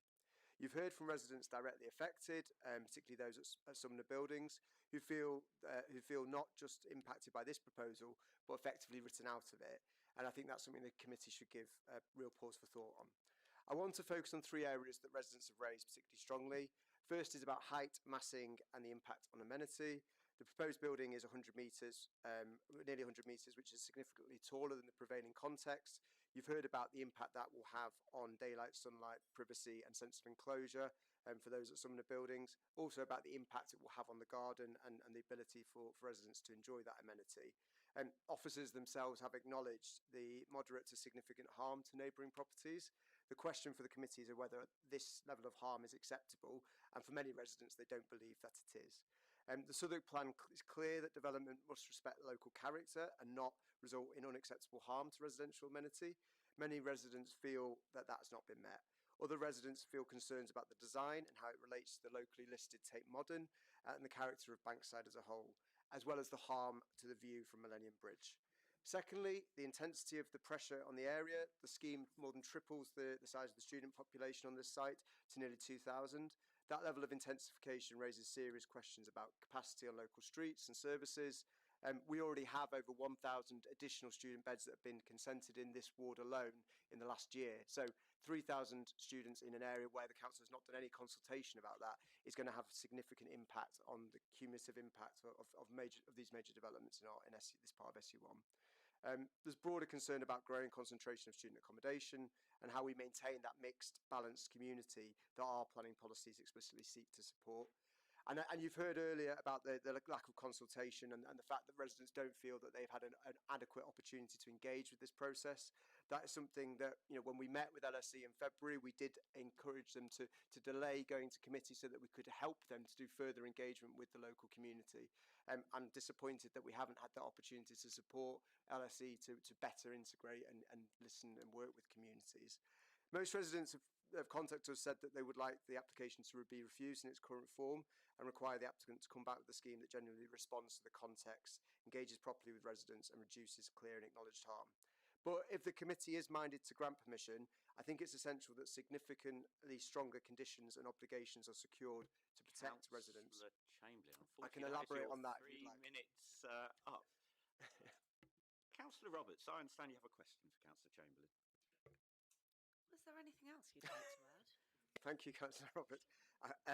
Yeah, so I think, as I was saying, and I think as Living Bankside inferred, there are a range of mitigations that could be introduced that would help this development to sit better into the context, particularly tighter controls on the height and massing where possible, robust safeguards on daylight, noise, servicing, construction impacts, and clear and enforceable plan for managing student occupation and transport pressures. I think there could also be an increased contribution towards local open spaces. This is one of the most densely populated and built out parts of our borough, and we do lack open space, and so a greater contribution to that would be welcome. I do welcome the applicant's willingness to work with residents on how the community spaces are used. And actually, when councillors met with the LSE, they were very good at explaining that work, and the community benefits are certainly to be welcomed. I know I spoke to Councillor Jasmine Ali earlier today, and she was saying that she particularly welcomes the community classroom that is going to be working with the college, so the college to provide one-to-one tutoring, and she asked me to mention that tonight. But I do think the applicant's willingness to ensure that there is a more formal arrangement is something that I think we should codify into the application to make sure that we are ensuring that those community facilities are genuinely a benefit to our community, that they are co-designed, and that they actually do deliver a long-lasting community amenity. Because I think it's all very well and good saying that you'll do it, but I think actually making sure that our residents feel able to cross the threshold into this building is something that I'm particularly concerned about. In a lot of Bankside, development is done to residents and it's not done with them in mind. And I think we see a lot of examples where people don't feel that even the community amenities that are on offer are actually real additional amenity to them, or that they have the ability to use them. Thank you. Councillor Tester. Thank you, and thank you for that. Was really helpful. I was wondering if you could elaborate a little bit more on what more you think the applicant could have done in terms of community engagement, because I know that they've said that they had sort of 2 public consultation events, but I was wondering if you think there was anything specifically that was kind of missing on this, that was a missed opportunity. I think I certainly have been aware of events that they've tried to hold, but the fact that residents don't feel that it's landed, I think is a real concern. And the people that spoke tonight, did not feel that they don't remember receiving any information about these consultation events. They don't remember receiving the letters that have supposedly been delivered. So I think there is a real consultation fatigue in our part of Southwark, where we have so much development, and we are residents are constantly bombarded by planning consultants and developers looking to get their opinions on schemes, that people sometimes do naturally switch off from the amount of noise that's out there in terms of planning and development in our part of the borough. So I don't know that that's the applicant's necessarily fault, but I think it's a reality of the fact that this part of the borough is receiving so much development that residents don't feel that they necessarily, that their voice matters. Effectively they're being boxed in, and that things happen regardless of whether or not they engage or not. And I think that's the sort of prevailing mood, that the development doesn't seem to ever genuinely listen to what residents want, and so people maybe are naturally a bit more switched off. I think the only way to come back to your question about how you'd mitigate that is, I think we needed far more working cooperatively to co-design what the building could be, how the community benefits could look. I think LSE, as I say, have put some good proposals forward about the community amenities, but they weren't delivered with the community. They were sort of come down from above. And actually, if you'd work with the community on how they would be benefiting them directly, how they'd be managed, what sort of groups could be using these spaces, working with local councillors to actually join up existing groups that we're aware of, actually we could have helped them to better embed their consultation into the community, and also to make this probably a stronger application at the end of it.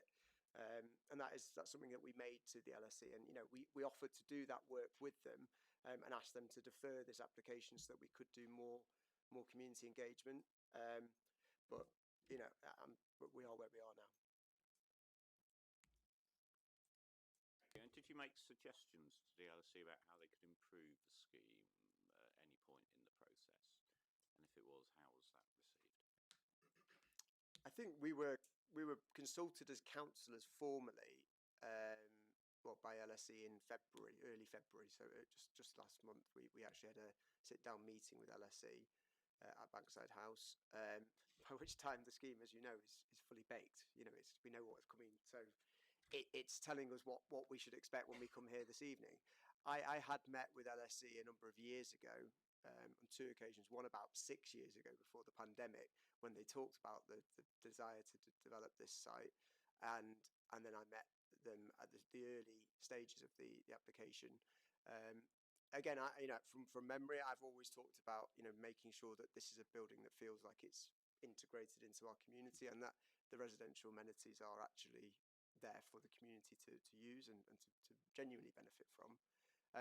We did speak to LSE specifically when we met in February about making sure that the retail offer was something that would be a genuine addition to the community. So, not having another chain, not having, the 8th Gales in SE1 would be quite welcome.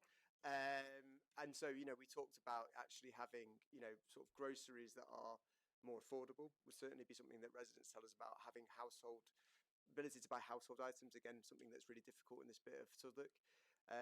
So we talked about that. We also talked about trying to, I think, work with us as councillors to help, make sure that the community facilities are better used, and that they are actually something that do get, that do benefit our residential groups and community groups. Thank you. Any further questions from members of the committee? Okay, Councillor Chamberlain, I'm going to thank you very much for coming along here. It's always useful to get ward councillors' reflections, so it's really helpful. Thank you. If you'd like to return to the public seating area. Okay. Following that, questions for officers. I'm guessing we might have a few. Who wants to start? Councillor Dalton. Thank you. Going back to something that the applicant said in their presentation, they mentioned around, viability, how, in theory, they could have reduced the height of some of these blocks, but then they would have had to go up in terms of the rent of the rooms to make it viable. Were those comments, did you recognise what they were saying? Do those align with the viability assessments that the council has also done?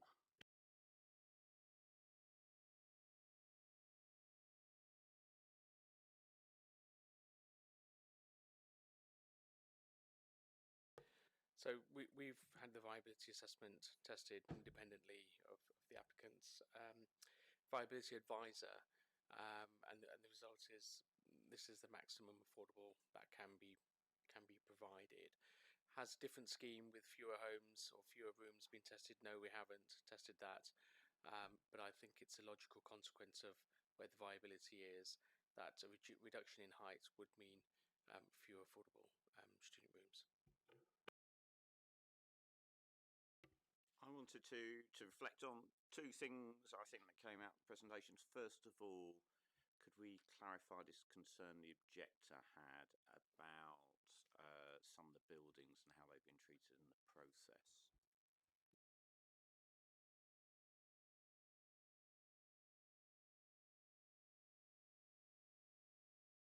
Yes, I can take that. Thank you, Chair. So some of the buildings themselves had been looked at in the daylight to sunlight reports. They're in the report to the committee. In terms of, sorry, forgive me, go back to this slide. In terms of the vertical sky component, there were no windows within some of the buildings. That would not meet the BRE guidance. The same is the case for rooms with no skyline. That is principally because, as the applicant's daylight to sunlight consultant mentioned, the windows of some of the buildings face north and south. This site is to the west. The impacts are, other than triptych, are on the Peabody estate, which have windows facing the site. And specifically about some of the buildings, just checking back on, we've seen the impact in terms of overshadowing of community garden, but just to pick up on that community garden point, in particular, obviously, because the time where it's going to be most affected by this building is sort of later on in the day, where you might expect there to be perhaps more use of a garden compared to early in the morning. Yes, these buildings are to the west, although the point the Daylight and Sunlight consultant made, Bankside 1, 2, 3, the buildings that are to the south and to the southwest of the site already provide a degree of overshadowing.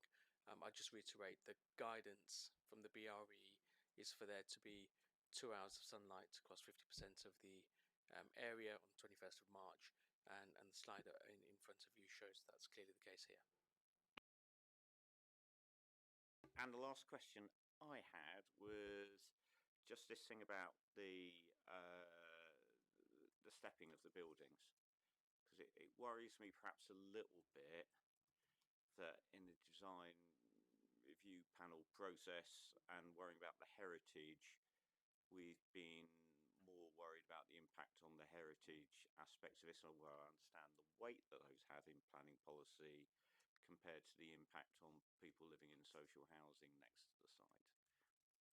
And it does worry me a little bit that people living in social housing are playing second fiddle to heritage concerns. Thank you, Chair. First of all, I'd like to. I think the heritage discussion was of course a lengthy and very carefully considered discussion. As I've mentioned to you, this is the consideration here was not simply just the impact on Tate, but on a London skyline and on the axis that connects St Paul's to Tate and so on. Just to be fair, just to be honest as well, even if we'd flipped them right around, it would not be a 28-storey building, it would be a 24-storey building that would still be closest to Sumner buildings. And what we've said to you in this report is that there is no impact on their amenity, there is no impact on sunlight and daylight. So there's a balance that we struck here. Yes, we did consider. All of these were considered, as the architect said, outlined to you. We looked at them in very careful terms, whether they would be flat, side by side, whether they'd scale up from the left, from the east to the west, or from the west to the east. I think, in fact, if they were flipped the other way round, you'd get the tallest one sat right on top of Tate, and the two tallest ones sat right on top of Tate. Yes, there is an argument that in this composition they would sort of step up from the triptych. The steps that you'd see from the triptych that would simply just continue 1, 2, 3, 4, 5, and it would just simply be a continuous and upward projection towards the chimney. There's an argument to be made for all of these, but at the base of this is the fact that these are large buildings. They are what they are, and even if we'd flipped them, it might have changed this composition slightly, but it wouldn't have affected the impact in any meaningful way. Thank you. That's helpful. Any further questions for officers? Councillor Tester. It's just a bit of a point of clarification for me, because I'm just sort of looking at the model again now. The height of the tallest building, is that the same height, less or exceeding the height of the chimney of the Tate Modern? So I can't quite work it out from here. No, we started off from the basis that none of them should be taller than the chimney. So the tallest one is set on the chimney. Lower than the chimney, sorry. But it can't be taller than the chimney, sorry. Thank you. Any further questions from officers? Okay, I think we move. Councillor Tester. Sorry. I was going to ask, being as the officers, you know the planning policy far better than I do we have any sort of policy either at Southwark or a London plan level that sets out expectations for communal facilities? I'm thinking in terms of quantum for student accommodation, and is there anything to kind of benchmark what this is providing on? Because otherwise we're sort of just basing the assessment on kind of random observations, really. Thank you, Chair. I'll just take that. I think there are no standards for student accommodation. We've the GLA has published some guidance on students, and but principally it's aimed at sort of appropriate location, siting, relative to and engagement with communities. It hasn't gone so far as the co-living guidance, which has much more clear guidance on living standards, and it's in effect student housing is seen as sort of temporary accommodation, and that's I guess the danger, the difficulty we have here. I think can I just add the total of the amenity spaces, including the tea points, the podium, the roof gardens, would amount to 2,100 square meters. So it's a very generous amount in totality of amenity space. What's the total square footage of the floor space though? Because it's not actually a massive percentage, is it? I'll need to have a look at that and come back to you. Is it about 61,000 square? That seems about right, yes. Thank you. One last sort of question, just to return to the list of conditions that Living Bankside came up with. So just to run through those again, they were, let's just double check that something if I can find my notes here. But it was something about construction management plan. There was servicing plan, something about jet washing some of the buildings, something about consulting local community about jobs. Oh, was it cleaning windows? Right. Okay. And something about some restrictions on the licenses of the businesses. So just to get officers' observations on those points, because they seem broadly that the applicants were happy with those, but just to reflect back on those and what we can and can't do.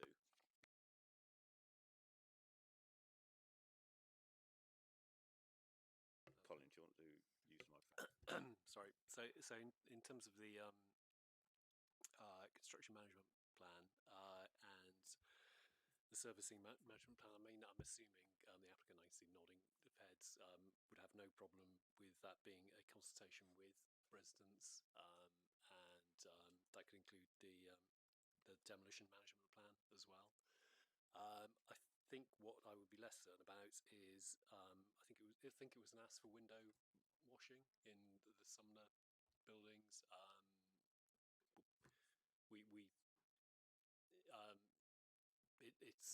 mean, it's a question for the applicants. I mean, it could be on a basis of kind of where the operations on building are generating the most dust and mess, which tends to be when it's in groundworks and when the frame's coming out.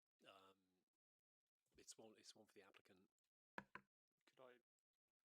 If the concern is to do with construction, it might be that the condition is amended to specify that the construction management plan shall consider and address dust on neighbouring windows, to make sure that that point is covered off. And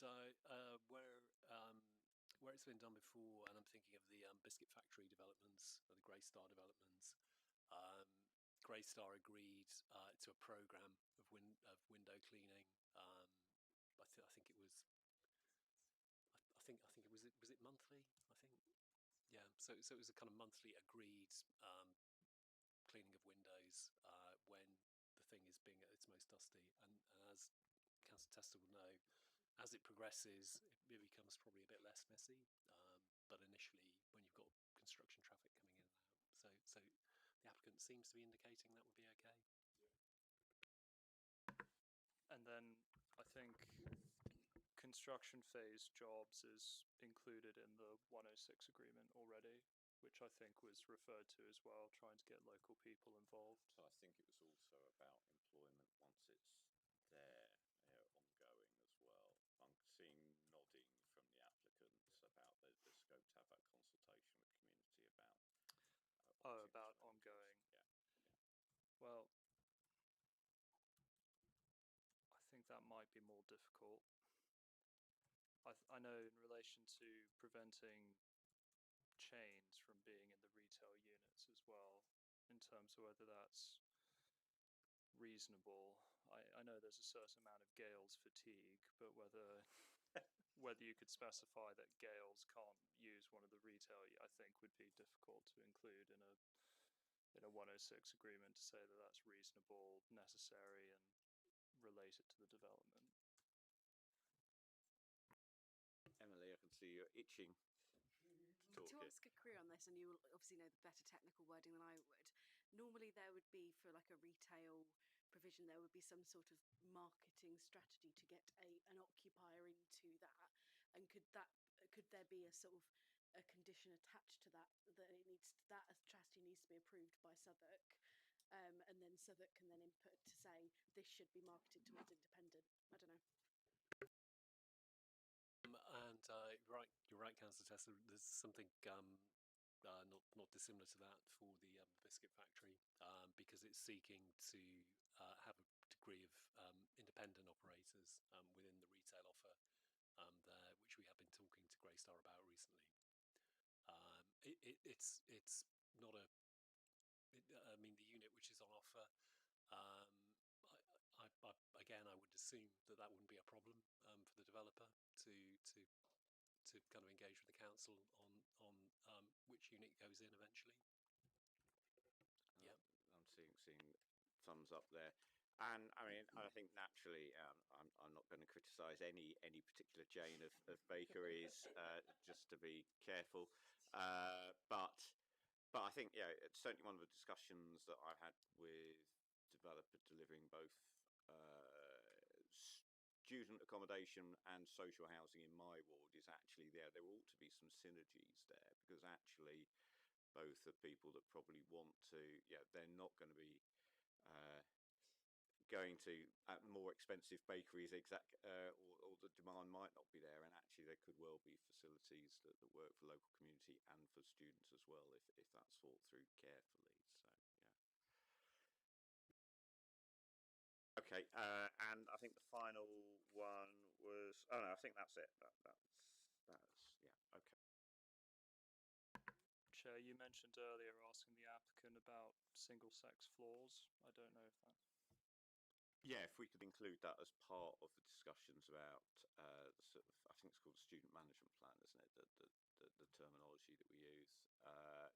If we could include that as being considered as part of the work that's done on that, which I think is there a condition about that already, about the student management plan? That's in the 106, so that can be included. So we can amend it to ensure that includes that. Thank you. Okay. Any further questions, comments at this point? Are people happy that we move to a resolution with those additional conditions? Unless there's any other comments. Sorry. Please do. Councillor Tester. Sorry, I will try not to take too long. I know it is nearly midnight.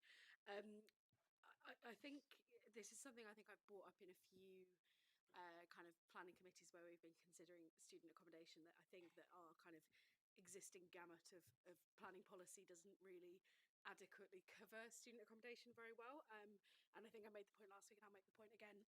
I think my personal kind of concerns of this is, I can appreciate the attempt here to improve the quality of accommodation based on what is there currently, and I can certainly accept that what is proposed is probably better than what is there currently. I think my concern is that it is of such scale, it's such a large number of students in one place, that actually it's less for me about the impact of that has on the neighbouring area, and I do appreciate that it really does have an impact on the sort of surrounding area, but I'm actually quite concerned about the amenity for students living in this, and I appreciate that it's probably better than what is there currently, but I still do have some kind of concerns about the space being provided, the quality, I think particularly of cooking and things like that, you know, having 3 bookable kitchens, possibly maybe a little bit of extra kitchen space. But, you know, if you're a student and you want to cook yourself some food because it's cheaper than buying ready meals, it's really, really difficult if you're not really able to access a great deal of space. And, you know, 3 bookable kitchens between 1,800 students is not that many kitchens at all. Having said that, though, I do accept that we probably don't have grounds to refuse this based on those. I think for me, I'm really wrestling with whether there are other strong enough grounds to refuse this, because I think we've heard at great length actually about the sort of the heritage and the impact that it has on that kind of local view. And I think I'm relatively satisfied with what the officers have said to that point. So I think for me, I will probably, as before, reluctantly vote in favour of the application. But I would really kind of urge LSE to sort of really think about how student welfare and, you know, kind of integrating between different students, because you're going to have students living in 3 different blocks. You don't want to have like 3 different groups of students. You really want to be kind of having everyone mingling and interacting. And I think that's something that I would really kind of impress upon LSE when you are looking at operating this, is really considering that student experience. Because I do think London, when you move to London when you're 18, it's a very big city, it's very isolating, and I do worry that in a student accommodation of this size that it would be incredibly isolating as like a teenager moving into that. So I think that's just what I would personally implore. But I think in terms of planning terms, I don't think there are any reasons that I can see to refuse this. Thank you. I think what that does speak to is the fact that we must be getting close to our 10,000 with approval of this. So for people who don't understand what I mean by that, we have a target as a borough of delivering an additional 10,000 student places across the borough. And this must bring us pretty close to that figure, even though obviously we're losing some to gain some here. Which suggests to me that actually in the new administration it must be time that we actually consider in a bit more detail actually proper planning, you know, new SPD or something in terms of planning policy for student accommodation, because it does feel very much overdue, and I think there's lots of points that Councillor Tester's raised there that we need to pick up. But that's not about this application in particular. Councillor Roberts. I still have real concerns about the impact on the view. I mean, I understand absolutely what officers have said about it, but I'm actually just sitting here looking at it, and the more I look at it, the more it is starting to wind me up a little bit. It's just I just don't. I mean, like, I just think it's the height and the massing of them is just inappropriate in such a, you know, if you just look at it, even if you're looking at it next to the triptychs, was that what they're called? Triptychs. Thanks. I mean, those are tall buildings, and you just look at it next to the proposal, and I just think it's probably just a bit too big, and I do have real concerns about us being called out by members of the public who are walking across Millennium Bridge and went, which idiot said yes to that? It was us. Yeah, no, I know it was us, but I really do have an issue with not the design or anything like that, but with the actual height and massing of them, and I'm not sure that I can support. I do think that it is a big detriment to the skyline. Okay, I mean, if you would substantial harm. All right. Okay. So it would be on heritage grounds would be your the reason why not. Okay. Any other views from members of committee?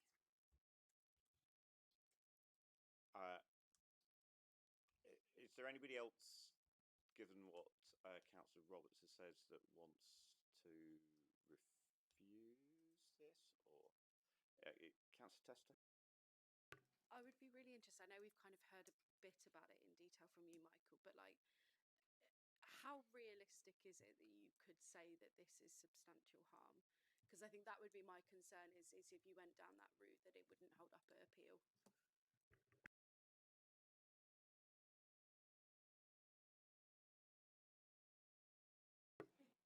Um, Substantial harm is a very, very hard level to reach. I would say this is very, very difficult. Substantial harm, you have to measure it in terms of the significance of the asset, and yes, there is no doubt that that is of significance. That asset is of significance to Southwark.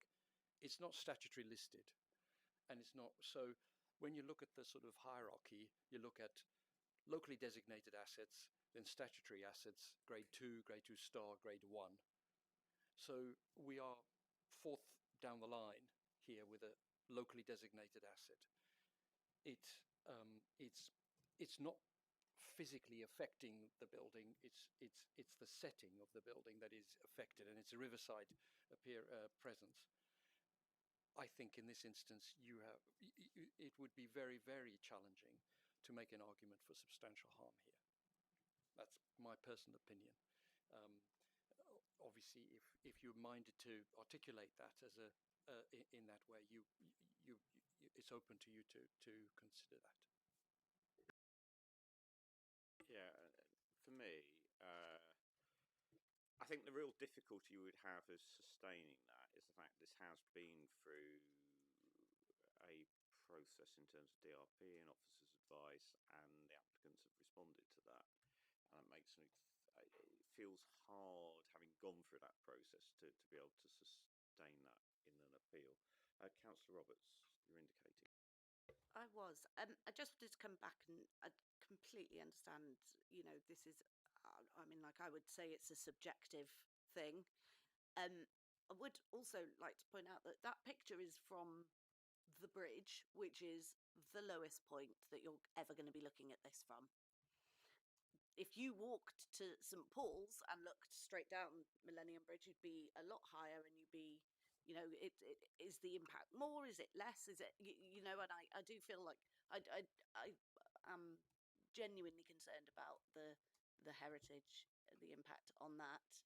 I mean, we haven't even discussed the globe, but it is just right there, and I know it's not it's not impacting on that, but I think it feeds into a bit of a pattern of things going higher and higher as we go on. Councillor Seaton. Yes, good evening, sir. Overall, I'm very much in favour of the application. It does, in many ways, comply 99.9% with our policies, and I'm going to talk to policy rather than discuss the internal management of the buildings. It is an unusual building, for it's tall and it's really aimed at students, so that's for me a first. It's a first. I'm not sure how many we have of this type, but it is a first. As far as I can see, the GLA's comment on this, and if I just read it very quickly, the GLA report of the land use and intensification of the land, the use of this land, they raise some concern about the level of affordable student spaces. I agree with that. They report that the height of the building doesn't rate any strategic point, which is, I think, speaking to Councillor Roberts' point, and there will be less than substantial harm on the setting of the listed building. Again, speaking to Councillor's listed Roberts' concern, they comment that the cycle parking needs further amendment and further information on environmental matters needed to be provided. And you can just read on the officer response, which is adequate, I believe. I think on balance, there's very little I can object to the application because it's overwhelmingly complies with our planning policy. I think for a youngster who's coming to London for the very first time, I can barely remember being 18 years old. Yes, I can. Yes, I can. It'd be an exciting place to be in the top floor of one of these buildings, looking out over the capital city, and being on the verge of my new career. I commend the building. I love this building. It'd be fantastic. I'll be supporting this application.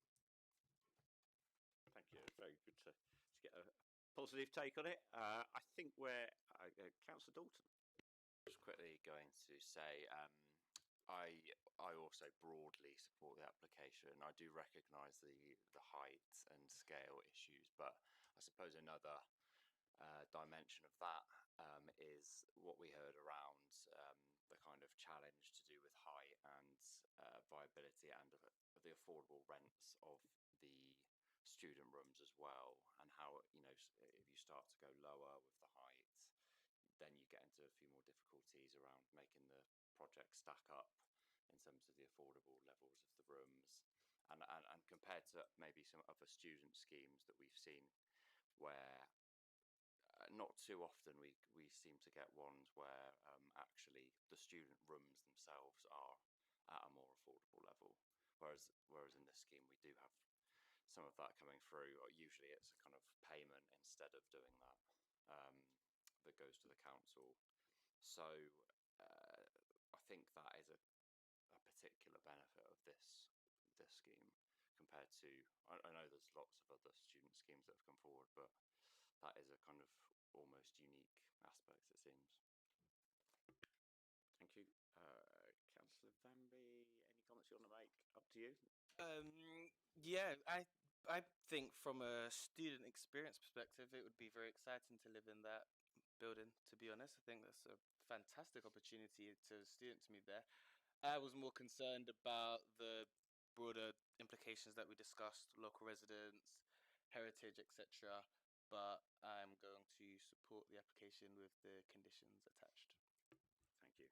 Yeah, and just finally, I mean, I think that point that both you and Councillor Seaton made, I think was actually a very good point. Actually, yeah, thinking back all those years, I had too many. 38 years, I think it was, when I went to first darken the doors of LSC and turned up at student accommodation.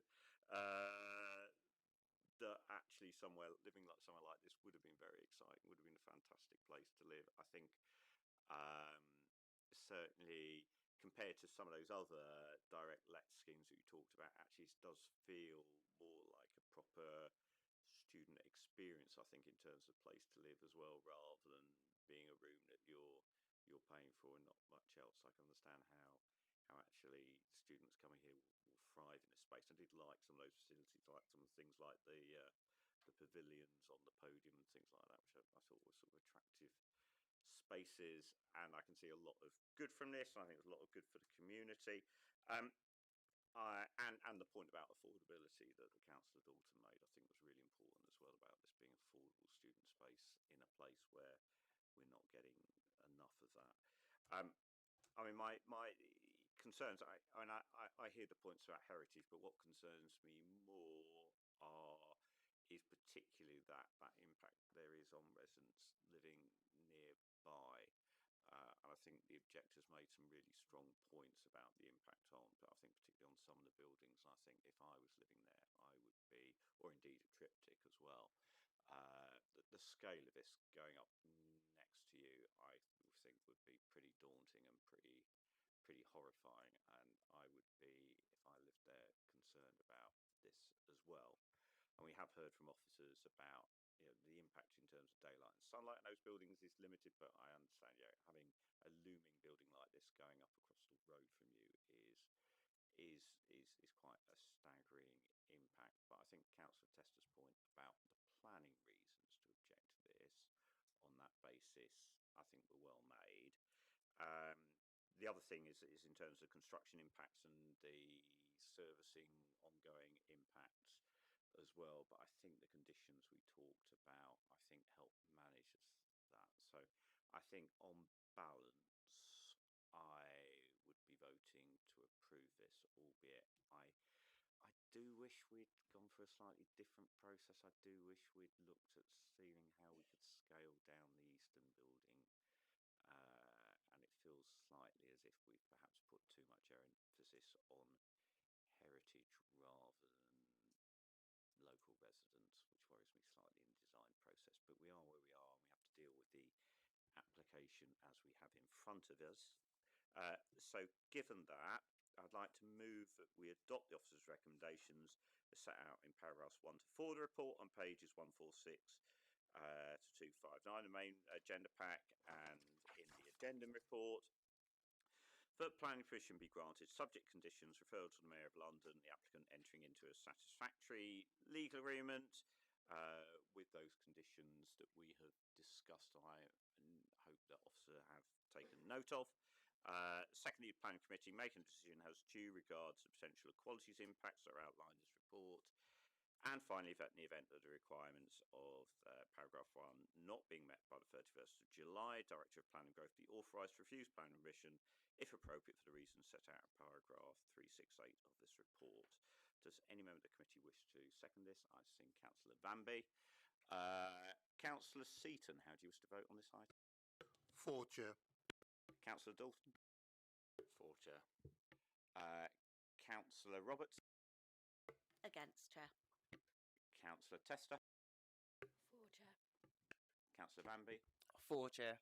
I'm Councillor Richard Livingstone. I'm also voting for the motion, so the application is granted. Thank you everybody for taking part, and safe travels home. I'm going to need to consult with officers and things, given the and committee members too. We have a further item. It's likely to be a quick item, but we are already on into Tuesday the 24th of March, so I'm going to take advice. It's a very quick item. Yeah, there are no objectors here. There's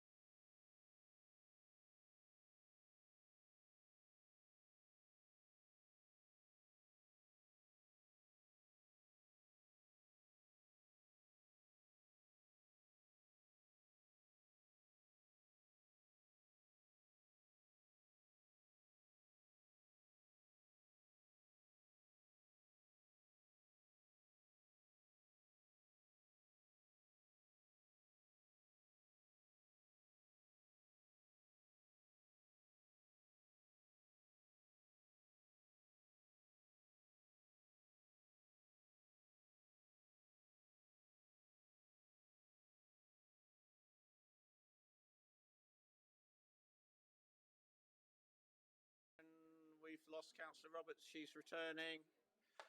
So first of all, apologies to everyone that this has taken so long to get to this item. I am very sorry that we've had a very long meeting, but let's make a start. So we are Councillor Bambi and Tester. Can we make a start, please? Can we return to item 7.1,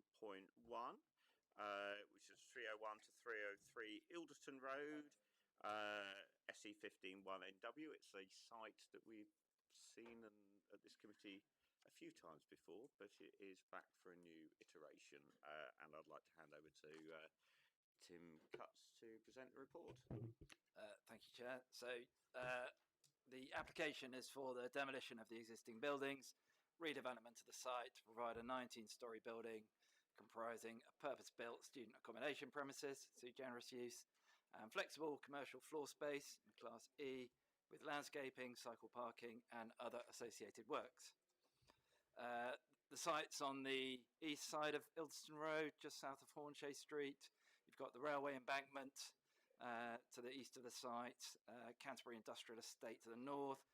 To the south, there's a mixed-use building comprising housing, student housing and light industrial space. And on the west side of Ilderton Road, you can't see it on this plan, but there's the newly constructed phase 1 of the Tustin Estate. The site at the moment, it's in use as a car wash on the southern part of the site and a disused car repair centre. In the Southwark plan, it's site allocation NSP 70. There's also a locally listed building on the site. Within NSP 70, we're looking for a mix of uses, including retention of employment generating uses. Within the draft Old Kent Road Area Action Plan, likewise, the plan is seeking a mix of uses, again, retention of industrial or commercial uses on the ground floor with residential uses above. Important to note, as the Chair just mentioned, that there are 2 existing permissions on the site. The second one came to Planning Committee as recently as September last year and was approved in December. And that granted permission for, it's the scheme on the right that you can see, granted permission for 15-storey building comprising 169 student bed spaces and 225 square metres of commercial use. In terms of this proposal, so we have now 241 bedroom bed spaces proposed and 79 square metres of commercial space on the ground floor. It's 19 stories, and although it's 4 stories higher, the difference in height is only 7 metres, as the design has been rejigged to improve the efficiency, while still maintaining a 2.5 metre high floor to ceiling heights, which is the requirement within our design standards. Important to note as well that the consented scheme provided a payment in lieu towards affordable housing of £130,000 per habitable room, and this scheme does the same, so £135,000 per habitable room. Because there are more rooms, the payment goes up to 10.965 million. And here you can just see a summary of the differences in the scheme. So it's got 72 more bedroom spaces and a payment in lieu of plus 3,276,000. And in terms of height, as you can see, the difference in height is 7.06 metres. And again, there you can see the scheme. In terms of provision of on-site affordable housing, our guidance requires a sequential approach to considering first the potential for on-site affordable housing, and like the last scheme, the challenge on this site is that it's very, very small.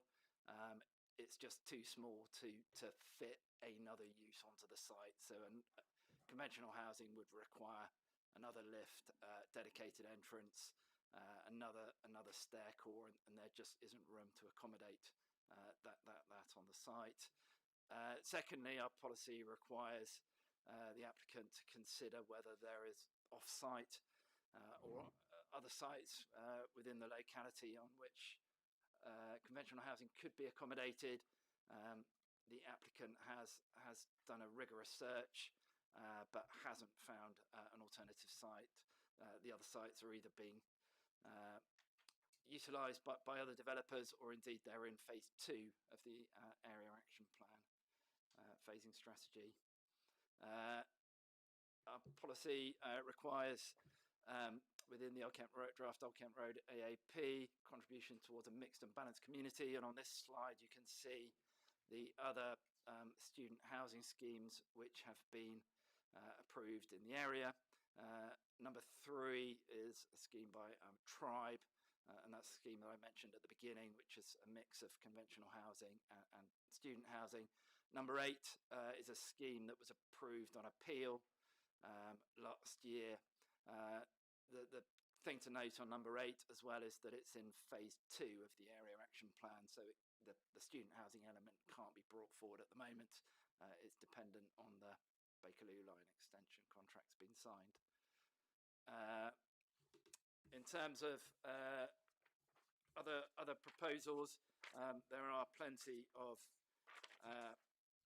conventional housing schemes which are being built in the area. So it says there 4,572, which is the total number of homes. It's actually 3,267, and of those 1,305 are conventional affordable homes. So that's within the sub-area 4 of the area action plan. So that's almost 40% of the total number of homes. In terms of calculating the equivalence of student housing and homes, we've divided student bed spaces by 3 to give you an equivalent in terms of numbers of homes.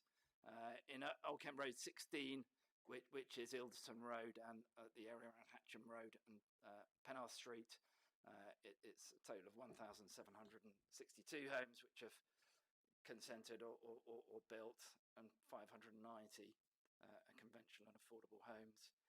You can see it just summarised on this slide. So within sub-area 4, conventional homes, you can see it's 1,822, affordable homes 1,305, so a high proportion. And then also you can see some student housing and co-living, but overall you can see there is quite a mix within that sub-area 4. These are the floor the floor plans. It's a mix of studios, well, larger studios, standard size studios, and then some studios.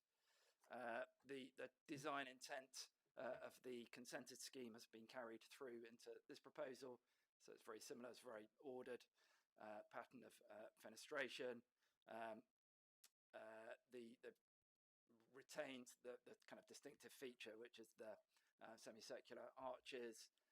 We've got brickwork of different tones and textures, generous reveals for the windows on the facade, and a kind of layered effect to give articulation and interest to that facade. So overall, as with the previous scheme, we think that it is an exemplary standard of design. Quality of the student accommodation, very similar to the last scheme. So there are co-working, community rooms, study rooms, gyms, dining room, etc. The average per bed space 1.22, which sits roughly in the middle of the schemes that have been approved in Southwark. There's also, I think, 85 square metres of external space on the roof. There were originally 2 objections, although one of those was in relation to the loss of the car wash. However, in that one, I think we had a call from the person who made that, said that actually they were withdrawing that objection and they were quite happy to see the scheme go ahead. The other objection was in relation to the items that you can see there, kind of in the reasons for objections, so around quantum of development, the height, loss of sunlight, daylight, overshadowing, privacy, increased sense of enclosure. The main impacts are on the recently built scheme, Block G1 on the Tustin estate that you can see there. On this image, 301 to 303 is on the opposite side of the street. The important thing to note, though, about Block G1 is that it was designed specifically with development at 301 to 303 Ilton Road in mind. Indeed, the 301 to 303 was consented. The original scheme was consented prior to the design of the Tustin estate. And as a result, you can see the top element of the block, the units are dual aspect, so they're facing both north and south, as well as towards 301 to 303. Within the middle, the deck access and actually the main living room spaces face in the opposite direction, face west. In terms of privacy, it's on the opposite side of the street. It meets our minimum standards in terms of window-to-window separation when looking across a street. So the benefits of the proposal, we think it'll make a really strong contribution towards the townscape. It makes quite a significant contribution towards affordable housing, 9.65 million, albeit that's a payment in lieu. There is commercial floor space, cafe or retail space, and that's something which certainly in our community review panel the members have been asking for, so they want to see a kind of retail or cafe offer there. Transport impacts are mitigated, so there'll be a contribution towards public transport improvements, the improvements to green infrastructure, so the UGF, biodiversity are the same as in the consented scheme. And likewise, employment opportunities, community infrastructure levy, obviously a bit more given that it's a slightly bigger scheme. But overall, yeah, we think that the contribution towards affordable housing by way of the payment and the improvement to townscape are significant benefits, which have led us to this recommendation. There is one slight tweak that I would suggest to the recommendation. You may have read in paragraph 542 of the report, the GLA said that on the basis of the scale and the nature of the scheme, they didn't need to be consulted again, and therefore we would suggest tweaking the recommendation and removing or deleting the referral to GLA, the reference to the GLA referral, so that it would read full planning permission be granted, subject to conditions and the applicant entering into a satisfactory legal agreement. And that is it. Thank you, Chair. Thank you. Questions? Councillor Tester? I'll make this very quick. I would just like your input on this before I ask the same question to the applicants. How do we land in terms of the quality of the accommodation being proposed with an uplift of 72 bed spaces versus the actual building envelope only increasing by about 7 metres and actually having 4 more stories, so much lower ceiling heights, I presume? I was just wondering if you can kind of comment on that. Yeah, the floor to ceiling heights are actually the same, so they are still 2.5 metres, which meets the standards in our SPD. In terms of the quality of the accommodation, it's a good range of communal facilities. In terms of the average space per bed space, it falls pretty much in the middle of the range that we've seen in other student housing developments in the borough. Michael Zakaris mentioned earlier that we don't have prescriptive standards for student housing. In terms of sizes, the reasonable sizes, I think the kind of standard studios are about 17 or 18 square metres. The premium studios are larger than that. The studios got a mixture of, some have got ensuite bathrooms, some don't, but they've got living, kitchen, dining spaces which are lit from windows. Amenity space on the roof. Yeah, we think that it's a good standard of accommodation. Thank you. Any further questions? I wanted to ask one, which really, if you return to slide 10, just to understand with the extension.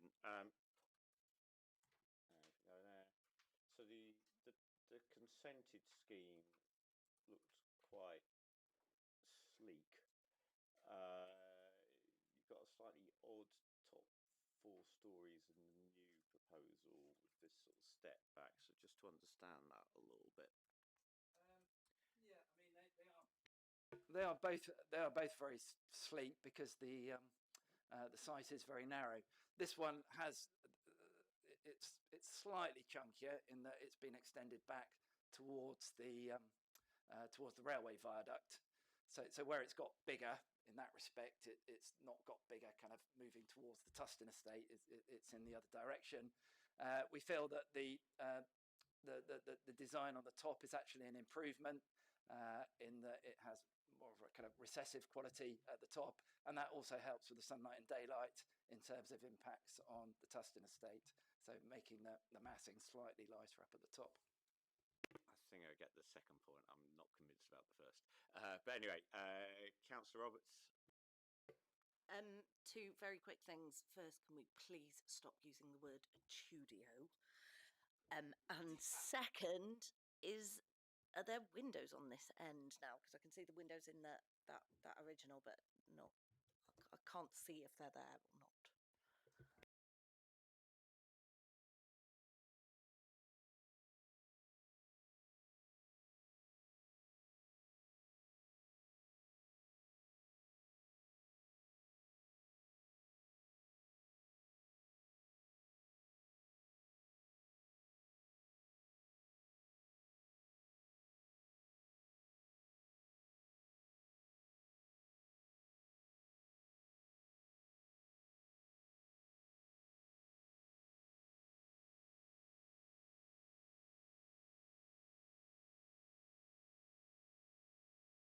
Councillor Tester. Just so I'm sure I know, I appreciate most development diagrams are normally oriented this way. I'm assuming that is with the top being north, because that seems like a missed opportunity to have those what looks like communal areas to me, although I can't really see it from here, to not have some sunlight coming in from the southern windows to the nice communal areas that are being proposed. Yeah, although it is a very, very narrow elevation, that one, there isn't a huge amount of space in it. I mean, you can see they've all got east and west facing aspects, so they are all well lit. Okay, any further questions at this stage, or should we get the applicants to come forward? Sorry, first of all, I'm going to ask, are there any objectors in the room that wish to speak to us? I'm not seeing any. In that case, would the applicants like to come forward? So, I am going to, again, apologies for making you wait till Tuesday for this opportunity to speak to us. But if you could just very briefly introduce yourselves, and then I'll give you 3 minutes in which to address the committee. Hi, my name's Ben Murphy. I am the planning agent acting on behalf of the applicant.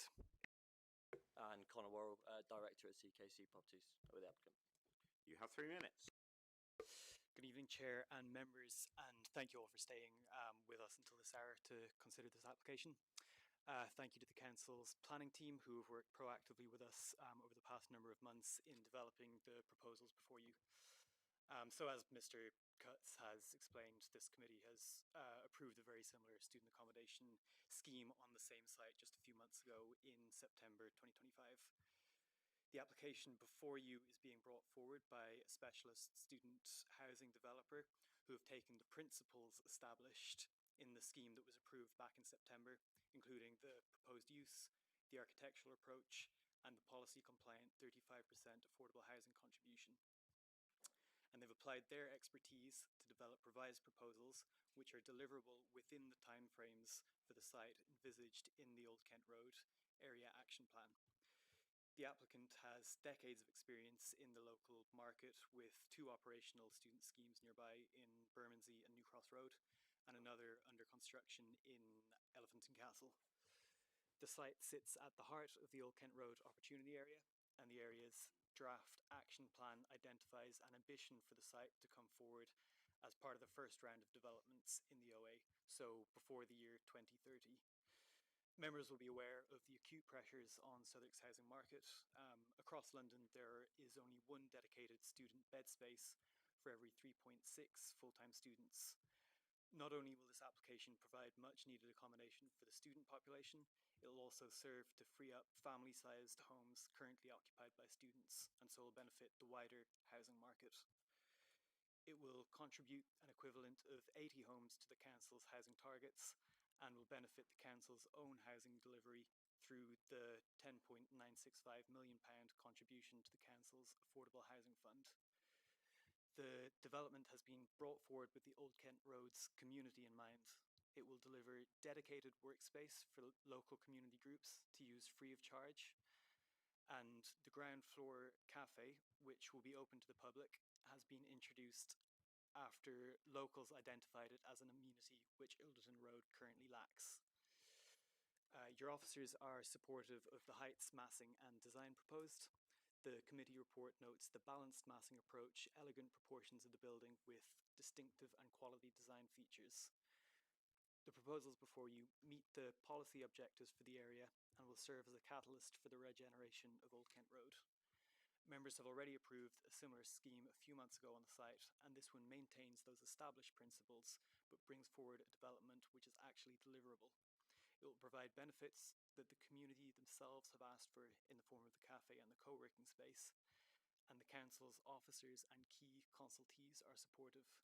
It offers a policy-compliant level of affordable housing, agreed to be delivered via an in-lieu payment, which will amount to over £10.96 million to the council's Affordable Housing Fund. For these reasons, we encourage councillors to support our application. Thank you. Thank you. Any questions for the applicants? Councillor Tester. I'm going to ask the same question that I asked of officers. I think, having actually now seen the sort of two buildings side by side, I can see what's sort of happened there as you've made it slightly chunkier, for want of a better word. But I just wanted a bit of reassurance in terms of that overall kind of quality of accommodation, that wasn't being compromised. Yeah, so it's exactly that. It's that if you look at the ground floor plan, it's almost identical in footprint to the approved scheme.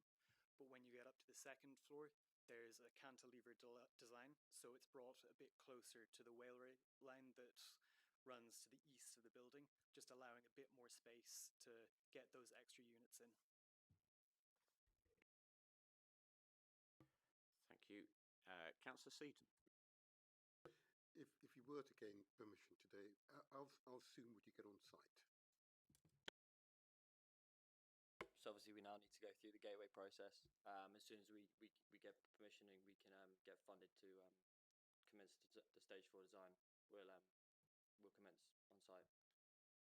We've actually just got permission for gateway in Rockham Street on Elephant in Elephant and Castle, so we did that in about 24 weeks.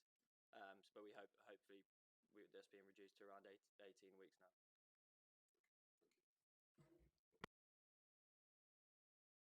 Okay, and I mean, obviously we've asked plenty of questions to you before with previous applications to this site, so there's probably not that many more questions to ask.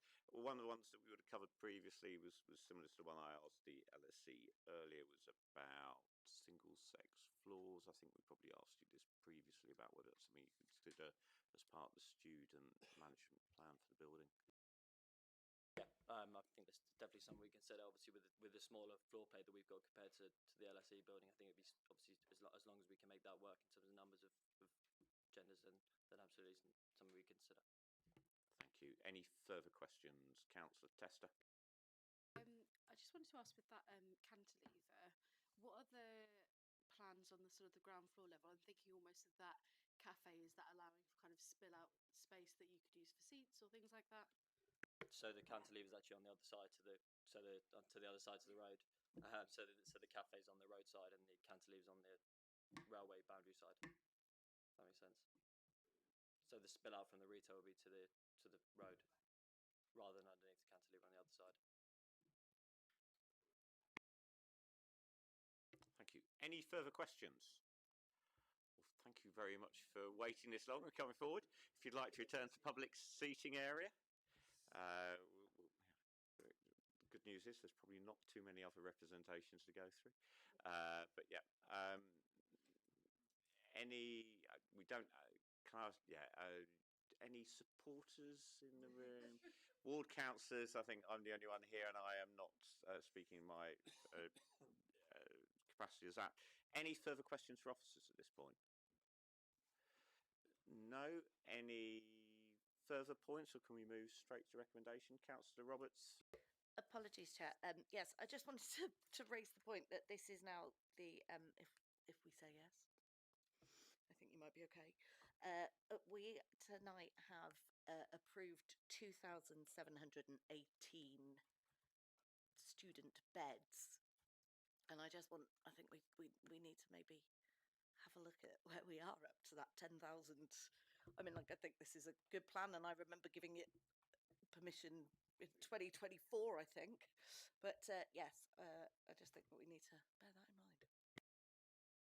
Yes, and yes, we have improved a lot of student accommodation. As I said, I'm fairly certain we're hitting or getting very close to hitting that 10,000 target now. So that is both a positive thing, but obviously is a reflection about that's where the money, well, where the market is at the moment, and the issues about other residential accommodation. So it's a very well made point. But notwithstanding that, with that point about the student management plan that I raised as a condition, I'd like to move that we adopt the officer's recommendations as set out in paragraphs 1 and 2 of the report. Paragraphs 1 to 3 in the report on page 52 of the main agenda. Firstly, that planning permission be granted with the amendment that was suggested earlier in terms of removing the reference to Mayor of London. So firstly, that full planning permission be granted for this application subject to conditions and the applicant entering into a satisfactory legal agreement. And secondly, that the planning committee in making their decision has due regard to potential equalities impacts are outlined in this report. And thirdly, that in the event of the requirements of paragraph 1 above not having been met by the 23rd of September 2026, as Director of Planning and Growth be authorised to refuse planning permission for the application, if appropriate, for the reasons set out in paragraph 533 of this report. Does any member of this committee wish to second this?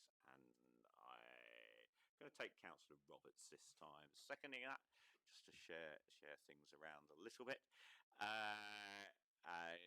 I'm going to start with Councillor Seaton. For, Chair. Councillor Dalton. For, Chair. Councillor Roberts. For, Chair. Councillor Tester. For, Chair. Councillor Vanby. For, Chair. I'm Councillor Richard Livingstone. I'm also voting in favour of that. The motion is carried and the permission is, or the application is granted. Thank you. That finally brings us to the end of not only this committee, but all planning committees of this municipal term. So I want to thank you all for serving. I hope to see many of you again, and all the best and safe journeys home.